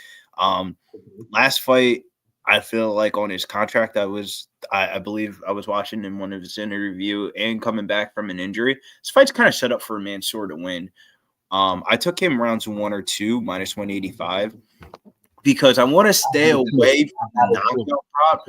Because I think, Tone, what you said about the sub is right. Because when you say knockout, I think it's a ground and pound knockout. And in reality, with a ground and pound knockout, that means he was about to really choke Bull out. You know how I can see this fight happening? Him and Dusko are clinching up because this has happened basically on his Contender Series fight. Him and Dusko are clinching up. Like in the Wes Schultz fight, he was able to take down Mansour. Mansour ends up like reversing him and then ends up just beating the dog shit out of him. That's probably how the fight goes, in my honest opinion. But if Dusko survives, he survives. And then if he survives, I don't want to have that in a parlay. So I'm about to pay the wait a minute. Are you talking about this? I'm going to let y'all know something. All right, now a dog is going to cash this card. A dog is going to cash this card, right? So y'all know my man is coming up real soon against somebody debuting tonight, and y'all know what time it is. Y'all know y'all know I'm on GM3 tonight. I just want to let that be known. I don't give a fuck. I don't give a fuck. I'm never betting a quitter. You hear me? I don't bet quitters. You heard? I don't do it unless you Charlie Oliveira. You change your life. That's my guy. Shout outs to Kevin Porchera. He says Magny, Mirror Shark, heavy plus money parlay. Any value boys here? Comes right there. No, I won't parlay. He likes the GM3. I'm on GM3 by sub, and I got him 2-3 by sub. Like I'm on GM3 here, y'all. But I'm just saying, like, I don't think Dusky is the dog in this fight. That's all I'm saying. I just don't think it's Dusky is the dog. Yeah, and Tone, I feel like it's one of those fights where obviously the money line covers all scenarios, but I feel like a lot of his win condition is rounds 1 or 2. If he's fighting into the third round of this fight, I don't want to have a money line bet on him, even if he's up 2 rounds, because like I bet on his Contender Series fight rounds 1 or 2, and it feels like deja vu because it was only like a fucking month ago or 2 months ago where it was like I thought he was going to get it. He could get a knockout or a sub, but if he doesn't get it in the first 2 rounds, he might not win the fucking fight, bro. So I think this dude has got 5 minutes, maybe 6, maybe 6.5. But dude, go back and watch that. Go back and watch that Contender Series fight. He looked like he was about to fucking die against Wes Schultz, a dude that lost to that fucking bum Dylan Butka. So yeah, I think Mansour has got 5 fucking minutes to finish Dusko, or he's cooked, boys. But he could also die. He could also get sparked. He does come out very aggressive. Like Dusko can get clipped early too. So Mansour, if you're a smart man, what you probably do is wait to see if Dusko survives and live bet him. You don't bet him pre-flop like my dumbass. But yeah, I mean, Mansour could just crush him in the first round. So I get him being a slight favorite, but what has this dude proven to be minus 390, dude? What has he proven? If you go back and look at his record, it's Can crushing McGee and then Wes Schultz, who lost to Dylan Butka. So like he was like the end of that first round was sketchy. Like he's lucky that he got the takedown because I don't know, man. I think Schultz is a nobody. Up because you're the commentary guy for the Dana White Contender Series, and that fight was very recent. So I was saying the tone when I was watching it from a third person perspective. It was kind of interesting to hear you talk about it because I feel like that has to be thrown into the cap of this fight of the reason why you bet Dusko. You personally call the fights on the Contender Series and you don't bet a lot of the Contender Series fights. So it's very unbiased perspective. Let me get a little solo screen. Joe, you better get ready for your solo screen because we gonna give 2 cents his flowers for his dog idea theory because it makes sense. And he calls the fights, and you got to give respect where respect due. So this is everybody what. said that after Billy. I got the screen. Let me just say my piece, and then I'll get out of your way. Oh, now you take me. Then I take the screen. Okay. All right, no, you go. God, all right. I love the screen. I love it. Okay. Give me Dushko Todorovic plus 280. It's probably a fucking stupid bet. I was on Trocoli. That didn't fucking work out. I can't hit the broadside of a fucking barn. So this might be my last stand because, like, dude, yeah. So I'll just get it out of the way. Give me Dushko. Yeah, he could get crushed, but like, I think that a lot of the dudes that Dushko has lost to would fuck this dude up too. I think he's a sloppy striker. I think he's kind of, I'm not going to say he's like complete trash. He's kind of an unproven greenhorn to me though. And Dushko's been in there with dudes that are a lot better than him. So give me Todorovic to survive the first round. Probably gets killed. A smart man probably stays away and just see what happens. But yeah, give me the dog here. All right, so now we have the counterpart there. I love it, 2 cents. I love it. You got to have some conviction in this world in 2024, going into 2025. You can't be a pussy. Joey, you got to get yourself ready over here. It is Joey's turn on. It's actually funny. Joey, is he in the red corner? Because Joey's got all this red on. Joey, your wartime story here. This is the war showdown, a battle of the head-to-head bros. Joey versus Just My 2 Cents. Joey planted his flag on Mansoor. Joey, why are you on the Mansoor side? The chat wants to know, and the dog case is compelling. It was compelling enough, Just My 2 Cents, for me not to parlay the motherfucker and go with the prop. So go with your side. All right, now it's time for put a business hat on real quick. So let me tell you something. Dusko is hittable as fuck. He gets flat-footed. He has an under 50% takedown defense. If you're telling me I'm getting that type of percentage against a guy who does have power in his hands and can mix it up and does look for slam doubles, and if he gets on mount, Dusko's fucked because he does shell up and he's very hittable from doing so. I think Mansoor is going to take him down. He's going to ground and pound him, make it look easy as shit. I don't know if I want to give my comparison quite yet for him. Maybe I want to wait till after the fight, but yeah, I'll probably wait till after the fight. If it goes how I think, I got the comparison for him. I think what his ceiling could be. Just Come on, you know the crazy thing is? No, the crazy thing about this is. Wait, come on, give me some. No, you know what? No, I'm going to sprinkle this. You ready? I'm actually going to sprinkle this right here. Ready? Mansoor Abdul Malik to win in 60 seconds or less. Oh, don't get stupid. I'm telling you, if he hits him once, he's going to shell up like a fucking. I'm telling you, watch, he's going to get hit with a straight, either that or he's going to get blast doubled, and then Mansoor is going to ground and pound for the round one. Round one. That's making me want to bet like an under or something, but I'm going to stay off. Tone. Can we go back to not war screen? Wartime stories over. Oh, Dusko has the blue on his hands, so maybe he's in the blue corner. Fuck. Yeah. So you know what's gonna happen? This is gonna happen. If he gets him, he's gonna go right to Party's sleep. over, boys. War story time is over here, but that was a great war story because that was like great, compelling cases for two sides and two angles of a fight. I'm on the Joey side. Ain't gonna lie, we're gonna ride my brother Joey, but. Two Virtual sets handshake. Of Best of luck. Yes, sir. Oh shit. I'm not gonna lie. So I remember during the breakdown, I didn't know what side you were gonna go to for this fight, and I was thinking, I'm like, oh my god, is this son of a bitch gonna take my damn flag? Dude, that's the silver lining though. Like, if I lose, 2 parlays clear a leg. Yeah. Or cash actually. So yeah. That scared the shit. I was like, oh, 2 cents, don't do it. Please don't do it. Oh man. Another thing I'm worried about a little bit with Dushko is not only getting crushed early, but like his knee. He's coming off that knee surgery. He was supposed to have a fight with Shabazian, but that got rescheduled, I think. But that's another thing though, man. He's getting like booked to fight Shabazian and CLD and like these dudes that like these prospects, man, like legit prospects. So just Mansoor is just a little more unproven to me. So that was another reason I went with the dog. Time for Mansoor Abdul Malik. Oh, and he from Pittsburgh? You from Blitzburg? Good old Malik. Look at that. He got Sean Strickland in his fucking corner. Extreme Couture, Sean Strickland.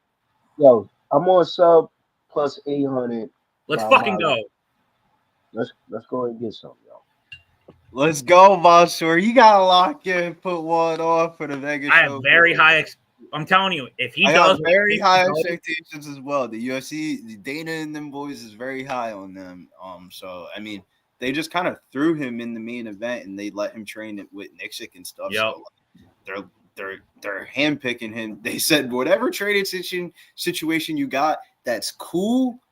But you're getting the fuck out of there before you even show up at the biz. And like, it feels like hopefully it pays off. But I'll give 2 cents credit. When I bet on him in the Contender Series, I was all hyped up. It's actually ironic because I actually parlayed Mansoor and Carlos Prates. Yep. Big parlay from the Contender Series. Oh, Strickland is in his corner. And Jack Jenkins, 3-leg parlay. And it was like plus 100 or whatever. And I ain't gonna lie, I agree with 2 cents. I was the bet that I bet cash, the money line cash, and around 1 and 2 cash, but I was definitely under impressed, bro. It was like West Schultz is a jobber, short notice, and he was kind of live. And Dusko's way better than him, so in theory it makes sense. But I also think this dude's just an athletic freak of nature. He's just gonna run through this guy, probably ground and pound knockout. That's the most likely thing. The most likely scenario is like a first round Malik knockout. I get it. I definitely get it. I definitely don't like that he's like, seeing Strickland and Nixick, it's like, oh, God. Yeah, this isn't going to go sideways for me at all. But the part about seeing Nixick and Sean Strickland is I feel like Mansoor is definitely one of those type of people of like perfect training situation of like when there's khaki I hate to say it, but when those cocky blood dudes coming in there thinking he's the shit, his shit don't stink, and then he like trades with Sean Strickland, he gets tuned up by him. And he was like, all right. I'm gonna humble my bitch ass up. Like, go through like the gyms and shit like that. Like he's definitely probably his practice rounds are probably harder than his real fights. Yeah. You know what I'm saying? One of those type of fighters. Spar wars, they call it.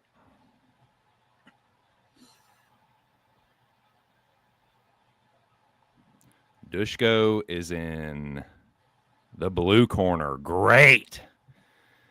Nah, he's in the red shorts, blue gloves, 6'1", 185 and a half out of Belgrade, Serbia. And then Mansoor Abdul Malik. So he's fighting out of Extreme Couture. That's Vegas, but he wrestled at the University of Maryland, right? And then where'd you say he was, Joey? He was like MMA Masters. He went to MMA Masters, and he finished with his camp. And you see with Strickland and the coach at Extreme Couture. Right. Yeah, for the Dana White Contender Series fight for that camp, it was like a camp the whole summer, basically going into that camp. Yeah, and he did it at Vegas. The UFC kind of like paid for it type shit. Oh, they got big Mike Belcher. Like, MMA Master shit's cool and all that, but we're gonna get you better training. Right. It's all well and good, but let's go to a real big gym. I gotta mute myself just in case. Okay. Here we go. Beltran. He's saying fight. They touch gloves and they're off, boys. Both gentlemen in the orthodox, but Mansoor switches into southpaw and back to orthodox. Mansoor pumps the jab. Switching stances. A nice jab off the inside low kick there for Mansoor. Dushko circles back to the center. Mansoor pumps the jab. Dushko tries to slip. Oh. Hard right hand from Dushko. Oh, he's down. Mansoor drops him. Mansoor in on the heavy ground and pound here. He's fucking him up with this ground and pound. He better watch out, though, for that. Dushko drive. Cool. He will pull for the leg lock here. And he's definitely pulling this leg lock. He will go for it. Dushko has decent jiu-jitsu. He's done this in fights before.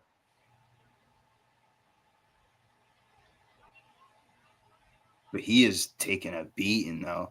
He's definitely. I He's know onto that this ankle leg. burning though.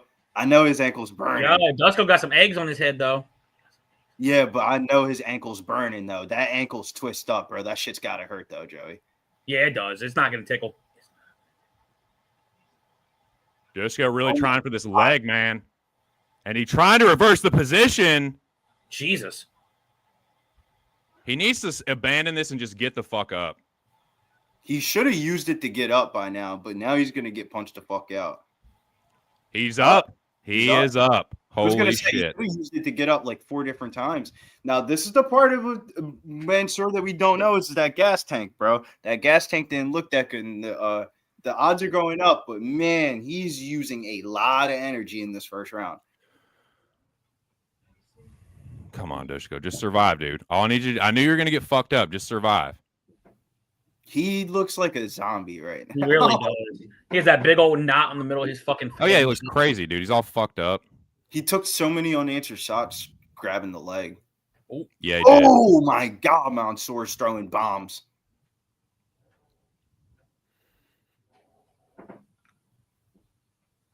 How much punishment can Dusko take is the question. Oh! Oh my God! Jesus. Dusko's still alive, and he's trying to. Holy shit! Yeah, he has all heart for that. Jesus, dude. Holy shit! This is wild. Yo, that shit's over. It's over. Hey, yo, he just got his. He gets it. Hey, yo, I cancel all that shit. That bad. Cancel all that shit, y'all. I gotta take a break, bro. Cancel all that shit, y'all. That was crazy, dog.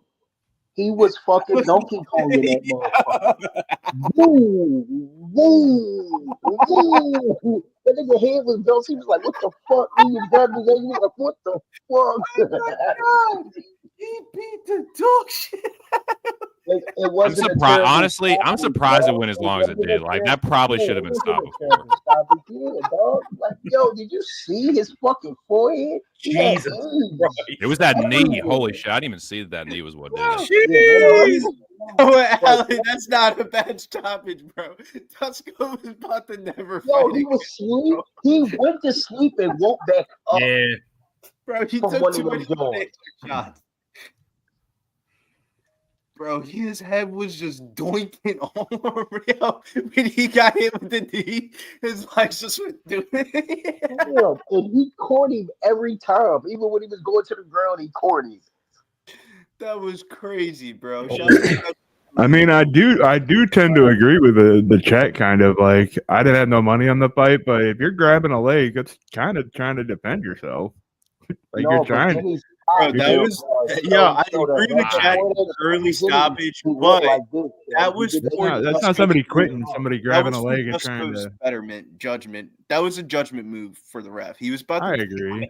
I'm perfect. I have money on Dusko, and I'm perfectly fine with that stoppage. I don't want. Yeah, you don't want that. You see? Did you see the fucking hemorrhage Yeah, falling on his fucking head? I mean, I do think like if they let it keep going or something, like Mansour could have been dead tired, but like I don't know, man. I'm fine with that stoppage, man. I thought it could have been stopped sooner, honestly.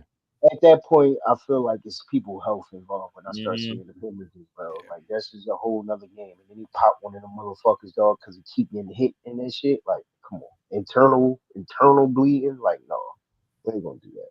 And we about to see, y'all. I don't think it was a bad stoppage. It was crazy. He was grabbing for his leg at a point, yeah, but he hit him and he went to sleep and woke back up and then went like this. Like you can see his eyes were on the back of his head. Mike Beltran had let him like take several series of flurries, so like he was on a pretty short leash at that point. Right, he was waiting.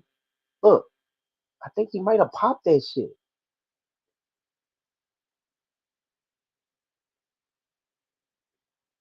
Look at that though. Look at his head.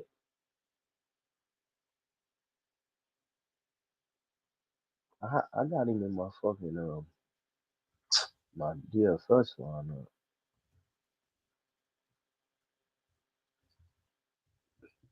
Round 1, round 2. That's that shit. What is she up there doing? Well, I need Jillian Robertson and Cortavius Romeus like no fucking Oh, don't even worry about other, it. dude. I'm more Robinson inside the distance, minus 135. I got her in a crazy parlay. I had Damon round one by sub. I got her round sub two, and then I got GM3 by sub for something big. But I also got Jillian Street inside the distance, and I got her in a couple parlays, just money line. So, because I can see as a world, she knocking her out too, because girl get gassed out in the second round, and she just rained down. So I took a little sprinkle on that plus 1400 round two too. Nice. Yeah. I got Robertson by knockout will be really nice for me. It'll like continue my like 2 long shot parlays going, but Robertson and Romeus, that's like my parlay this week, and that's what I invested the most in. So if that hits, I can still have a winning night. So yeah, let's go, G. Come on, Red. I told you every last one of those parlays is cashing tonight, boys. I'll probably wait for Billy to say what my comparison was for the ceiling of Manzoi. So, yeah, he already has the wrestling. He has the power. He needs to definitely work on his cardio long term because he's gonna run into some tough motherfuckers, man. He was looking tired there at the end too, but he almost killed him. Yes.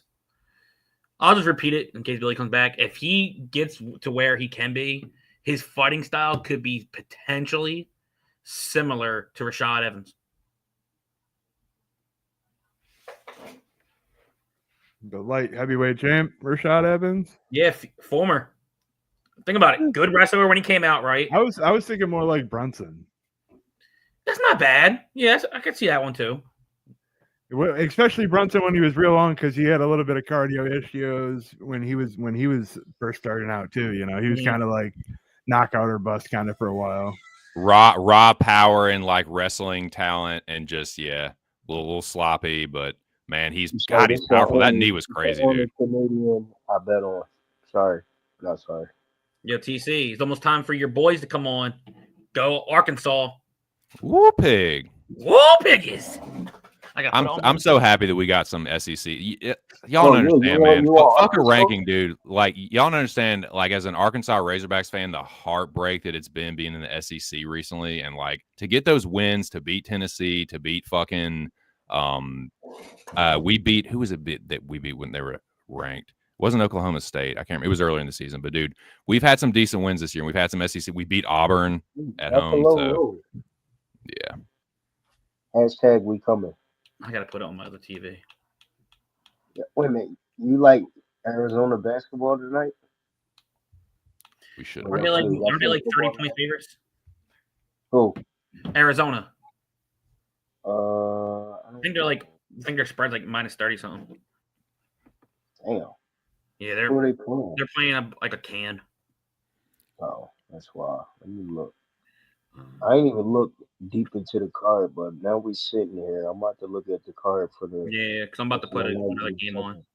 Well, I'm on Bel-Air money line. I got him earlier in the day, minus 148. I know it done moved up now. Yeah, Arkansas. Go Arkansas.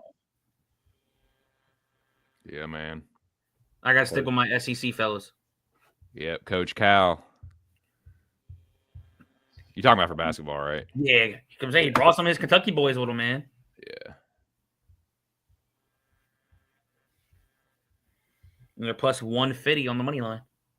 It's funny. He had that bad rep when he got to Kentucky as just being like an NBA factory, just like churning out players like, oh, yeah, like, well, you get your 1 year in, win the tournament or whatever. I mean, I know he only won that one, but yeah, so he had that bad reputation. But then like Nolan Richardson kind of had that reputation too. Yep. He was like, the reputation was, and like I was living in Arkansas at that time when I was, younger. It was he doesn't give a shit whether the players graduate or not. He just wants them to be good basketball players and then go on to the NBA or whatever. So it's kind of ironic that like now Calipari's back here. So I hope he fucking, takes the program and like, it wasn't like it was going in a pretty good direction with Musselman, but I can't stand that motherfucker. But yeah, go. I hope Calipari just takes us to the next level. You got a bet on your pigs tonight? Nah, man, I haven't really looked at the team this year, honestly. Like, I really haven't been paying close attention. I've been so wrapped up in fucking UFC and football and shit. But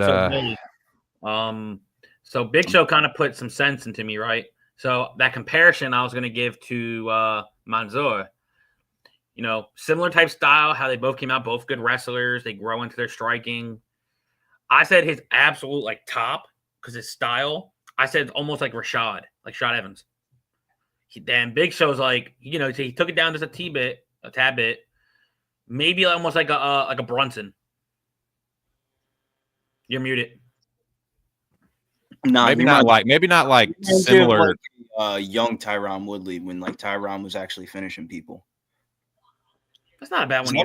I don't think Abdul's gonna be that nice. Like, you know, like, all three of them are pretty much the same fighter. They all came out of like the same like core of fighters. I don't mind that Woodley comparison at all, actually, dude. I kind of like that one.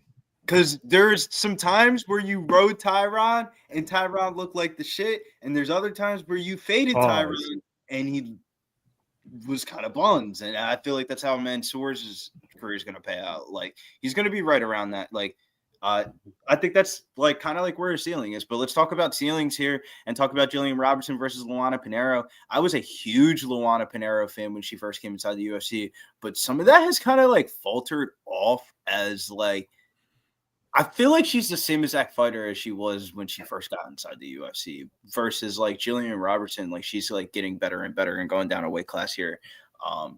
Or not for this fight, but just in general. Since she's gone down a weight class, she's had a lot better performances. I got Jillian as my second leg of the 3 leg parlay, but out of the 3 legs, this was the one I was the least confident in. I'm not gonna lie. What? Bro, the other legs fucking Zeleski and Prates. I'm pretty confident in Zeleski and Prates winning today. Like, the Jillian one is like, I'm confident in her, but if you could, at the comparison, this was the one that it's just she just got to get out of this first round, dog. Yeah, Luan is way more dangerous on the feet. Right. Like, you just got to get out of this first round. Like, she's definitely gonna come out here trying to throw bombs. But once you get it down to the ground, dog, it's over, dog. I think she could end it in the first round. She gets it down to the ground. I think Jillian. I wanted to go to the second round. I want her to be trying to hit her. You know what I mean? I'm cool with that because Jillian really been improving with her striking too. I've been noticing it. All right, like she's been getting a little better, but I don't want her to go crazy. She can hold her up against the fence and all that. Go and let her get her shit off, push her up the fence. I want that second round, tire her out, and then get it done. Knockout or sub round 2. Don't matter to me. Get her done.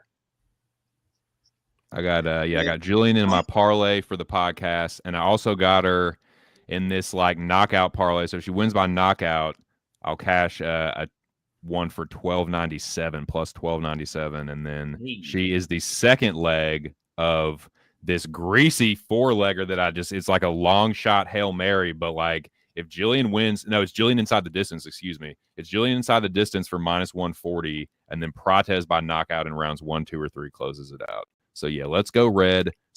Take her down, 12-6 elbows. I heard a little birdie told me that she may or may not be looking to take advantage of these 12-6 elbows. So, I'm just telling you what I heard, boys. So, hopefully she fucking does that shit. Let's go red. Yeah. Yeah, you already know my greasy 3-leg sub prop. It was Damon round 1 sub. Now we're waiting on Jillian round 2 sub. And then we'll be waiting for GM3 by sub. Oh, what's that paying? Fucking it was a plus fucking 36,475. Ooh. So damn, if that hits, then God bless. Jesus. Yeah, fucking $5 paid 1,800. I mean, you know how to get down, dog. We just going. Let's go. Oh, well, hey, Joey, remember that dumbass football parlay that DM'd you? Yeah. Well, it was a no sweat bet. It didn't hit, so now I got a free bet sitting here burning a hole. I might use it live for some UFC shit. Just some untracked action, like if I see a nice live line or something. We'll see. Maybe I use it to hedge out. I don't know. Like Luana by knockout or something. Or fuck that money line in bad. Plus 360. Yeah, right. I might have to do that. I might have to do that, man. Just in case, dude. I hope this is not. I just don't see it. That it's then after the face off, that grin, it fucked me up. I'm like, that was devilish. Mm-hmm. Dude, I was more. Dude, that was a cold blooded little smirk there. Yeah, it was. BOTC, our show today, we hit our 3-leg for we gave out for basketball. Mm-hmm. Nice. It was Tennessee money line. That was plus money. Dartmouth minus 4.5, and it was Lipscomb's to finish it off with the money line. It was plus 511. Nice. That was you and Gabe and them. Yeah, me, Gabe, and 2 of our other basketball guys that we usually bring on. Nice. Yeah. Hell yeah. I'm actually about to place a basketball bet right now. On the Arkansas Pigs. I'm about to bet the over in that game right now. I gotta get this game on my ESPN Plus. My other one. Yeah, Gabe, we catch that 3-leg. There he is. What's up, Gabe?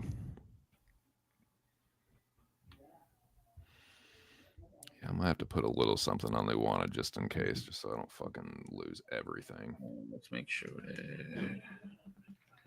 Gabe, did you end up playing anything on the card yet? I know you were like sus about it.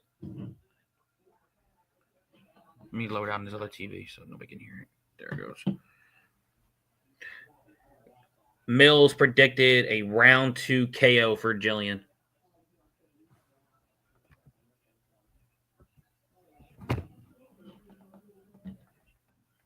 All right, Julian comes out early. Okay, I did get the little hedge in just in case.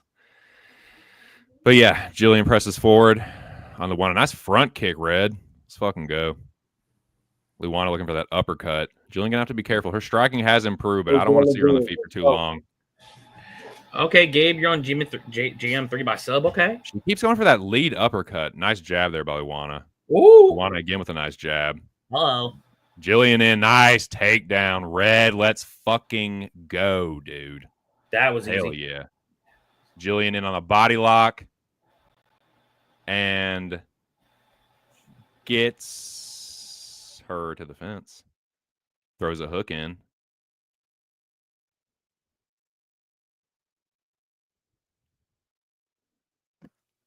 What's your time at, 2 cents?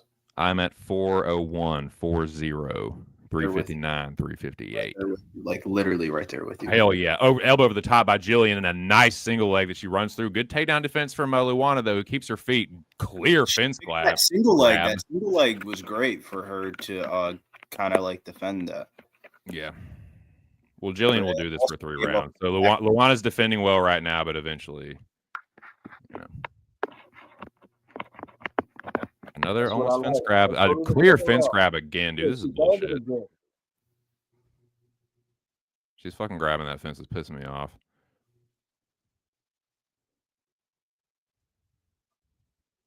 Jillian with a nice knee there. Luana didn't like that one. Red just hanging on her. Bro, she's all up in the cage and shit. Dude, it's bullshit. It's really fucking pissing me off. Spin her off that shit. Yeah, let's go. Jillian takes the back of Luana Pinheiro. Come on, Red. Oh, shit. Come on, Red. Oh, shit. Come on, Red. Wait till the second round. Just wait till the second round. She's doing all this to defend. She's going to be tired of shit. That's what I like. Oh, yeah. Jillian can do this for 3 rounds, too. Yeah. All right. Just hang on this bitch. Nice knee. All right. Oh, that's not going to happen. She ain't going to be able to defend these takedowns in the second round. Damn. You just got to be careful with the judo toss of Luana Pinheiro because Luana Pinheiro has a very extensive judo background. Well, that's right. I want this to go to the second round. So. Time out. Hold on. Time out. What happened? She's getting warmed by Tayani. Stop grabbing the fucking fence. Stop grabbing that fence, dude. I was thinking that too, man. I was like, what? Nice jab to the body from Luana. Front kick from Red.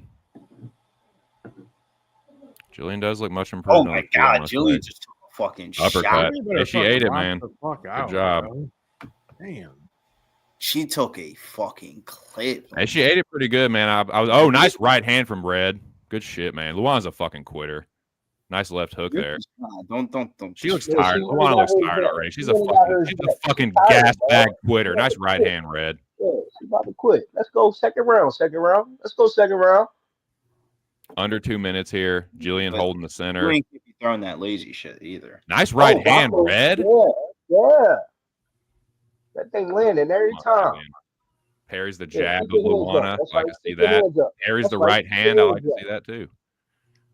That overhand right for Jillian is nice. You should look for that left hook too. Yeah, I like that. Luana keeps throwing that lead uppercut. Get out of here. That's such a no-no, man.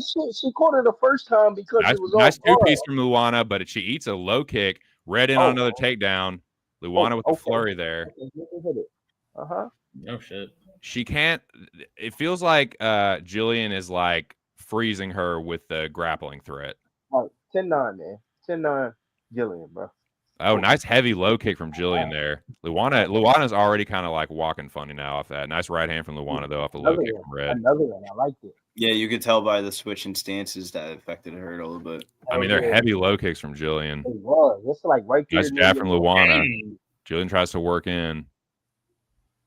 Easy takedown. Luana tries to sweep. Jillian takes her back.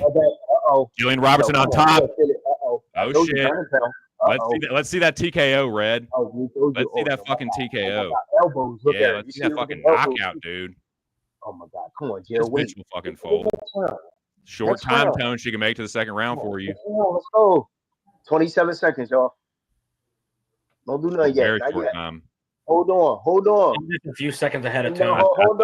I think. Hold on, Dendell. Yeah, just fuck her up so she's all softened up in the second round and just 12 seconds. 12 seconds. I feel like we're watching like 7, a backyard 6, 5, round one. 3. Go.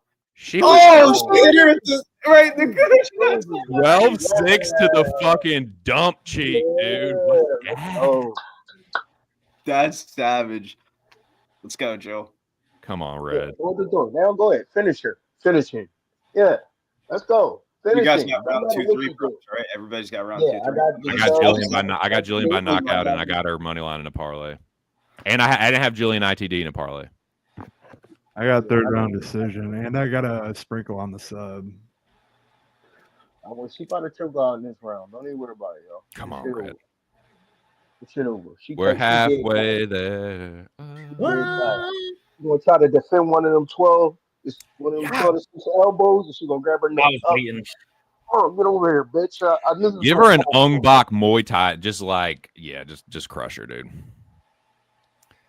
Give her an Ong Bak elbow, dude. She dead now. All that defending them takedowns, someone grabbing the finish. I only gonna be on her ass. Dallas Goddard. Good lord. What's that? Oh, DG? He back? Yeah, I saw Dallas Goddard in a commercial. Like, what year is this? Biggie inside the distance, though. Here we go. Come on, Red. 2-piece from Luana misses. I really like the improved striking from Jillian. Low kick. I told you, been working. Jillian takes the center. Right hand from Luana. And a left hook. She's got to stop. Oh, nice left hook right hand from Red, dude. Nice 3-2 there. You got to stop taking those uppercuts, though. She running. Nice low kick, dude. I like the front kick, too. The might get a jolt on those. And a high kick there. Mawashi Gary. Inside low kick or left hook from Luana. Oh, okay. Come on, take her down. 420. Yeah, another nice low kick, dude. Yeah, there we fucking go. Mm-hmm. That's okay. Nice elbow over the top, Jillian. Let's fucking go. Go to the ground. Come on, G-Rob. Yeah. There we go. Just keep threatening her with it. Nice jab from Luana and to the body. Next time she go and kick. I like the front kick to the body too, man. Jab to the body, traded with a front kick from Jillian. Luana goes Jodan. The front kick. That front kick.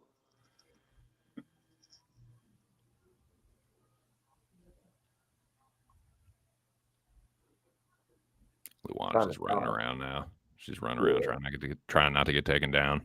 Front kick attempt from Jillian. Oh, aye.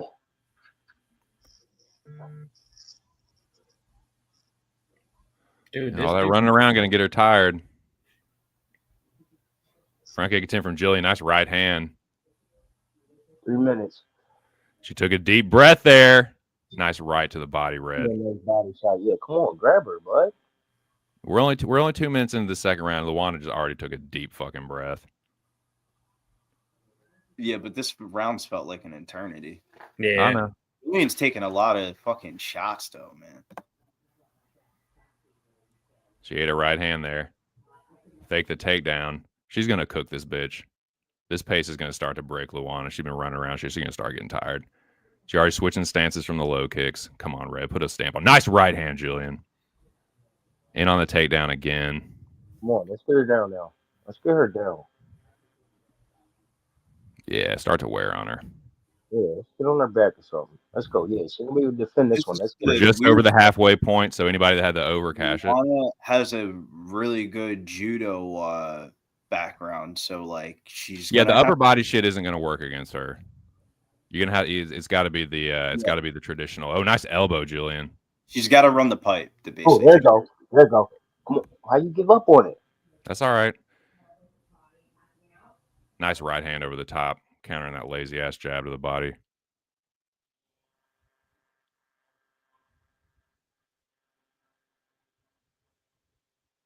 Just under 2 minutes here in the second round. Come on, Julian, put a pace on her. There you go. Overhand right's nice. Yeah. Jillian's right hand's been finding the mark. Nice low kick, too. Luana stumbled against the fence there. The aggressiveness is good for Jillian, too, in a close round. Nice jab, Jillian. Left hook from Luana. She's running, dog. She is, man. She's fucking on her bike. Been on her bike the whole second round. Nice left hook. Counter off the two-piece. Nice right hand from Luana. Nice left hook back from Jillian. Just under a minute now. In the second round. Good jab from Luana. Nice right hand. Jillian. And a takedown attempt. Yeah, it's huge. We Gets need around to the back. Puts the hook in.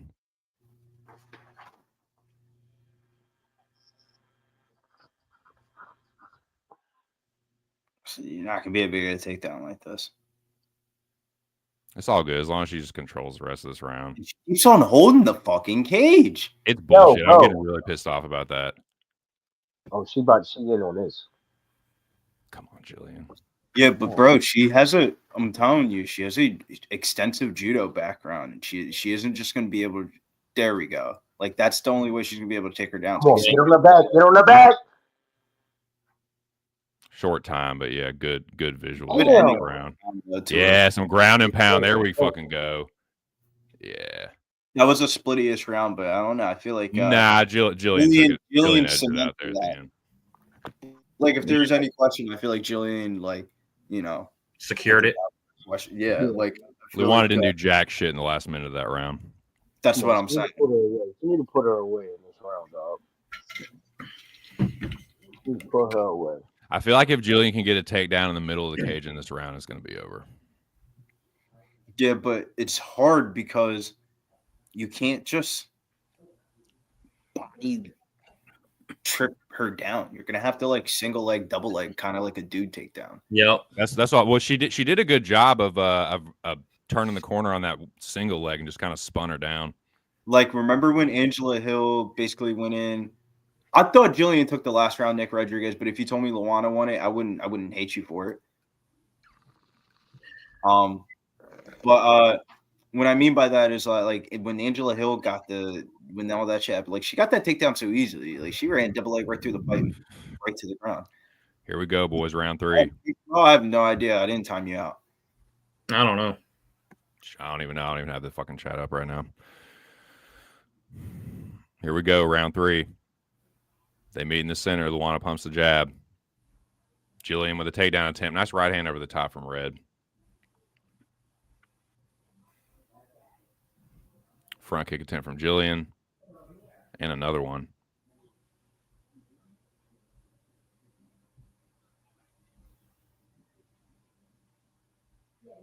Jillian I think putting the he's- pressure on. If anything, if I'm Outside low Jillian, kick. I'm trying to chain Russell if I'm Jillian. Yeah. Definitely chain Russell if you're Jillian. I would just try She's looking to get around the back here. She's Nice able to- takedown, Jillian Robertson. Nice elbows. Now Shouts to smash Dean this fucking Thomas quitter. for giving her a good game plan there. You know, it was kind of a splitty-ish round, but now she's got a really good position here. Come on, Jillian. Yeah. Yeah, here we go. Now we're talking, gentlemen. Now this is what we're talking about, boys. Yeah, 12 to 6s. Yeah. She's at 4 Yeah, now. that's Oh, fucking my go. God. Yeah, give up that back. Yeah. Come on. Yeah, Come on. nice ground and Come on. pound, Red. Let's Come on, fucking Red. go. Full mount. Yeah. Let's Yeah, go. let's go, Red. This is your wheelhouse now. This is your bread and butter. Nice Ooh. 12-6 elbows. She can't take no more. I'm of that. telling you, I heard through the grapevine she won't be using this jank. Come on, Jillian. Smash her for the boys. Yeah, come on. Let's come get on. one through. Come Let's on. get one for the boys. Let's fucking go. Give me some kind of win tonight. Tracked, untracked, I don't give a shit. Just smash this bitch out. Pack her out. Don't. Toes in the cage. God damn. Nah, that ain't gonna work. Yo, Jillian's yo, too good. she cheating, dog. That ain't gonna work.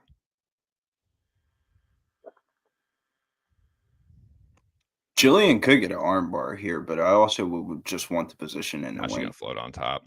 She too good, man. Luan's about to give up the ghost. Agreed. Thank you, Tagloni.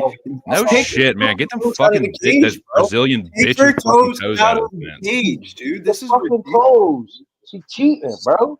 ridiculous. Come on, Red. She's got her in a crucifix. She's been doing it the whole fucking round, too. Red's got her in a crucifix, boys. She can get her in the armbar if she wanted to, too. Red has her in a crucifix. Yeah, turn this bitch off the fence there. Ooh, you are right. Here we go. Now she got her arm out. Jillian inside control. Luana trying to buck, nothing doing. Just over 2 minutes here. Red moves into full mount. Nice elbow, Jillian. Tries to buck. Red not having it. This Come on, fucking bro. dirty Brazilian bitch, dude. Fucking pack her out, Red. This ain't no Mateus Nicolau on you. Nope. This is Jillian Robinson. Smash this fucking Brazilian rat, dude. Get out of here. You ain't fucking rubber guarding Eddie Bravo. Bad, though, because I used to love. Come on, Jillian.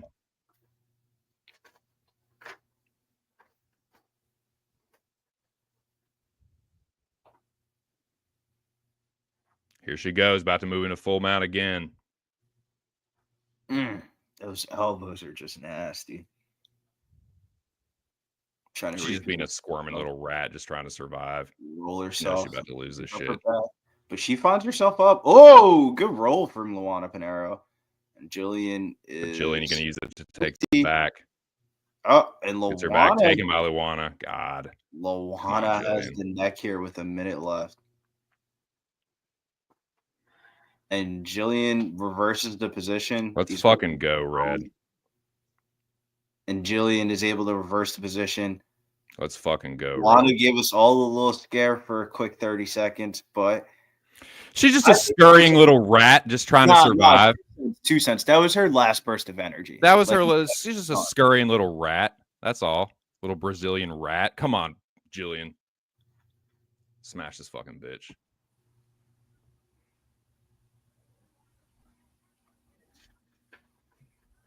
She might be able to get the sub Up. here. She's jumping on this fucking arm triangle. An arm. Nah, she let it go. Smart though. She definitely won that fight 30-27 in my opinion. Easily. Get out of here, you little fucking rodent. Jillian said, "Get your bitch ass out of here."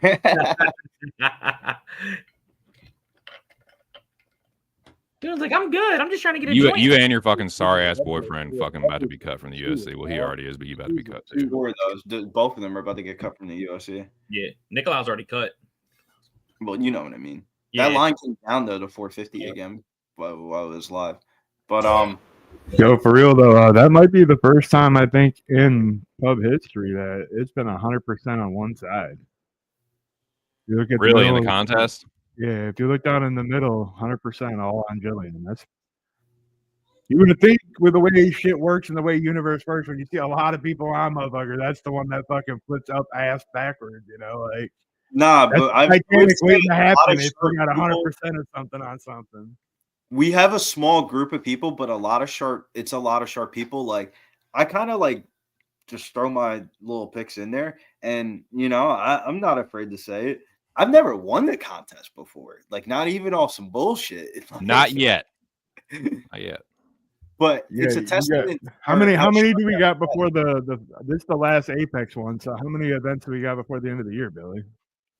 4 or 5. I'm not worried about winning the contest. I just kind of like just throw the picks in there. Oh, like, we got to make it a goal, dude. We got to make it a goal. There's one in MSG, one in T-Mobile, one in Macau, one in Tampa. I don't want to sound too personal with you guys, but I call it my shit picks. Whenever I wake up Saturday morning and take a shit, I make my picks.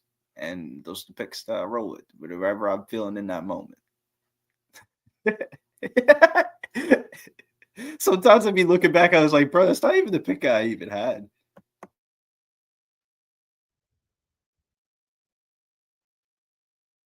I don't like how they could just go straight to the split screen. Like, that was a unanimous decision. Yeah, get out of here. Unanimous. Stop making my fucking heart palpitate.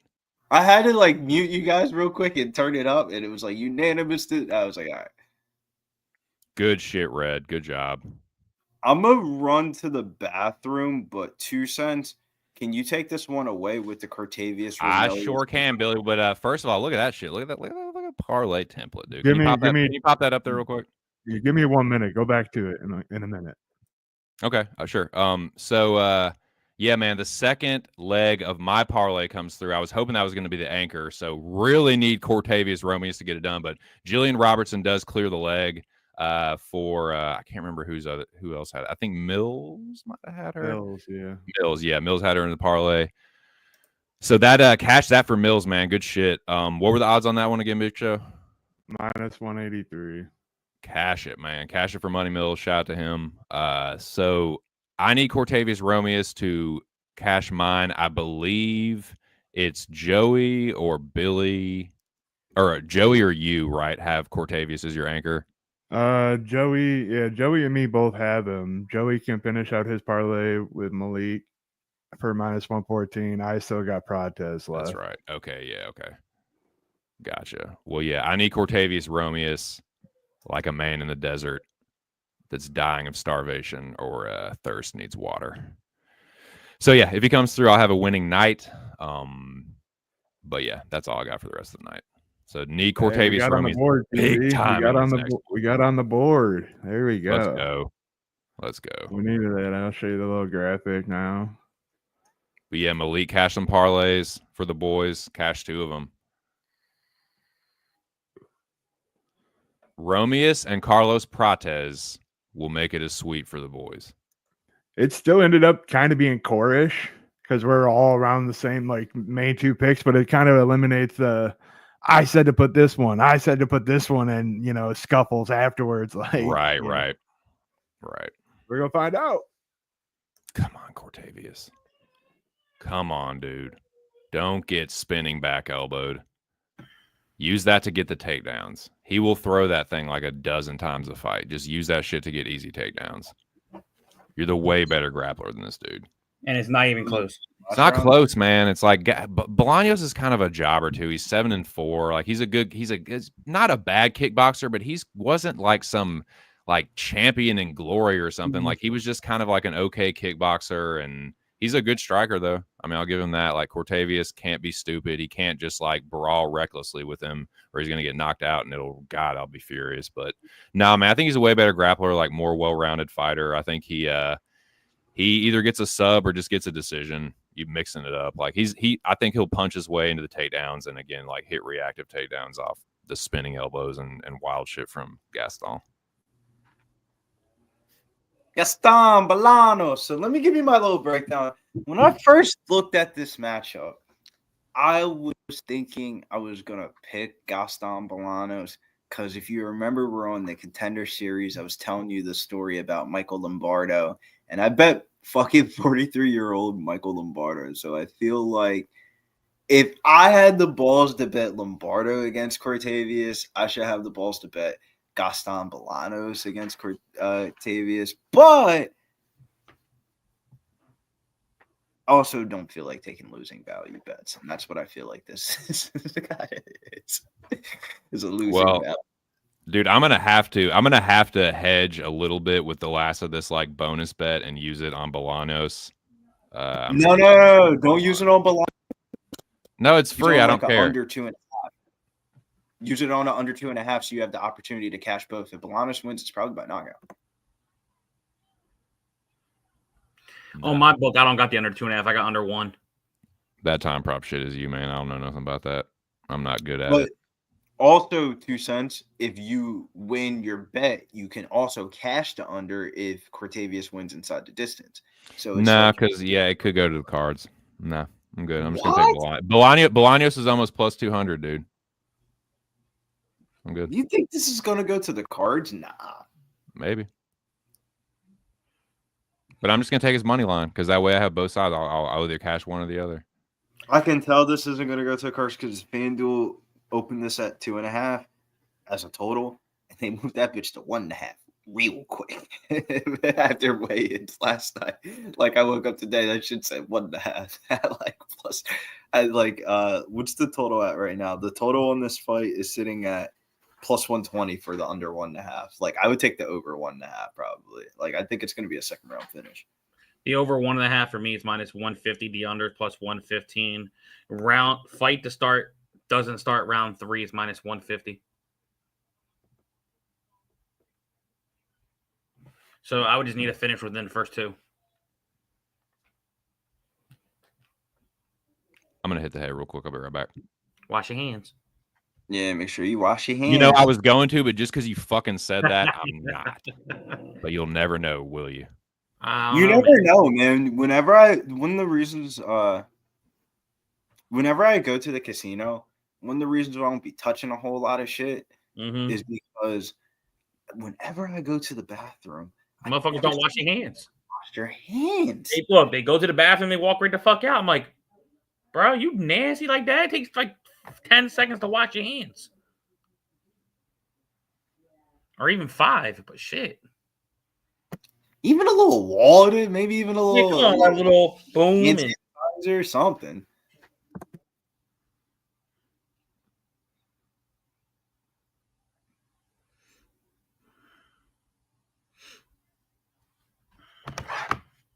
Let's go, Ramelis. Joey, can you fill some airtime for me while I send out a tweet here? I'm gonna send out a tweet of a bet that I just took. We just also got a fight announcement, by the way. Carlton Harris versus Santiago Ponzinibbio. I'm going Carlton Harris. So what's everybody got on this fight, man? It sounds like Billy doesn't have a bet. Boy, you're on Ramelis? I have no bet on this fight, actually. No bet? Who would you pick, though? Ramel? I would pick the dog. I would pick Bolanos. Okay. How about you, Tone? I guess we on Ramelis myself plus 165. That's what it's at. Yeah, I might join you on that submission. I think that plus 150 as well. Yeah. 2 cents. I know he needs Ramelis as well. Big Show, if you're here, you got anything on this fight? Just Ramelis in the parlay. Bet. So let's hear in the chat. Let's see what everybody else got in this chat. My bad. I gotta take this shot. Bet as well. Profit has Bolanos. Okay. I'm not gonna lie. If you got Bolanos, I would.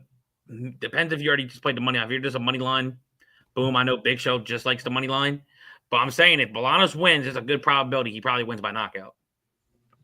That's just my 2 cents into it. But hey, you're getting plus 205 as a dog. That's still a good enough play.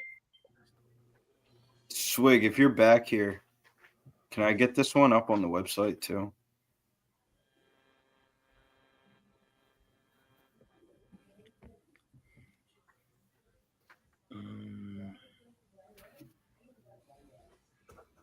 Give me like 2 minutes. It's probably gonna...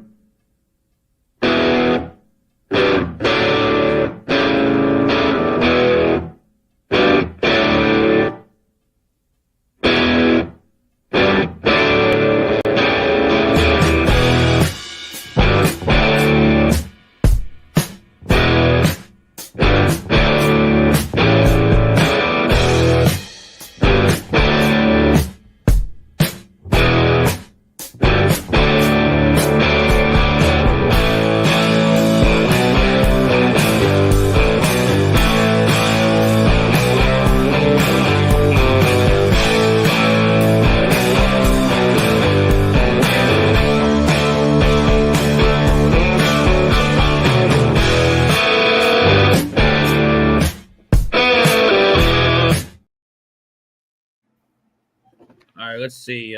Profit. I got him in a 7-man parlay. He's the last leg. Oh, so Bolanos is your last leg. Okay.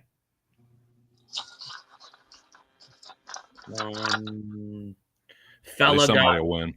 Yeah, Fella got Ramelis rounds 2 or 3. Okay. Let's see what else. I got Ramelis. I'm probably just gonna chill for the fight. I keep thinking I want to play his sub, but I know if he does get, there is no L in his name. I can tell you that for certain. For who? Romeus. Oh, Romeus. I thought. Oh shit! Damn. I keep saying Romelis. Goddamn. I don't want him to come after you, dude. I heard that he takes it very personal when people don't pronounce his name right, and he personally attacks them. Like he tracks them down like Jay and Silent Bob Strike Back, and he'll just show up at your door and like, are you Joey DFS that pronounces? No, but did you say Romelis? Yes, I thought there was an L. Wrong. Double leg. Oh shit. Yep. Best of luck, boys. Come on, y'all. Cortavius winning will give me a winning night. Yo, what's up, JJ? Hello, Jay. What up, It JJ? does, Swig. It does. That riff. Swig said over 1.5 is minus 166. Okay. Yeah, I would take the over 1.5, but I also think somebody's getting fucking smoked. Yeah. Because I feel like what made me not want to bet Bolanos is that I think Cortavius is going to submit him. Mm-hmm.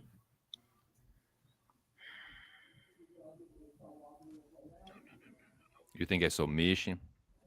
He's submitting him.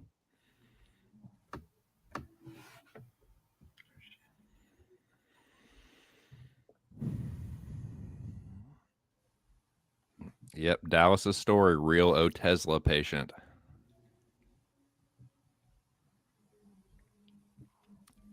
He's not just a spokesperson, but he's a client.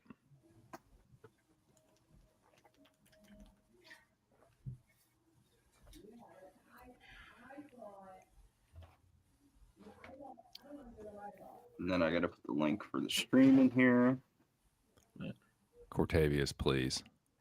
I know that you're fighting for yourself and your family and the legacy that the what we do in life truly does echo in eternity. I know that that's the legacy that you're fighting for, but please, it would help me out just a bunch.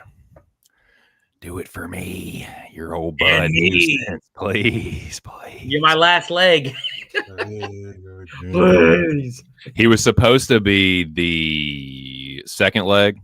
It was because they changed the bout order early. When I bet it earlier in the week, it was Mullins, Romeus, and then Robertson.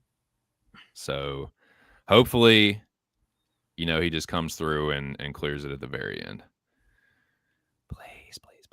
But shout out to everybody that's in the chat right now, man. I'm actually gonna try. I'll pull that up now. But please smash the like button if you haven't already. Hope y'all are having a good night. What we got going on in the contest, man? I can't see who is in first place, but he's tied with Spinny Penny Bombs. Ooh. Spencer Pincer Bombs and fucking tied for first. Philip V is in second with plus 560. Rex is in third with plus 555. Nikki Elbows is in striking distance. I can see that. So we got Fanat, Ice Vikings, and Brown Panda 21 showing on the board there. Best of luck, boys. Doesn't look like I'm going to win it for the second time this year, but I have already won it, so I guess that's a little greedy. It was way back in January, though, dude. It feels like a fucking eternity. Still got a couple cards, though. But yeah, like Big Show was saying earlier, dude, we got some. I like to see people that haven't won the contest win it for the first time, man. I've won 3 of them, so I'm looking for my 4th. But dude, it's on the podcast, dude. It's a championship panel, boys. We got over 10 championship. Yeah, I got 3. Mills has got 3. You got 3. We need Joey and Billy to pick one up, dude. To continue, make everybody on the championship team. That'd be nice. Yeah, the Green Jacket Club or whatever. Gold jacket, green jacket. Who gives a shit? But here we go. Joe Martinez with the announcing. Cortavius. He looks a lot bigger than 136 on Tapology. Jesus Christ, these are little people. Please, right, brother. I just played Vermelis inside the distance plus 100. These are some little ass people. Do it for St. Louis misery. Oh, it closed on me. Never mind. No, I didn't. Billy, what do you weigh? How tall are you and what do you weigh? I actually gained a Tail little tape. recent. I weigh 148, but if I ever fought professionally, I would probably fight at 135. I tried it. So during COVID, when I lived at my brother's, we tried an experiment if I could make 135 with a real weight cut to see, what a UFC weight cut was like. I should have vlogged it, and I actually did it. And I could try to make flyweight, but I don't know, man. It would have to be – you would have to throw me some good bread for me to cut down to 125. 135, I can make it. I can make 135. There he is. What up, Nunya? And I'm 5'10", which isn't that tall, but for 5'10", bro, that's pretty tall.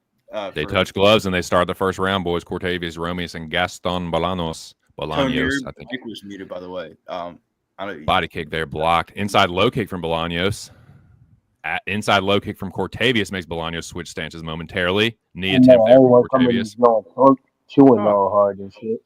This motherfucker's already out here getting dropped. Nice. God. Oh my God. That was a slip, but still, Jesus Christ. It was a slip. I just looked over. Yeah, it was a slip. Yeah, slip. I was off balance, but it's not a good visual at all. Bolaños, with working at a good clip already. Nice inside low kick from Cortavius, though. He's a powerful dude, man. Cortavius in southpaw, Bolaños in orthodox for the time being. Oh my Cortavius God. with high kick attempt steps through. Take him down. I like the blue. Let's go. Take him down. What goes up must go down. Mm-hmm. Oh. Yeah, take him down off that shit when he overswings. Right. Inside low kick from Bolaños. Cortavius tries an outside low kick. They're in a mirror stance again. Cortavius in the southpaw.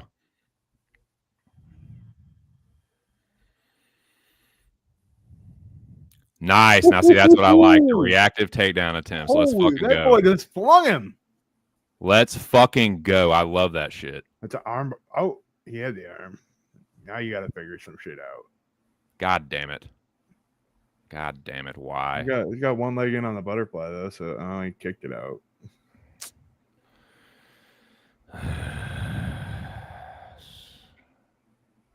What a fucking idiot. Frustrating.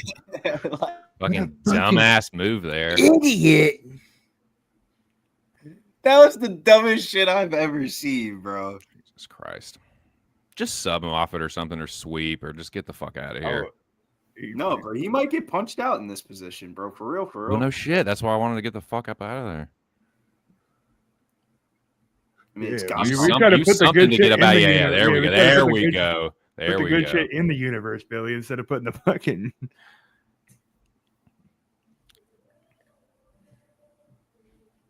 Bro, I bet 43-year-old fucking Michael Lombardo against this guy last month. Like, that's I what remember that. you think about Cortez. Double underhooks for Bolaños. Kerry Hadley make sure he ain't got his damn fingers in the fence.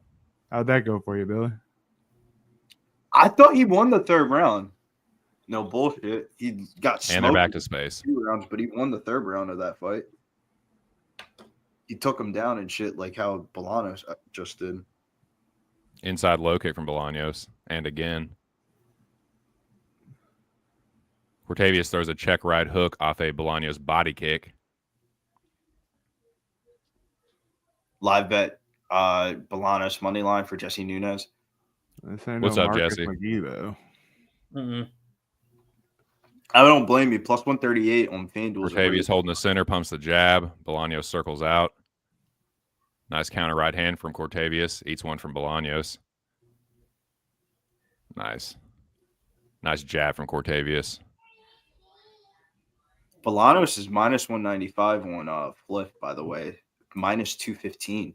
So that's the most that's the highest live line in the market right now for Bolaños. So Cortavius checks that outside low kick from Bolaños. He eats an inside one, though. Bolaños circles out again. Ooh, nice two-piece. Overhand right overhand left, excuse me, from Cortavius just misses.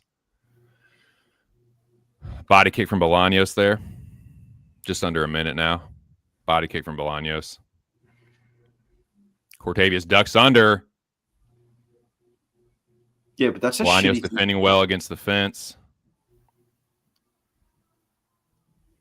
That's a shitty takedown attempt. But these though, bro. takedown attempts might come easier in the second round. As Bolaños starts to slow.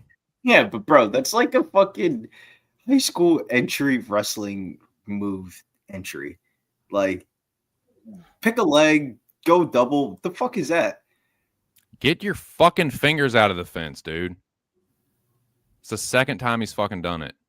He's cut bad right above the fucking eye, too. Great. Oh, he dropped it. Great. I knew. I fucking had a feeling, man. Up. He stumbled him with that. He stumbled him with that. Come on, Cortavius. Oh, fucking right. God, of course, the short time. God damn it. Sorry for yelling. That's good. He didn't take any more damage and split that eye open. Maybe they can get it, fucking gummed Great up. live spots here, Nunya. Great live spots. I'm waiting for your FanDuel to open up this line. They get a little skirt. I'm sure they locked it after that last few seconds. Up in the air. You know, Ramelis is plus 125.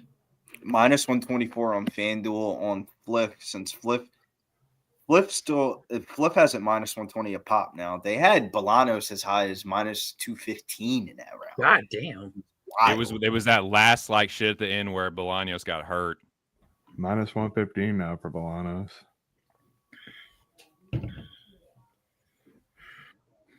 Yeah, 115 a pop. And fuck, do I hedge on the first fight? I'm thinking about betting Bolaños, and I don't even have a Cortavius ticket. Well, that makes it a lot fucking easier, Billy. If that gives you any inclination of where my head's at right now. Oh, it's a lot easier just to bet the one bet than to try to fade the other one and win the next one. Like, I'm gonna stay off, though. I'm gonna root for my boys. there you Yes, go. sir. Come on. TP. They get touch this gloves takedown. when we start the second round. Oh, and we got a special guest, man. My brother from another mother. Whenever I link up with him, it's I gotta put my man pants on. There we go. Nice left hand from Cortavius. All right, we're just bringing him up, Billy. Fuck. You talking about putting on your man pants and shit? Come on. I don't know where Nice to go with that, but I suplex from respect it. Cortavius. What's up, fellas? Danny? What's up, Danny? What's up, chat? laces the Everybody, leg. my boy Tone. I like the is that a New York fitted? Can we get an outfit? It's Cortavius takes the back. New York, outfit. really, bro? It's Cleveland, dog. Cleveland. The old Oh, one. you going to the club tonight? Nah. Cortavius Romeus takes the back. He's got 4 minutes to work here. He's looking to get the body That's lock. what they said. He gets That's the what they body said, lock. man. Roll him over. He's got the triangle. Roll him over. Let's go.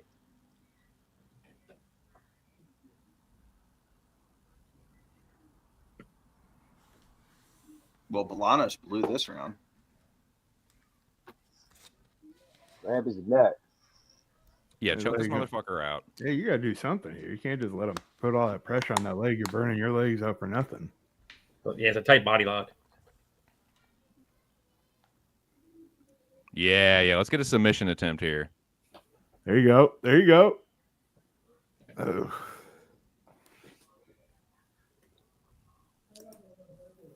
Aren't you glad you didn't hedge?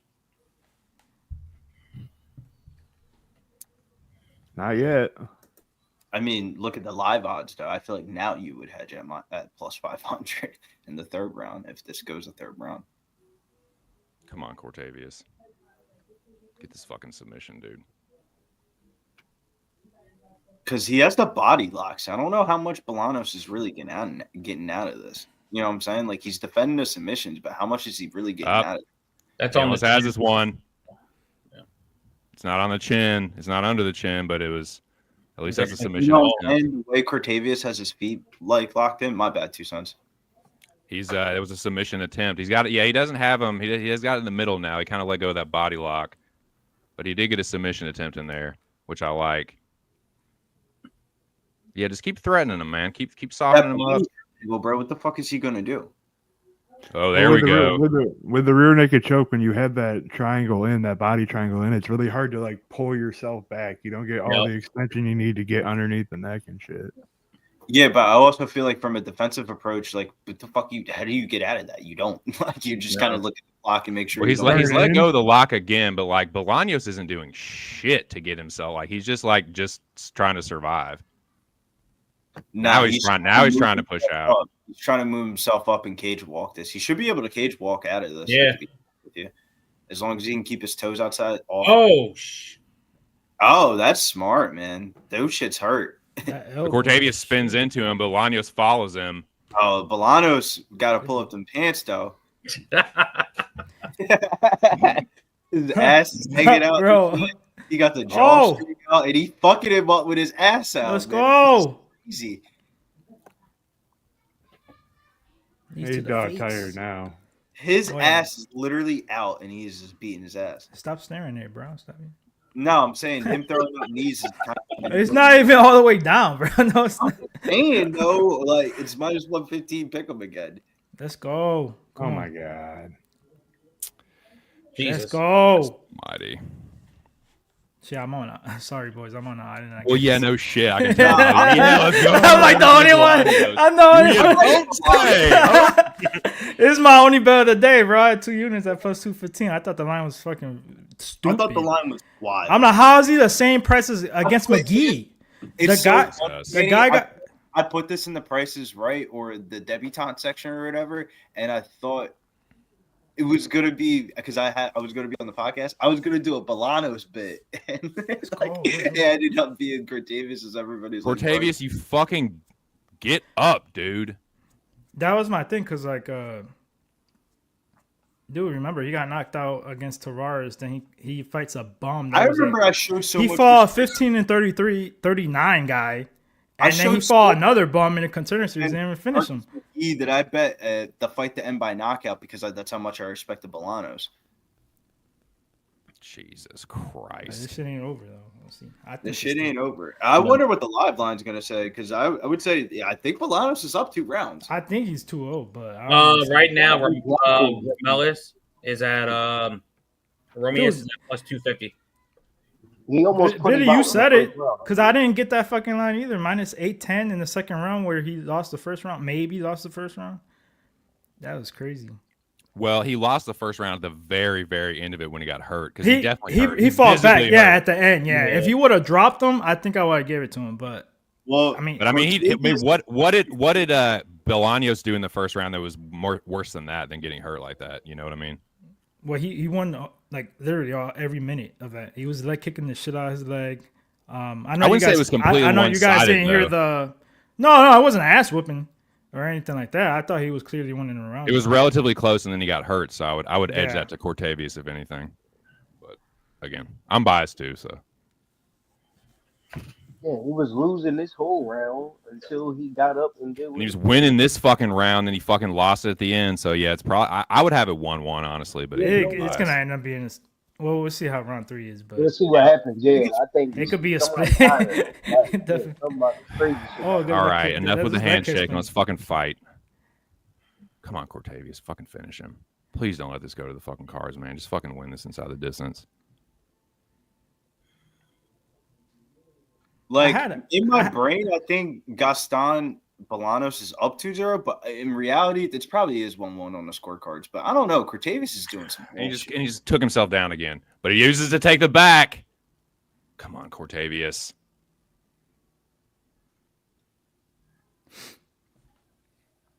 Commentary, baby. No Adam cheering. Morgan. He's got him. He's got him in a weird spot, dude. He's like he's got No almost got the cheering back. allowed. How do you describe what this is? I have no idea, bro. His legs You know what are I'm all saying? tangled. Like My knee would be fucked up. It's kind right of now. like a calf slicer. it is a little bit like it's kind He of should, putting he pressure should, on use, he Bolaños' should use this calf. underhook to get his back, though. He's got the underhook. He just needs to push him and Hey, it roll. looks uncomfortable. He should be able to get his back and get to their neck and like push out of this like one burst of energy. What the fuck is But this? Bolanos might He be got able him with to. a double. Oh, Let's go. why is the live line minus 810 with Cortavius in top It position? went literally the other way. I don't know. That's crazy. Because they think it's 2-0. But, just put himself bro, in a it was fucking- 8-10. Ramon, how you say his name? Ramonius? Now he's throwing up a triangle, dude. You better In the not second fucking round. round. That's Oh my just- God. Get You out get of this. lady subbed. You better not, dude. Jesus I Christ. don't think he's got it. No, he don't. He's just using it to try to get out of that position. But Which he is better smart. hope Romelis don't turn around and get the bag. And Yep. that's exactly what happened. Shit, he ain't done nothing with the back anyway. Fucking punch him. I was like, Punch shit. him. Fuck his Jeez, position. what are these positions, It's dude? bad, bro. So He your hook amateur. in. Throw up. That's why I didn't like about him either, because I'm like, bro, The live lines are going. Jesus Christ. We're- God, he sucks, dude. Why did I parlay this motherfucker? dude. It's not Now like you that. see I'm why I not gonna bet say shit. 43-year-old Michael Lombardo against him. Like, I don't blame you, even though I disagree. But was Danny? It was like plus 400. Jesus bro. Christ. I He know, just yeah. threw himself down to guard. You're a fucking That's why I dumbass. don't get- Cortavius is trash, dude. What a fucking preach, bust. TC, keep going, because that's what I've He's been a saying. fucking- he's I've a been saying that fucking fraud, forever. I'm man. like, he sucks, bro. People like him because of his fucking name. I thought he'd be the He better fucking grappler. Here he's sucks. out getting out grappled by a striker, dude.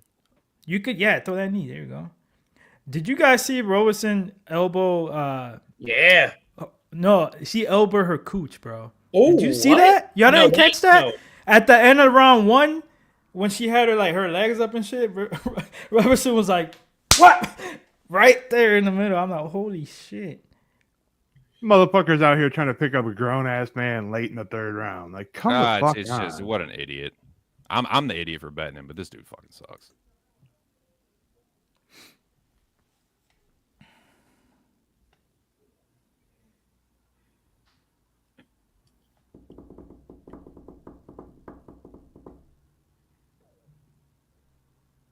Jesus Christ. TC's like, "Fuck commentary." I'm not saying shit. I don't want to. I don't want to comment him. Fuck I know. That's what I'm saying. God. I don't blame you. I've been there. Bolaños and fucking. God, Cortavius, you're fucking trash, dude. Oh shit. Elbow over the top from Bolaños. Bolaños gonna fucking finish him here at the end. Watch. No, I need him by decision. I got that. shit. Cortavius regards, but he'll I just got- lay here I till got the end of the parlayed round up. trying to survive. Jesus Christ, dude. He lets him up. Bolaños lets him up. I don't even know why you do that. You should have stayed on top, safe.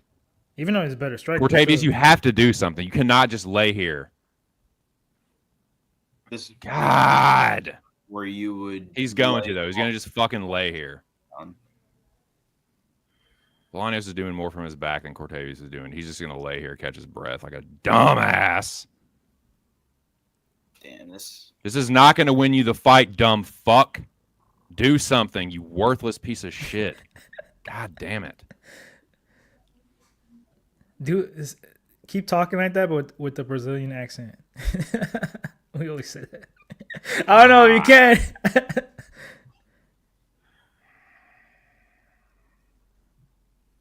Bolaños won that fight. They better not rob him. It better not. Hands down, bro. That's a robbery. Let's go. Give me this. And I got the decision. I mean, I hope they rob him, but right. I know. But you're keeping it real. Keep it real. Yeah. I don't know. I'm definitely hoping for the robbery. I'm definitely hoping. Oh, always. Always for sure. But as long, like I always tell that with people, as long as you admit it, like some people be like, "Nah, he clearly fucking won." Come on, man, you didn't see this many through that many. I had it on my scorecard. That's 29-28 Bolaños. I gave him the second and third rounds. That's the exact reason why they don't allow. You could have it 30-27 Bolaños. Yeah, I can see that. If you have him, if you thought he won the first, but I said I like Cortavius did hurt him, so that just gave him that round to me. But yeah, 29-28 Bolaños for me. Romeus might have to go down to flyweight. It's not even about the weight class. Well, I mean, that too. He's bigger, obviously. Everybody is pretty much. But dude, he's not good. Like he's still green. He thinks he's better than what he is. He's trying not to get better. He's throwing up. This is the red flags when I was seeing Contender Series. This motherfucker goes for more arm bars than chicks. Like that's so amateur like, bro. Like what is you doing? And like you guys were saying earlier, like the positions that he was trying to get was just horrible. Like he would get into a good position, and then he would, instead of like punching or something, he would just try and like do some other else. Little like sneaky like little way of like. It's like almost like he just didn't want to. It was like I just want to do it this one little different way. It's like, dude, put the fucking hooks in, punch this dude, do something, man. He just fucking. This should be unanimous for Bolaños.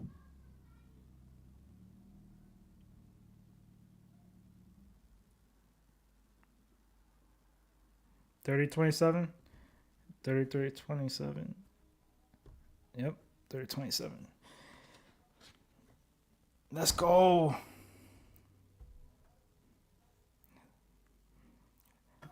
What a fucking scorecard. I thought he won. Yeah, I thought there's a chance, he's at 30-26. I'm like the only one's wrong. 30-26, I don't get. That I don't. Because I don't know what the 10-8. What 10-8 round is it? There's no 10-8. Fuck. Lived up to his name, baby. Let's go. Dream Killer. Cast that shit. Good thing I hedged a little bit, dude. Done. One and done. That's it. Yep. Plus 215. I'm done playing Good for the thing night. I hedged out a little bit. I'm done playing for that. I cashed out at 70. I'm good. Let's go. Fuck. I had to, and the little sprinkle too that made me pull the trigger was like, this motherfucker looks like he could be Toporia's cousin. You gotta bet him. Danny, I showed him so much respect in the Marcus McGee fight that I played fight to end by knockout because I was like, this nigga, he's shitty, but his striking's kind of nice. Yeah, he's one dimensional though. That's the only thing. Like I'm gonna fade him like against the right person, but this one was just like as soon as I saw this I'm like, what the hell is going on? But he fought better competition and shit, but let's go. Ooh, that was a nasty elbow. I didn't see that.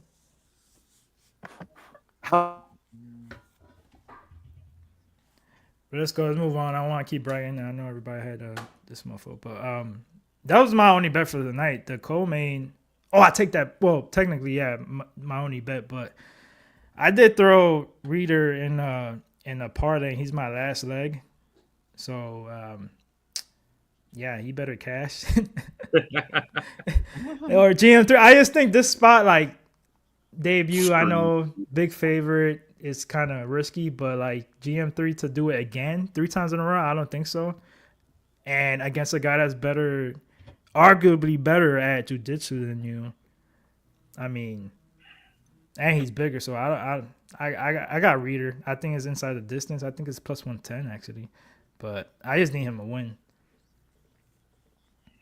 I agree with you, Danny, cold-heartedly that this is definitely a Reader spot. It's I know. And plus, if you know, hold on, real quick.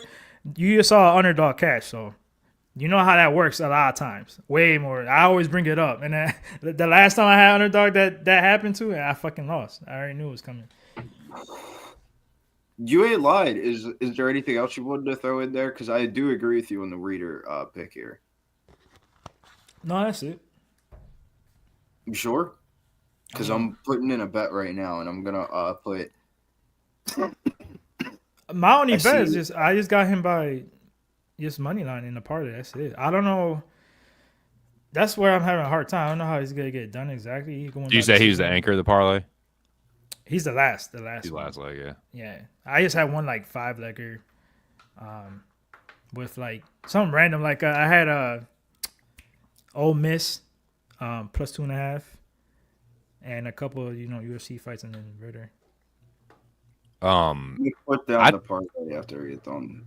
I picked Ritter to win by decision. I don't know, man. This is kind of one of those I don't know what I got here, and like a lot of times you see these grappler affairs turn into like just sort of like a mid-notch striking fight, and I kind of think that's what happens here. But like I don't know, man. Yeah, I can see GM3 like pulling it off again, but I also like this is one of the spots where I feel like they're like, okay, we're bringing over this champion from another organization, and GM3 is a pretty good litmus test. So it's like I think they want to see if they got something here, and I think it's a winnable fight for him. But I mean, it's also like GM3. He is a good litmus test because if you're not ready for like top 15 competition, you're probably not going to beat him. So yeah, give me your Ritter by decision.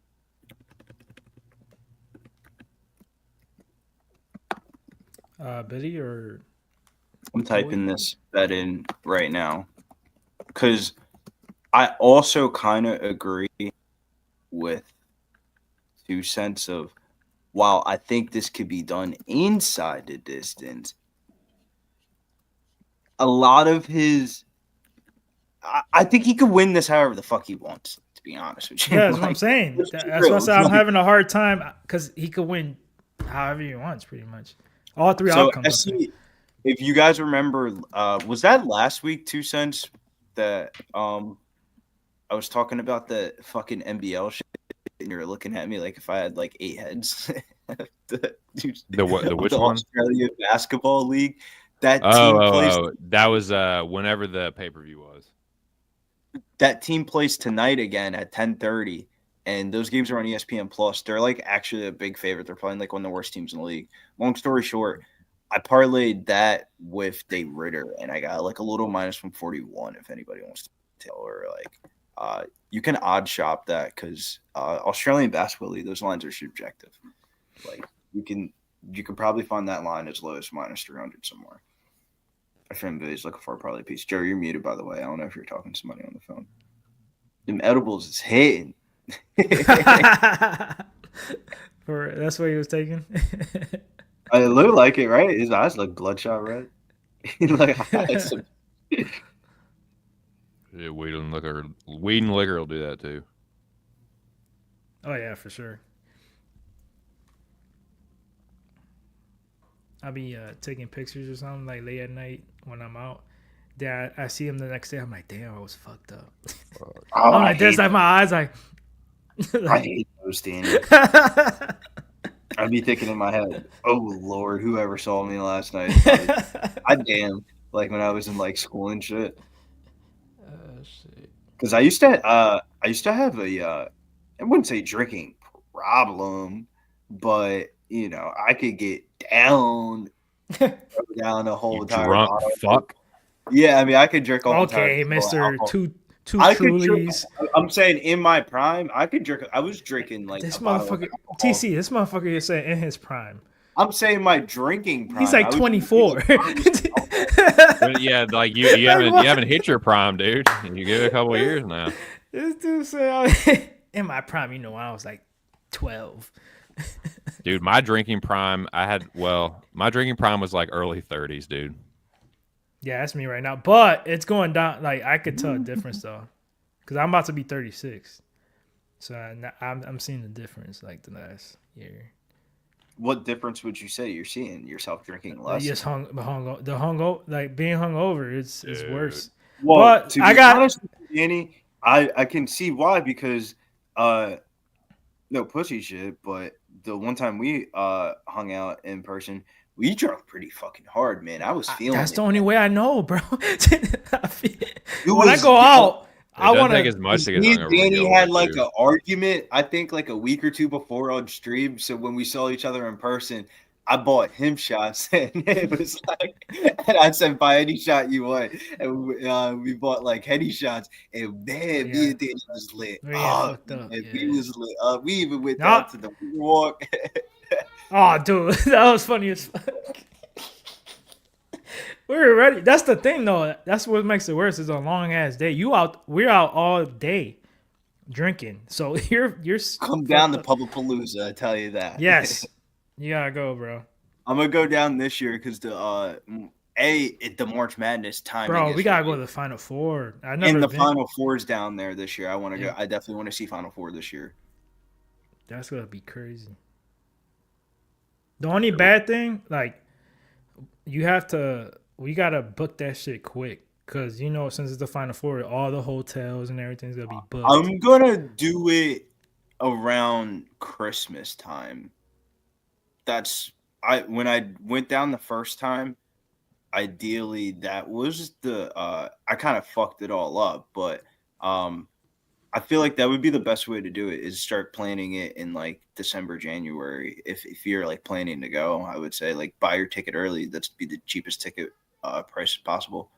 But I also bought my ticket in December, but for Jeff purposes, it made more sense for me to fly in as close as the same exact time as Big Show. And I canceled my flight and got a different flight and came way earlier than I thought I was coming. And Pause. basically, I bought a flight ticket on Friday and was out like Sunday, Monday. Me and Big Show flew in like basically like 2 hours apart. That shit was lit. Yeah, you guys went the same day and everything. It was like a week before, wasn't it? Big It Show was earlier. was more, but let's go to the chat though. Nunya says, Nunya, what do you burn on? Billy Wyland. Why am I Wyland? I like SE Melbourne Phoenix. Via KO says Mike Arnon Cornez. Renner would get a via KO. I don't blame you, bro. I just took the money line. I'm not really too confident on method of victory here. I just think he wins. I don't think it's going to be the most impressive performance ever, but a win's a win. A win is a win. Dom Torelli. You know what I'm saying? Like I don't think he's gonna really just start whooping on me or start his ass or anything like that. But if you told me he got a ground and pound knockout, I would not be shocked. Yeah, for sure. It's GM3 is a weird dude for me to like, or a difficult dude for me to kind of like assess, from fight to fight, because he can look so good and like, man, he can like upset some prospects like a motherfucker, dude. He's done it so many times. He did it to Edmund, he did it to Muradov. Like he's done it to like dangerous dudes before, but he's also like gotten just fucking crushed instantly before. Like he gets caught early with big punches. He takes a little while to build into the fight, but then, he's lost 5 decisions. Like I can see DeRitter winning. That's why I picked him by decision. But like I said, I've been able to hit the broadside of a fucking barn. So whatever I say, the opposite will fucking happen. No, for real. In all serious, all jokes aside, I think DeRitter looks like he's legit, and it kind of seems like that's what they brought him in for. Like I don't think they'd give him GM3 unless they thought he had a chance to win it, like right off the rip. So yeah. Yeah, it's a good test. I'll never forget fucking Bruno Silva made GM3 look like Muhammad Ali. Mm-hmm. Motherfucker was like, whip, whip, pull, pull, pop, pop. Knocked his ass down and then choked him out. But talking about weed, That's what I always say about GM3. When he starts like striking and shit, he Mhm. looks like he's high as shit. He's moving slow. Like, bro, you slow as fuck. Like someone like how people fight in their dreams and shit. Yeah. I don't got nothing on the fight, but I just think De Ritter's gonna win. Let's hope so. But yo, DFS was a bitch to try to do today. Bro, Oh, dude, I got play. my ass whooped. I didn't play DFS. I just stick to the scorebook. It was. I should have known better too. I'm like, this is They gonna be a just tough priced card. everybody too high, and it was stupid. Not only that, but I liked a lot of the favorites and the one. did I. There weren't enough The underdogs. one dog I was thinking about was my last one. I'm like, I don't think he's gonna score that well because I think it goes to decision. Even if he scored that well, Danny, you would have to punt on something. There was not even one punt that I liked, and I was like, "Fuck this slate."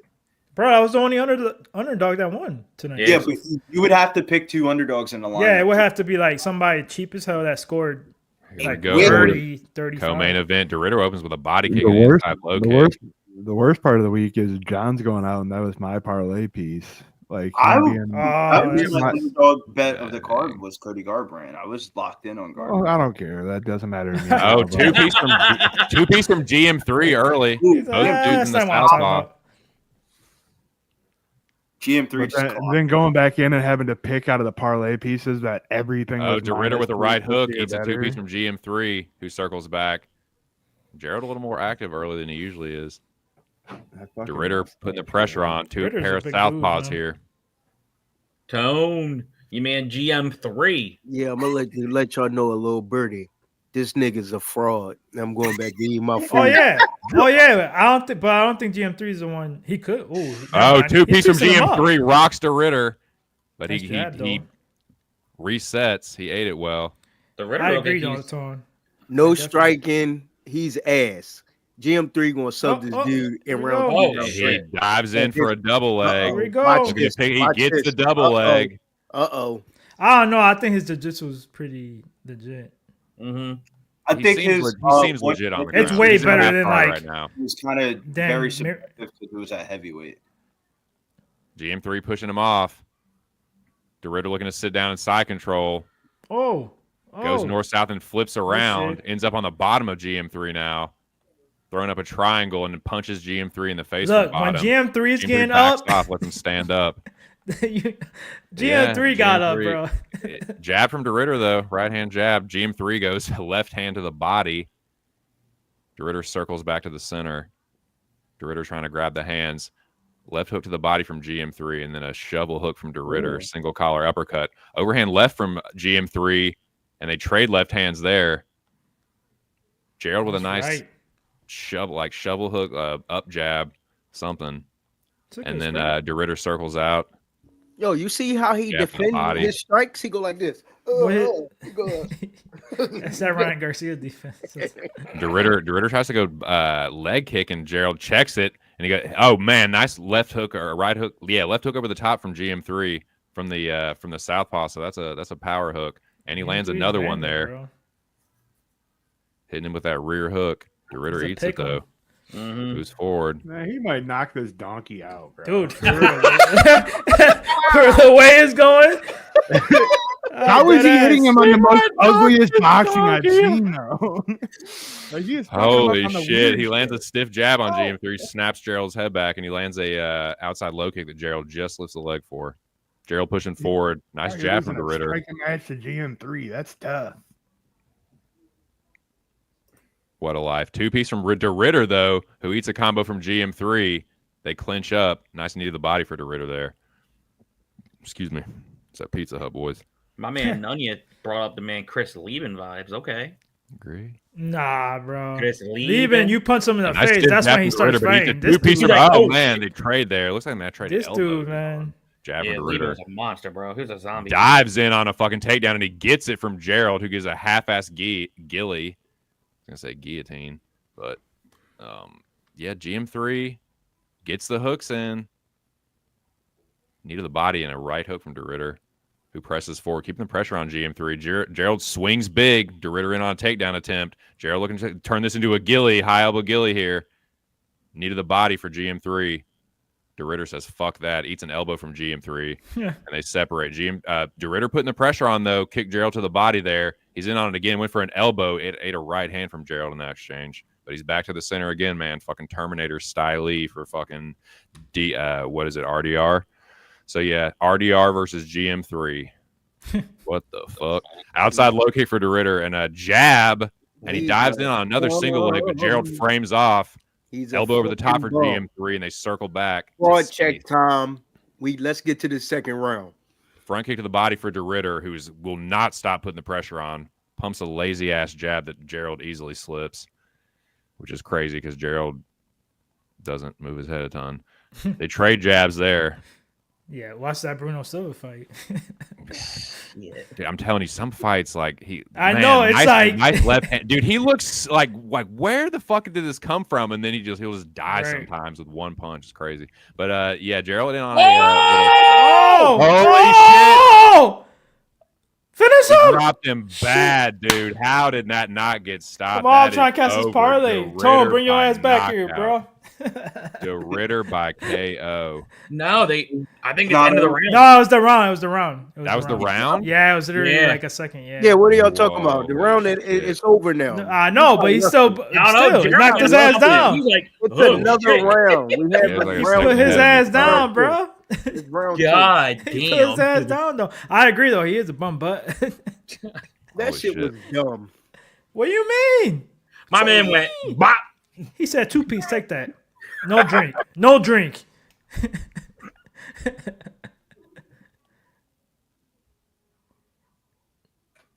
Saved by the bell. I'm about to get a drink after this fight. Man, 10 more seconds, man. That fight took mouth. Yeah, 10 more seconds. That fight would be done. Yeah. Coulda, woulda, shoulda, but end of the round. Timing is everything, they say, boys. Well, they hit him with a short punch, or it was an elbow that rocked him. God, he's been throwing these fucking elbows. And my man looked like, my man almost got knocked out by the donkey. Oh, that left hook on the end of it. Let's see how Mearshart is. Stepped forward into orthodox for it. Here we go, round 2. DeRitter takes the center. Looks to throw another 2-piece. GM3 blitzes forward with a flurry. Not much of it landed. GM3 in on another 2-piece, but DeRitter uses a takedown attempt, easily stuffed by GM3. Back to the feet. Body kick for DeRitter. Looked like it might have hit him in the fucking panis, but nothing doing there. They reset. Both men still in the southpaw there. Nice right hand to the body. Eats a stiff jab from DeRitter, though, in return. GM3 with this overhand left to answer a body kick from DeRitter. Oh. Now they clinch up again. DeRitter with an under. They're in the 50-50. DeRitter with a nice trip there. Trip takedown in half guard here. Working from half guard, I should say. And DeRitter looking to, can't really tell what he's trying to do right here. It just looks like he's trying to secure position and then maybe drop some GMP, or I don't know. I'm interested to see how he's going to approach this because Gerald's a good grappler. He's a good sub grappler, but he looks like he's opting to do a little GMP. I wonder if he's going to try and isolate this arm. Bro, he got up. Remember that. He looks massive. Dude, he's huge. He's huge, but he's looking to pin that arm down. Gerald wise to it, pulls out. He does it again. I didn't really notice until he was on the ground, then, did he? Yeah, it's all right. DeRitter's still in half guard. You didn't notice when they were standing up, like striking? No, I said it earlier. I'm like, bro, his body on the ground, like laid out, looks huge. He tried to do some hammer. Whoa, yeah, that was some dumb shit, bro. Yeah, that was fucking. He tried to fucking half Nelson and got fucking paid for it with a floor. Oh my god, he tripped him. What's that? He tried that fucking what the fuck was Euro that? trash fucking judo flip, bro, and GM3 just sat down on him basically. Bum, now choke this nigga out, man. He did 360 in the air, mid-air. GM3 tried an arm triangle. Get him, Big Show, is that you taking him out? No, I said what Tone said because I can't say. Oh, I don't know why he keeps backing in. GM3 now in DeRitter's half guard. Nice overhand left there, and he threatens with arm triangle again. DeRitter wise to it, turns back in. So my question is who the fuck? And he's a quitter. And he's a quitter. Get ready to quit. DeRitter regards now. Any a quitter. Go get him, GM3 got a lot of experience going into this fight.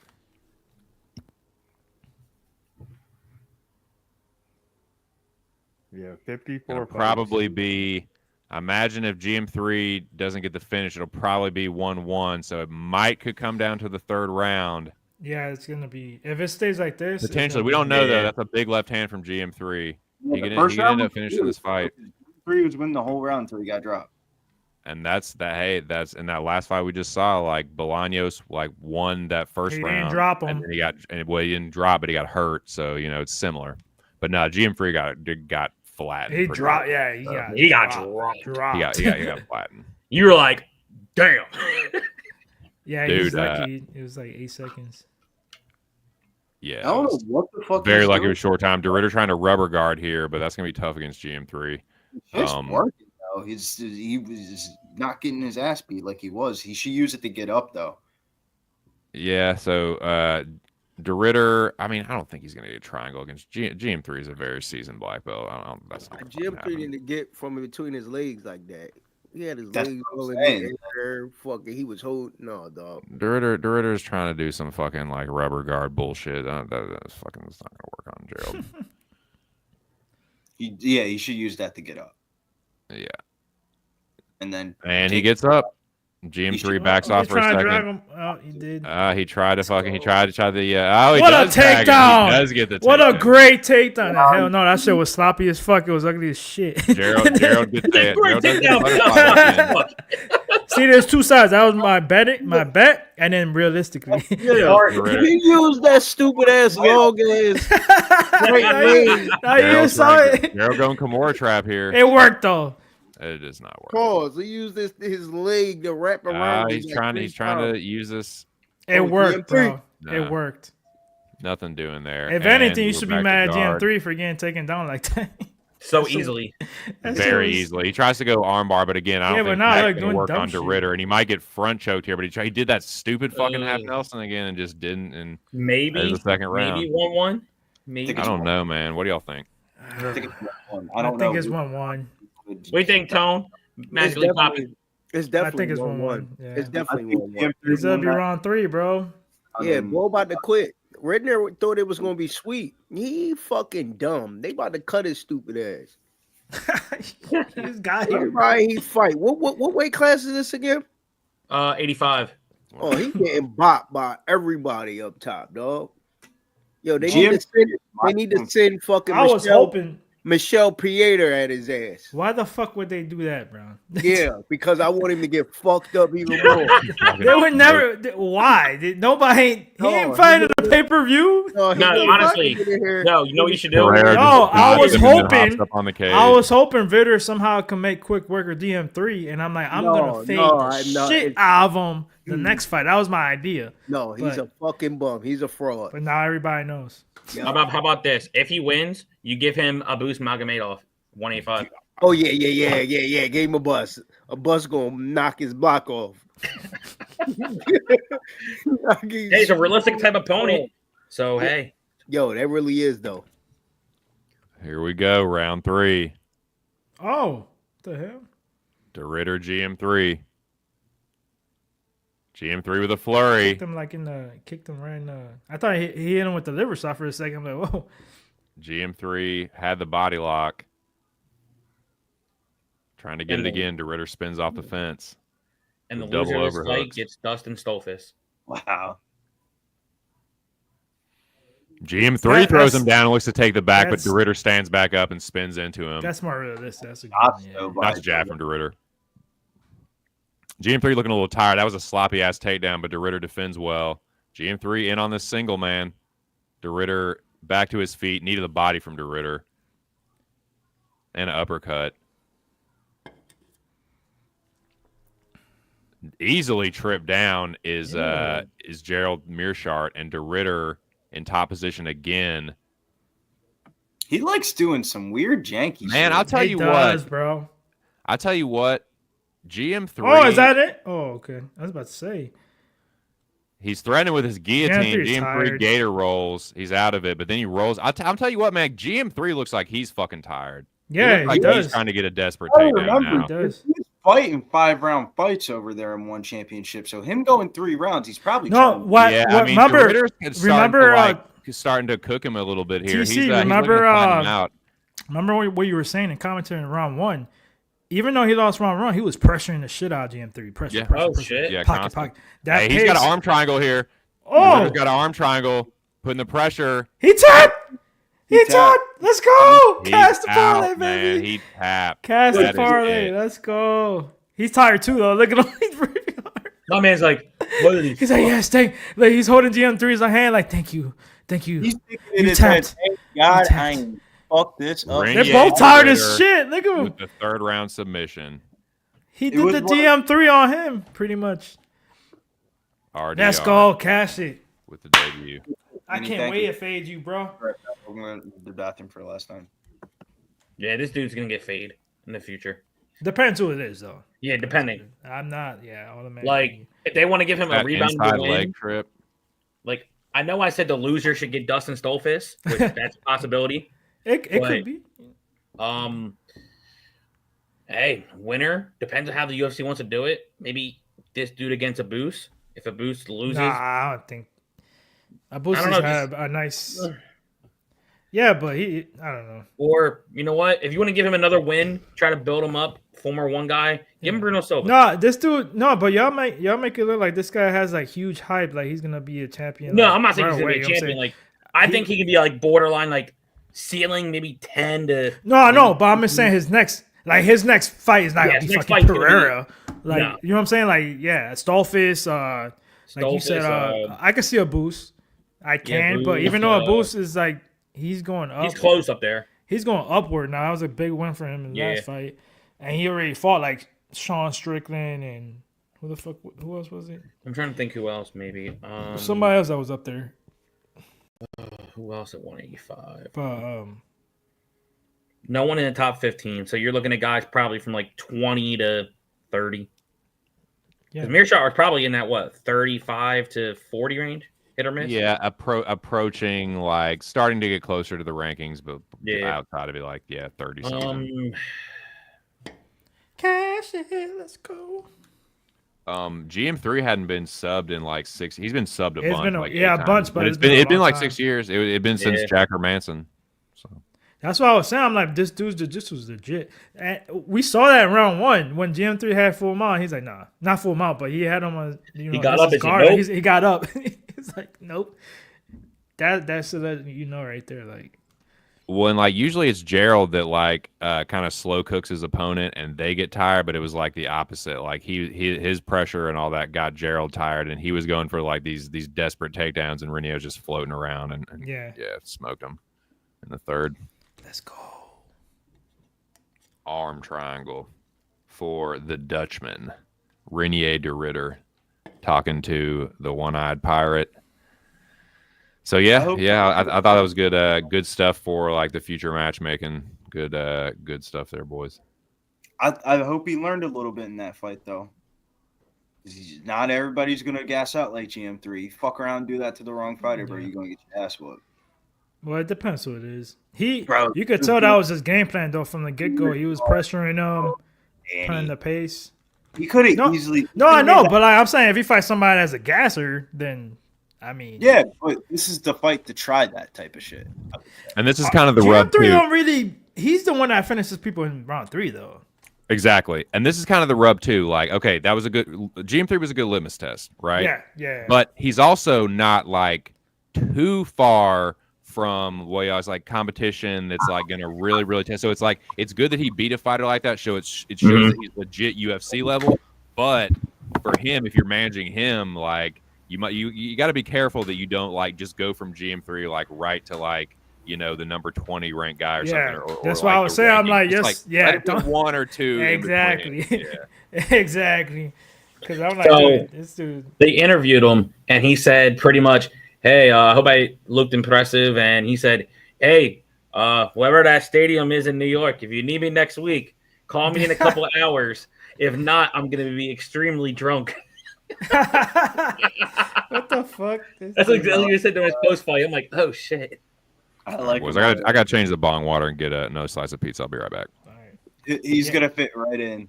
Yeah, he is, but that's not I'm gonna just happen. trying Though. to think. That's not what kind gonna of happen. physique do you give him? Like, I almost said a boost, but like, I think that's You still have like. to give him a good No, that's too matchup. high. That's too high. Give him Dusko. No, but he's a legit champion. Nah, bro. Dusko's cut, bro. That's supposed to be cut. They cut him right after this. Right? Like literally, they're like, yeah, you got it. I'm trying to really think. 85. I said the loser gets Dustin Stolfus, so like I think that's, but I don't know. Like you're not gonna. I give don't him even know about one- that because Burial. Well, no, Burial was on the 2 fight. It was in 3. Yeah, Burial got slept even worse. So shoo. Yeah, I don't know. I really don't care. know. It's a fade It's depending. On who it intriguing. is. Like depending on who it is, it's I'm just happy you got this dub. Cast the What? parlay. What did I We see? free rolling. I thought that was sweaty as fuck. If you do that to the wrong person, bro, you get Oh yeah, it definitely was. I was worried. That's the fight to do that bullshit, though. That is the fight to do that. That's what I'm saying. It's a fade. He It's fights gotta be the right 5-round person. fight, so him fighting a 3-round fight, bro, he can do whatever the fuck he wants. He probably won't gas out. Forget about. He don't deserve us to talk about him no more. But let's go to Prates and Prates. I mean, that's a Prates. Prates and Magny. So Danny, I like what you got on this, Billy. I was gonna say, Danny, I thought about you, no Diddy, when I know you think about me. that, and I was gonna text you. I'm glad you came on the show because I feel like everyone thinks he's gonna get flash knocked out like Michael Morales, but I think Prates is a slow starter. Not a slow starter, but he likes to download his information and then cook people. The Chuck Buffalo joint was just I think he saw the same shit I saw. Chuck Buffalo's just trash. Yeah, I agree. And I also sprinkled, which is a little bit nerve-wracking, Prates to win by knockout in rounds 2, 3, and 4 plus 160. Dude, I think I like it. I really I don't know if I'm a better, but I really think we see like round 3 in this fight. Yeah, I see round 2, round 3. I'm not even gonna lie, bro. Because remember we're in the small cage, and I think Magny, the motherfucker will push you to the cage, hold, clinch up. I could see that early, and like you say, Prates starts slow. So I mean, but every shot you're gonna be nervous. But I do like the overs in this fight. I'm thinking about taking a hedge bet of either fighter to win in rounds 1 or 5. I was thinking sub too, bro, because Magny gets sub. Bro, I definitely think he I could definitely could see it. I'm not denying that at all. I just feel like he's just gonna slow cook him. Yeah. Thanksgiving's coming up, you know what I'm saying? He's gonna cook them slowly, a turkey or, shout out to my Puerto Ricans out there with the pernil. If you know, you know. And then you said that needs to hook on phonics. I don't know what that means, but it sounds funny. So let me see. I don't got no. Joe, you got anything on this? No, I'm on Prates, but I'm done for the night. If I was leaning at round 2 or round 3 since he does start slow, but if Prates is smart, I'm doing exactly what Michael Morales did. I'm coming out aggressive, throwing hard leg kicks, and then maybe he can have a similar type of result in round 1. But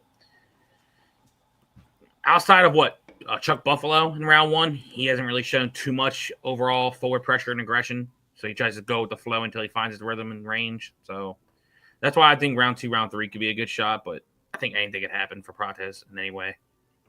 I think anything can happen, honestly. Yeah. I wouldn't be shocked of anything in this fight, to be honest with you. I do agree with you on that. Let's have some fun here and end out a good night. I don't know what I just did, but I'm waiting for that money to come in, hit my PayPal, and then I might either get 2K or the new boxing game. I gotta get that boxing game, bro. Undisputed with Canelo on it. I'm I heard it's in a weird phase because I don't want to buy a new the new PlayStation because I feel like if I'm gonna buy a new system, I might just buy a monitor, like a PC, like just go full out PC. You know what I'm saying? PC is going. I got a monitor, but I didn't go. I don't got a PC. Talking about that. I'm talking about this shit, but I don't even. I don't play games like I used to. Prates. All right, Danny. I think I might have found an opponent. I know we're waiting for this fight to start. No, like you're gonna call me crazy. I went on the UFC website. It's bugging me. I went on this UFC website and I saw like who they got in middleweight potentially, and depending on how like if they're trying to like push him up fast or trying to slowly work his way up, a decent matchup could be either Sariq Dumas or Nursultan if he comes back up to 185. I could see that. Yeah, I could see those for sure. I had to look or that shit was gonna fucking bug me.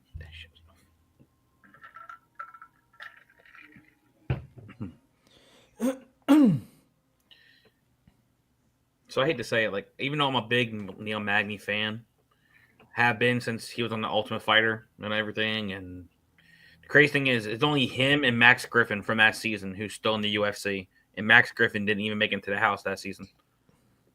But I have a rule. Until I'm proven otherwise, I'm not fading no damn fighting nerd. I do agree with you. So I get it. I know people, but I don't generalize like camps. Don't get me wrong. I love them, but that I'm just like automatically. Oh, I'm not gonna fade. Yo. Like it's gotta be the it's one fight at a time. Okay, do I think he's gonna win? How's he gonna win? Like that. Yes, he's in a great camp, and then that's a plus. That's just me, but because eventually we see this all the time, bro. It's always waves with camps, Fight Ready or Extreme Couture, and then they go downhill after that. Or the dudes from Australia, kickboxing, City kickboxing, yeah, same shit. Like until like how was it? It was almost like a loss for Borello when he fought Jaron Cannonier. I was like, oh shit. Fighting nerd might actually lose, and he's like, "No, brother, I got you, man." I'm like, "Thank you, I appreciate that, my friend." Not pissed me off, but because one thing I like about them is that they're really good at game plans. Yep. And I didn't really expect that though. I didn't expect Bernardo to like outstrike the shit out of. Yeah, that was no. I'm like, no, what are you doing? You got clear advantage. Shoot a takedown. Yeah, like easily. And he's like, no. But I felt like that was an ego thing. But I mean, he won. But like, still, I thought that wasn't like the smartest. And then he's like, Adriel Adesanya. I'm like, don't do that. Oh, he'll take him down for sure. Oh, he'll take him. He better learn to take him down if you're gonna do that shit. Yeah, don't strike with him. You're gonna get countered. You might try to be like, I can knock down Izzy. Don't do that. Right. Don't do that, young fella. Damn, man, y'all gotta tune in on Tuesdays, 7:30 Eastern with me and Preston every Tuesday, giving out our best bets for boxing. Great. But yeah, show. I got boots around 5 to 8. Plus, I got it at plus 165 or something like that. Who's coming out first? Is it Prates? And if y'all want a sweating one, I'll give it out. I mean, I only got 2 bets for the Patreon, whatever. I got Jesse Ban Rodriguez by decision. I got it at plus 340. But I think it's still like plus 290, 280 now. It's gonna be sweaty. He might get a knockdown, piece the dude up, but yeah, I think that number's good. I threw him in a parlay with Bolano's decision plus 700. If that shit cashes, I won like 700. This man Carlos Prates is coming out to Rick Ross right now. Ah, shit, he ain't losing. Well, hold on, what song? Lamborghini Mercy. He ain't losing. He ain't fucking losing. I was just bumping that yesterday. I swear to God. I was in the suburbs. I posted in my Facebook. I'm making deliveries in the suburbs, blasting like all my Spanish music, just straight rap. Like that's why I was on mute. I was like, wait, hold up. I hear Rick Ross. Which one is it? I heard Lamborghini. I was bumping that because obviously the beat. Yep. Or doop doop doop doop. I was like, oh shit. Yep. Say less. I'm pretty sure it don't go like that, but oh, I was close enough. It sounded like a video game. Doot, doot, doot, doot, doot, doot, doot. Shit. Wait, is Carlos Prates? Sometimes, though, Danny, I got a question though, Danny. Sometimes though, you don't want the music to be so hype where you got the right. way inside the No, cage. I don't know, man. Dancing to your shit too. Like, do you ever see that shit happening on the pay-per-view all the time? Where like the person be like kind of jamming to their walkout song too. Like, yo, I mean, we seen it with Izzy have a whole fucking dance show with that shit. And still win. Izzy had the one you gotta be worried about, not anymore, because that's fucking fraud. I've been saying it, but it's Pereira. Pereira doing the backflips and getting all ham. He be doing the way too much. Way too. But nah, Prates ain't doing that shit. He's been more locked in though. Yeah. And the face-off was nice though. They were Prates bro. was up in his grill. Yeah, truth teller, like that's gotta be one of the best names out there, bro. The Nightmare.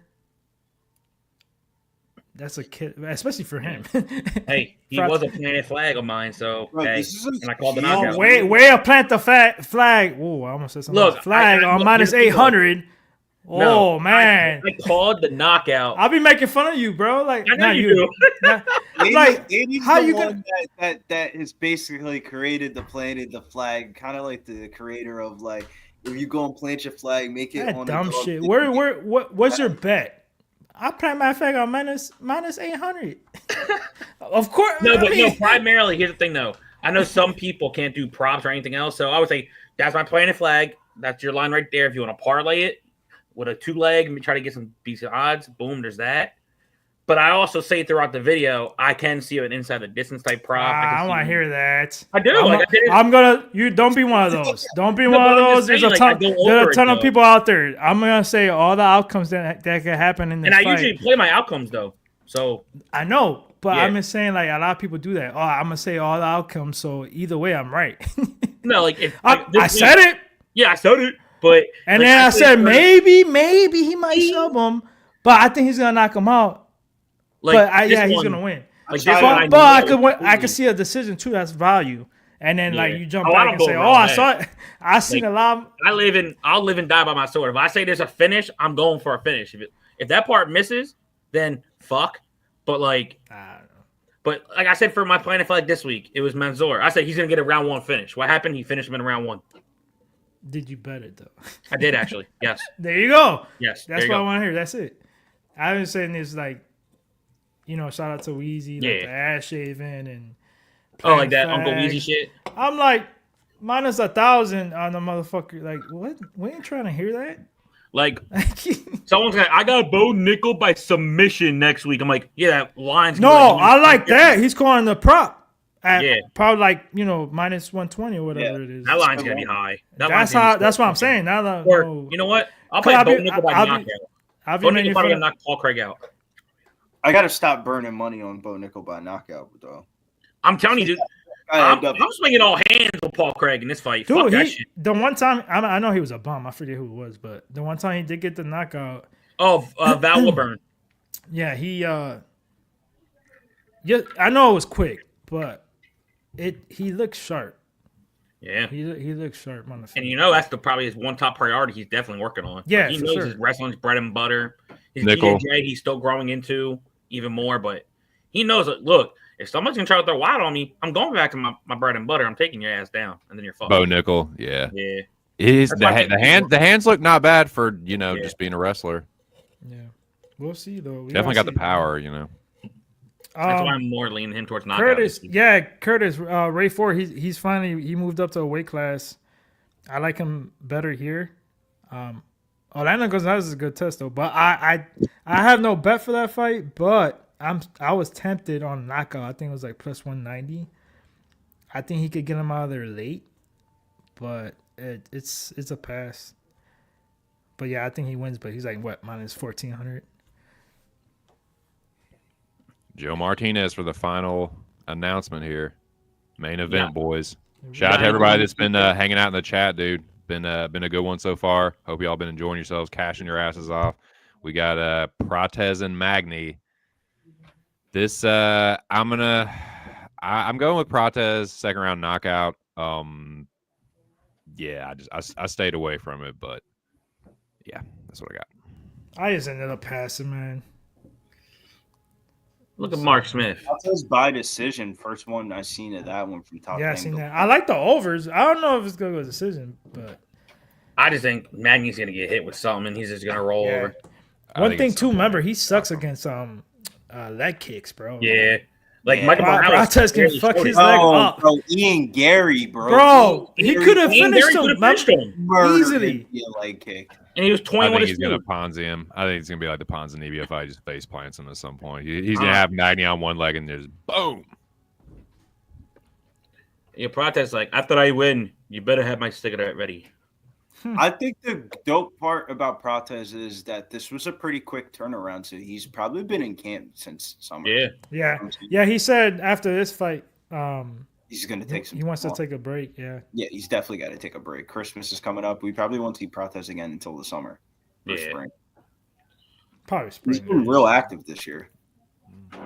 This is a huge spot, right, Danny? I was explaining the significance of like what the UFC Apex was for COVID and how being dude.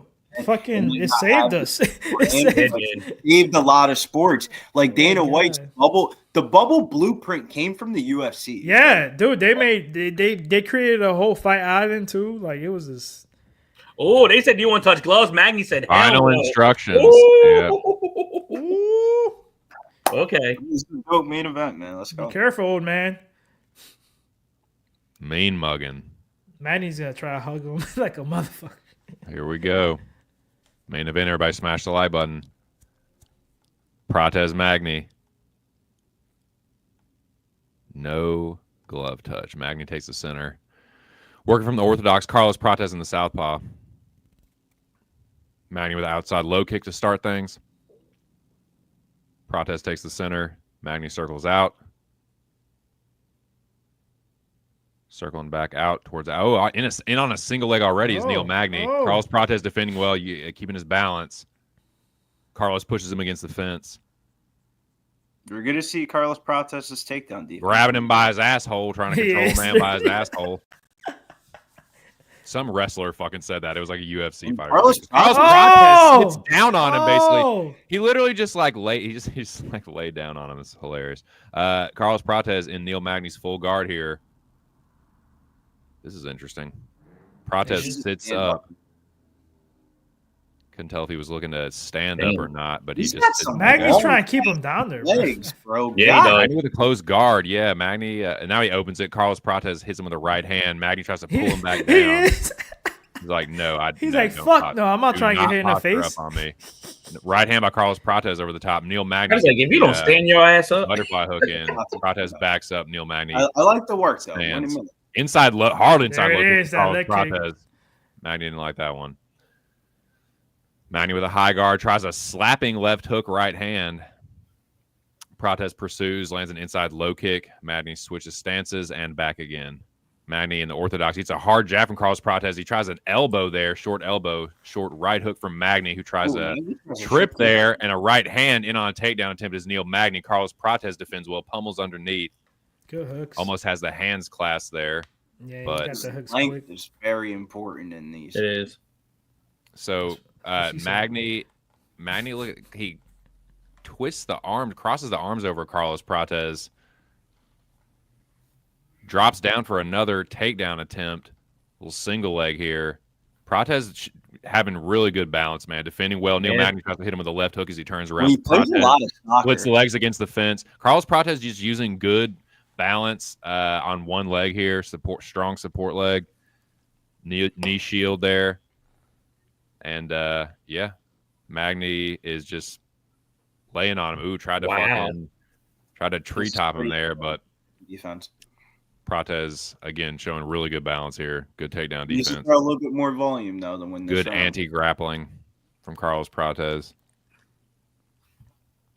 Two lanky dudes. Typical Magny trying 6 years under. Yeah, this is a grindy dude. You said it, man. This is a grindy ass Neil Magny ass fight, dude. Mark Smith is starting to take note. He's probably telling Magny to do work. Looking to move in a little bit there. So Neil Magny controlling the right arm of Carlos Prates. Prates had a hold of his arm as well, but Neil Magny lands a right hand on the break, and they're back to the center. Carlos Prates pursuing, slips a Neil Magny jab, looks to land a left hand, which Neil Magny is just out of range for, who circles out, actually circling towards the power hand of Carlos Prates, but then he circles to the outside. In on another takedown attempt, Carlos Prates easily shucks it off and looks to pursue again. Inside low kick for Carlos Prates, and Magny tries to counter off of it, but misses. Carlos Prates parries the hook over the top, lands a right hand to the chest, and he flattens Magny with a right hand. He says, "Get the fuck back up. Get the fuck back up. I'm not done." Pursuing is Carlos Prates. I thought Prates the head kick there, and a right hand over the top. Neil Magny having trouble keeping his balance right now. Left hand by Prates, and another left hook. This is not good body language from Neil Magny. He looks like he's about ready to give up the ghost, so to speak. When you got the over, you got for both. Knee. Yeah, this is the beginning of the end, I reckon. Carlos Prates with a right hook, pursuing. Neil Magny on a single leg. Carlos Prates defending. Neil Magny, please just wrestle this out. He is in on the single leg. Crazy how gambling works. Depends on it. I got 38 seconds to go for Neil Magny to survive this round. Carlos Prates pushes him off, though. Looking to land that right hook over the top. Magny with an overhook now. Carlos Prates looks to take the back in a body lock situation. Neil Magny trying to keep a hold of his arm, tries a spinning back fist, and Magny looks to check the clock. 20 seconds left. Prates pursuing. We're probably watching Neil Magny run. Knockout. Bada bing, bada boom, and he's done. He's dead. I don't even know how he did it. I didn't even see it. I just seen his body dead. God damn. Left hand, I think. Shouts to Carlos Prates, baby. God damn. And it was just like the Ponzi fight, face plant. Literally. She fucking smoked him on that. Show us a fucking replay already. He threw his you seen that? He threw his He went down like a sack of fucking potatoes. He threw his mouth guard and kicked it out of the cage. The bad man. He ready to spark up a nudie right now. Oh shit.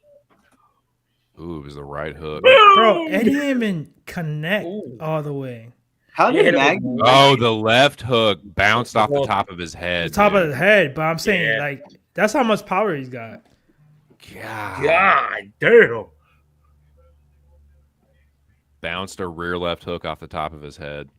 That rear hook, man, got that extra power in it. Great.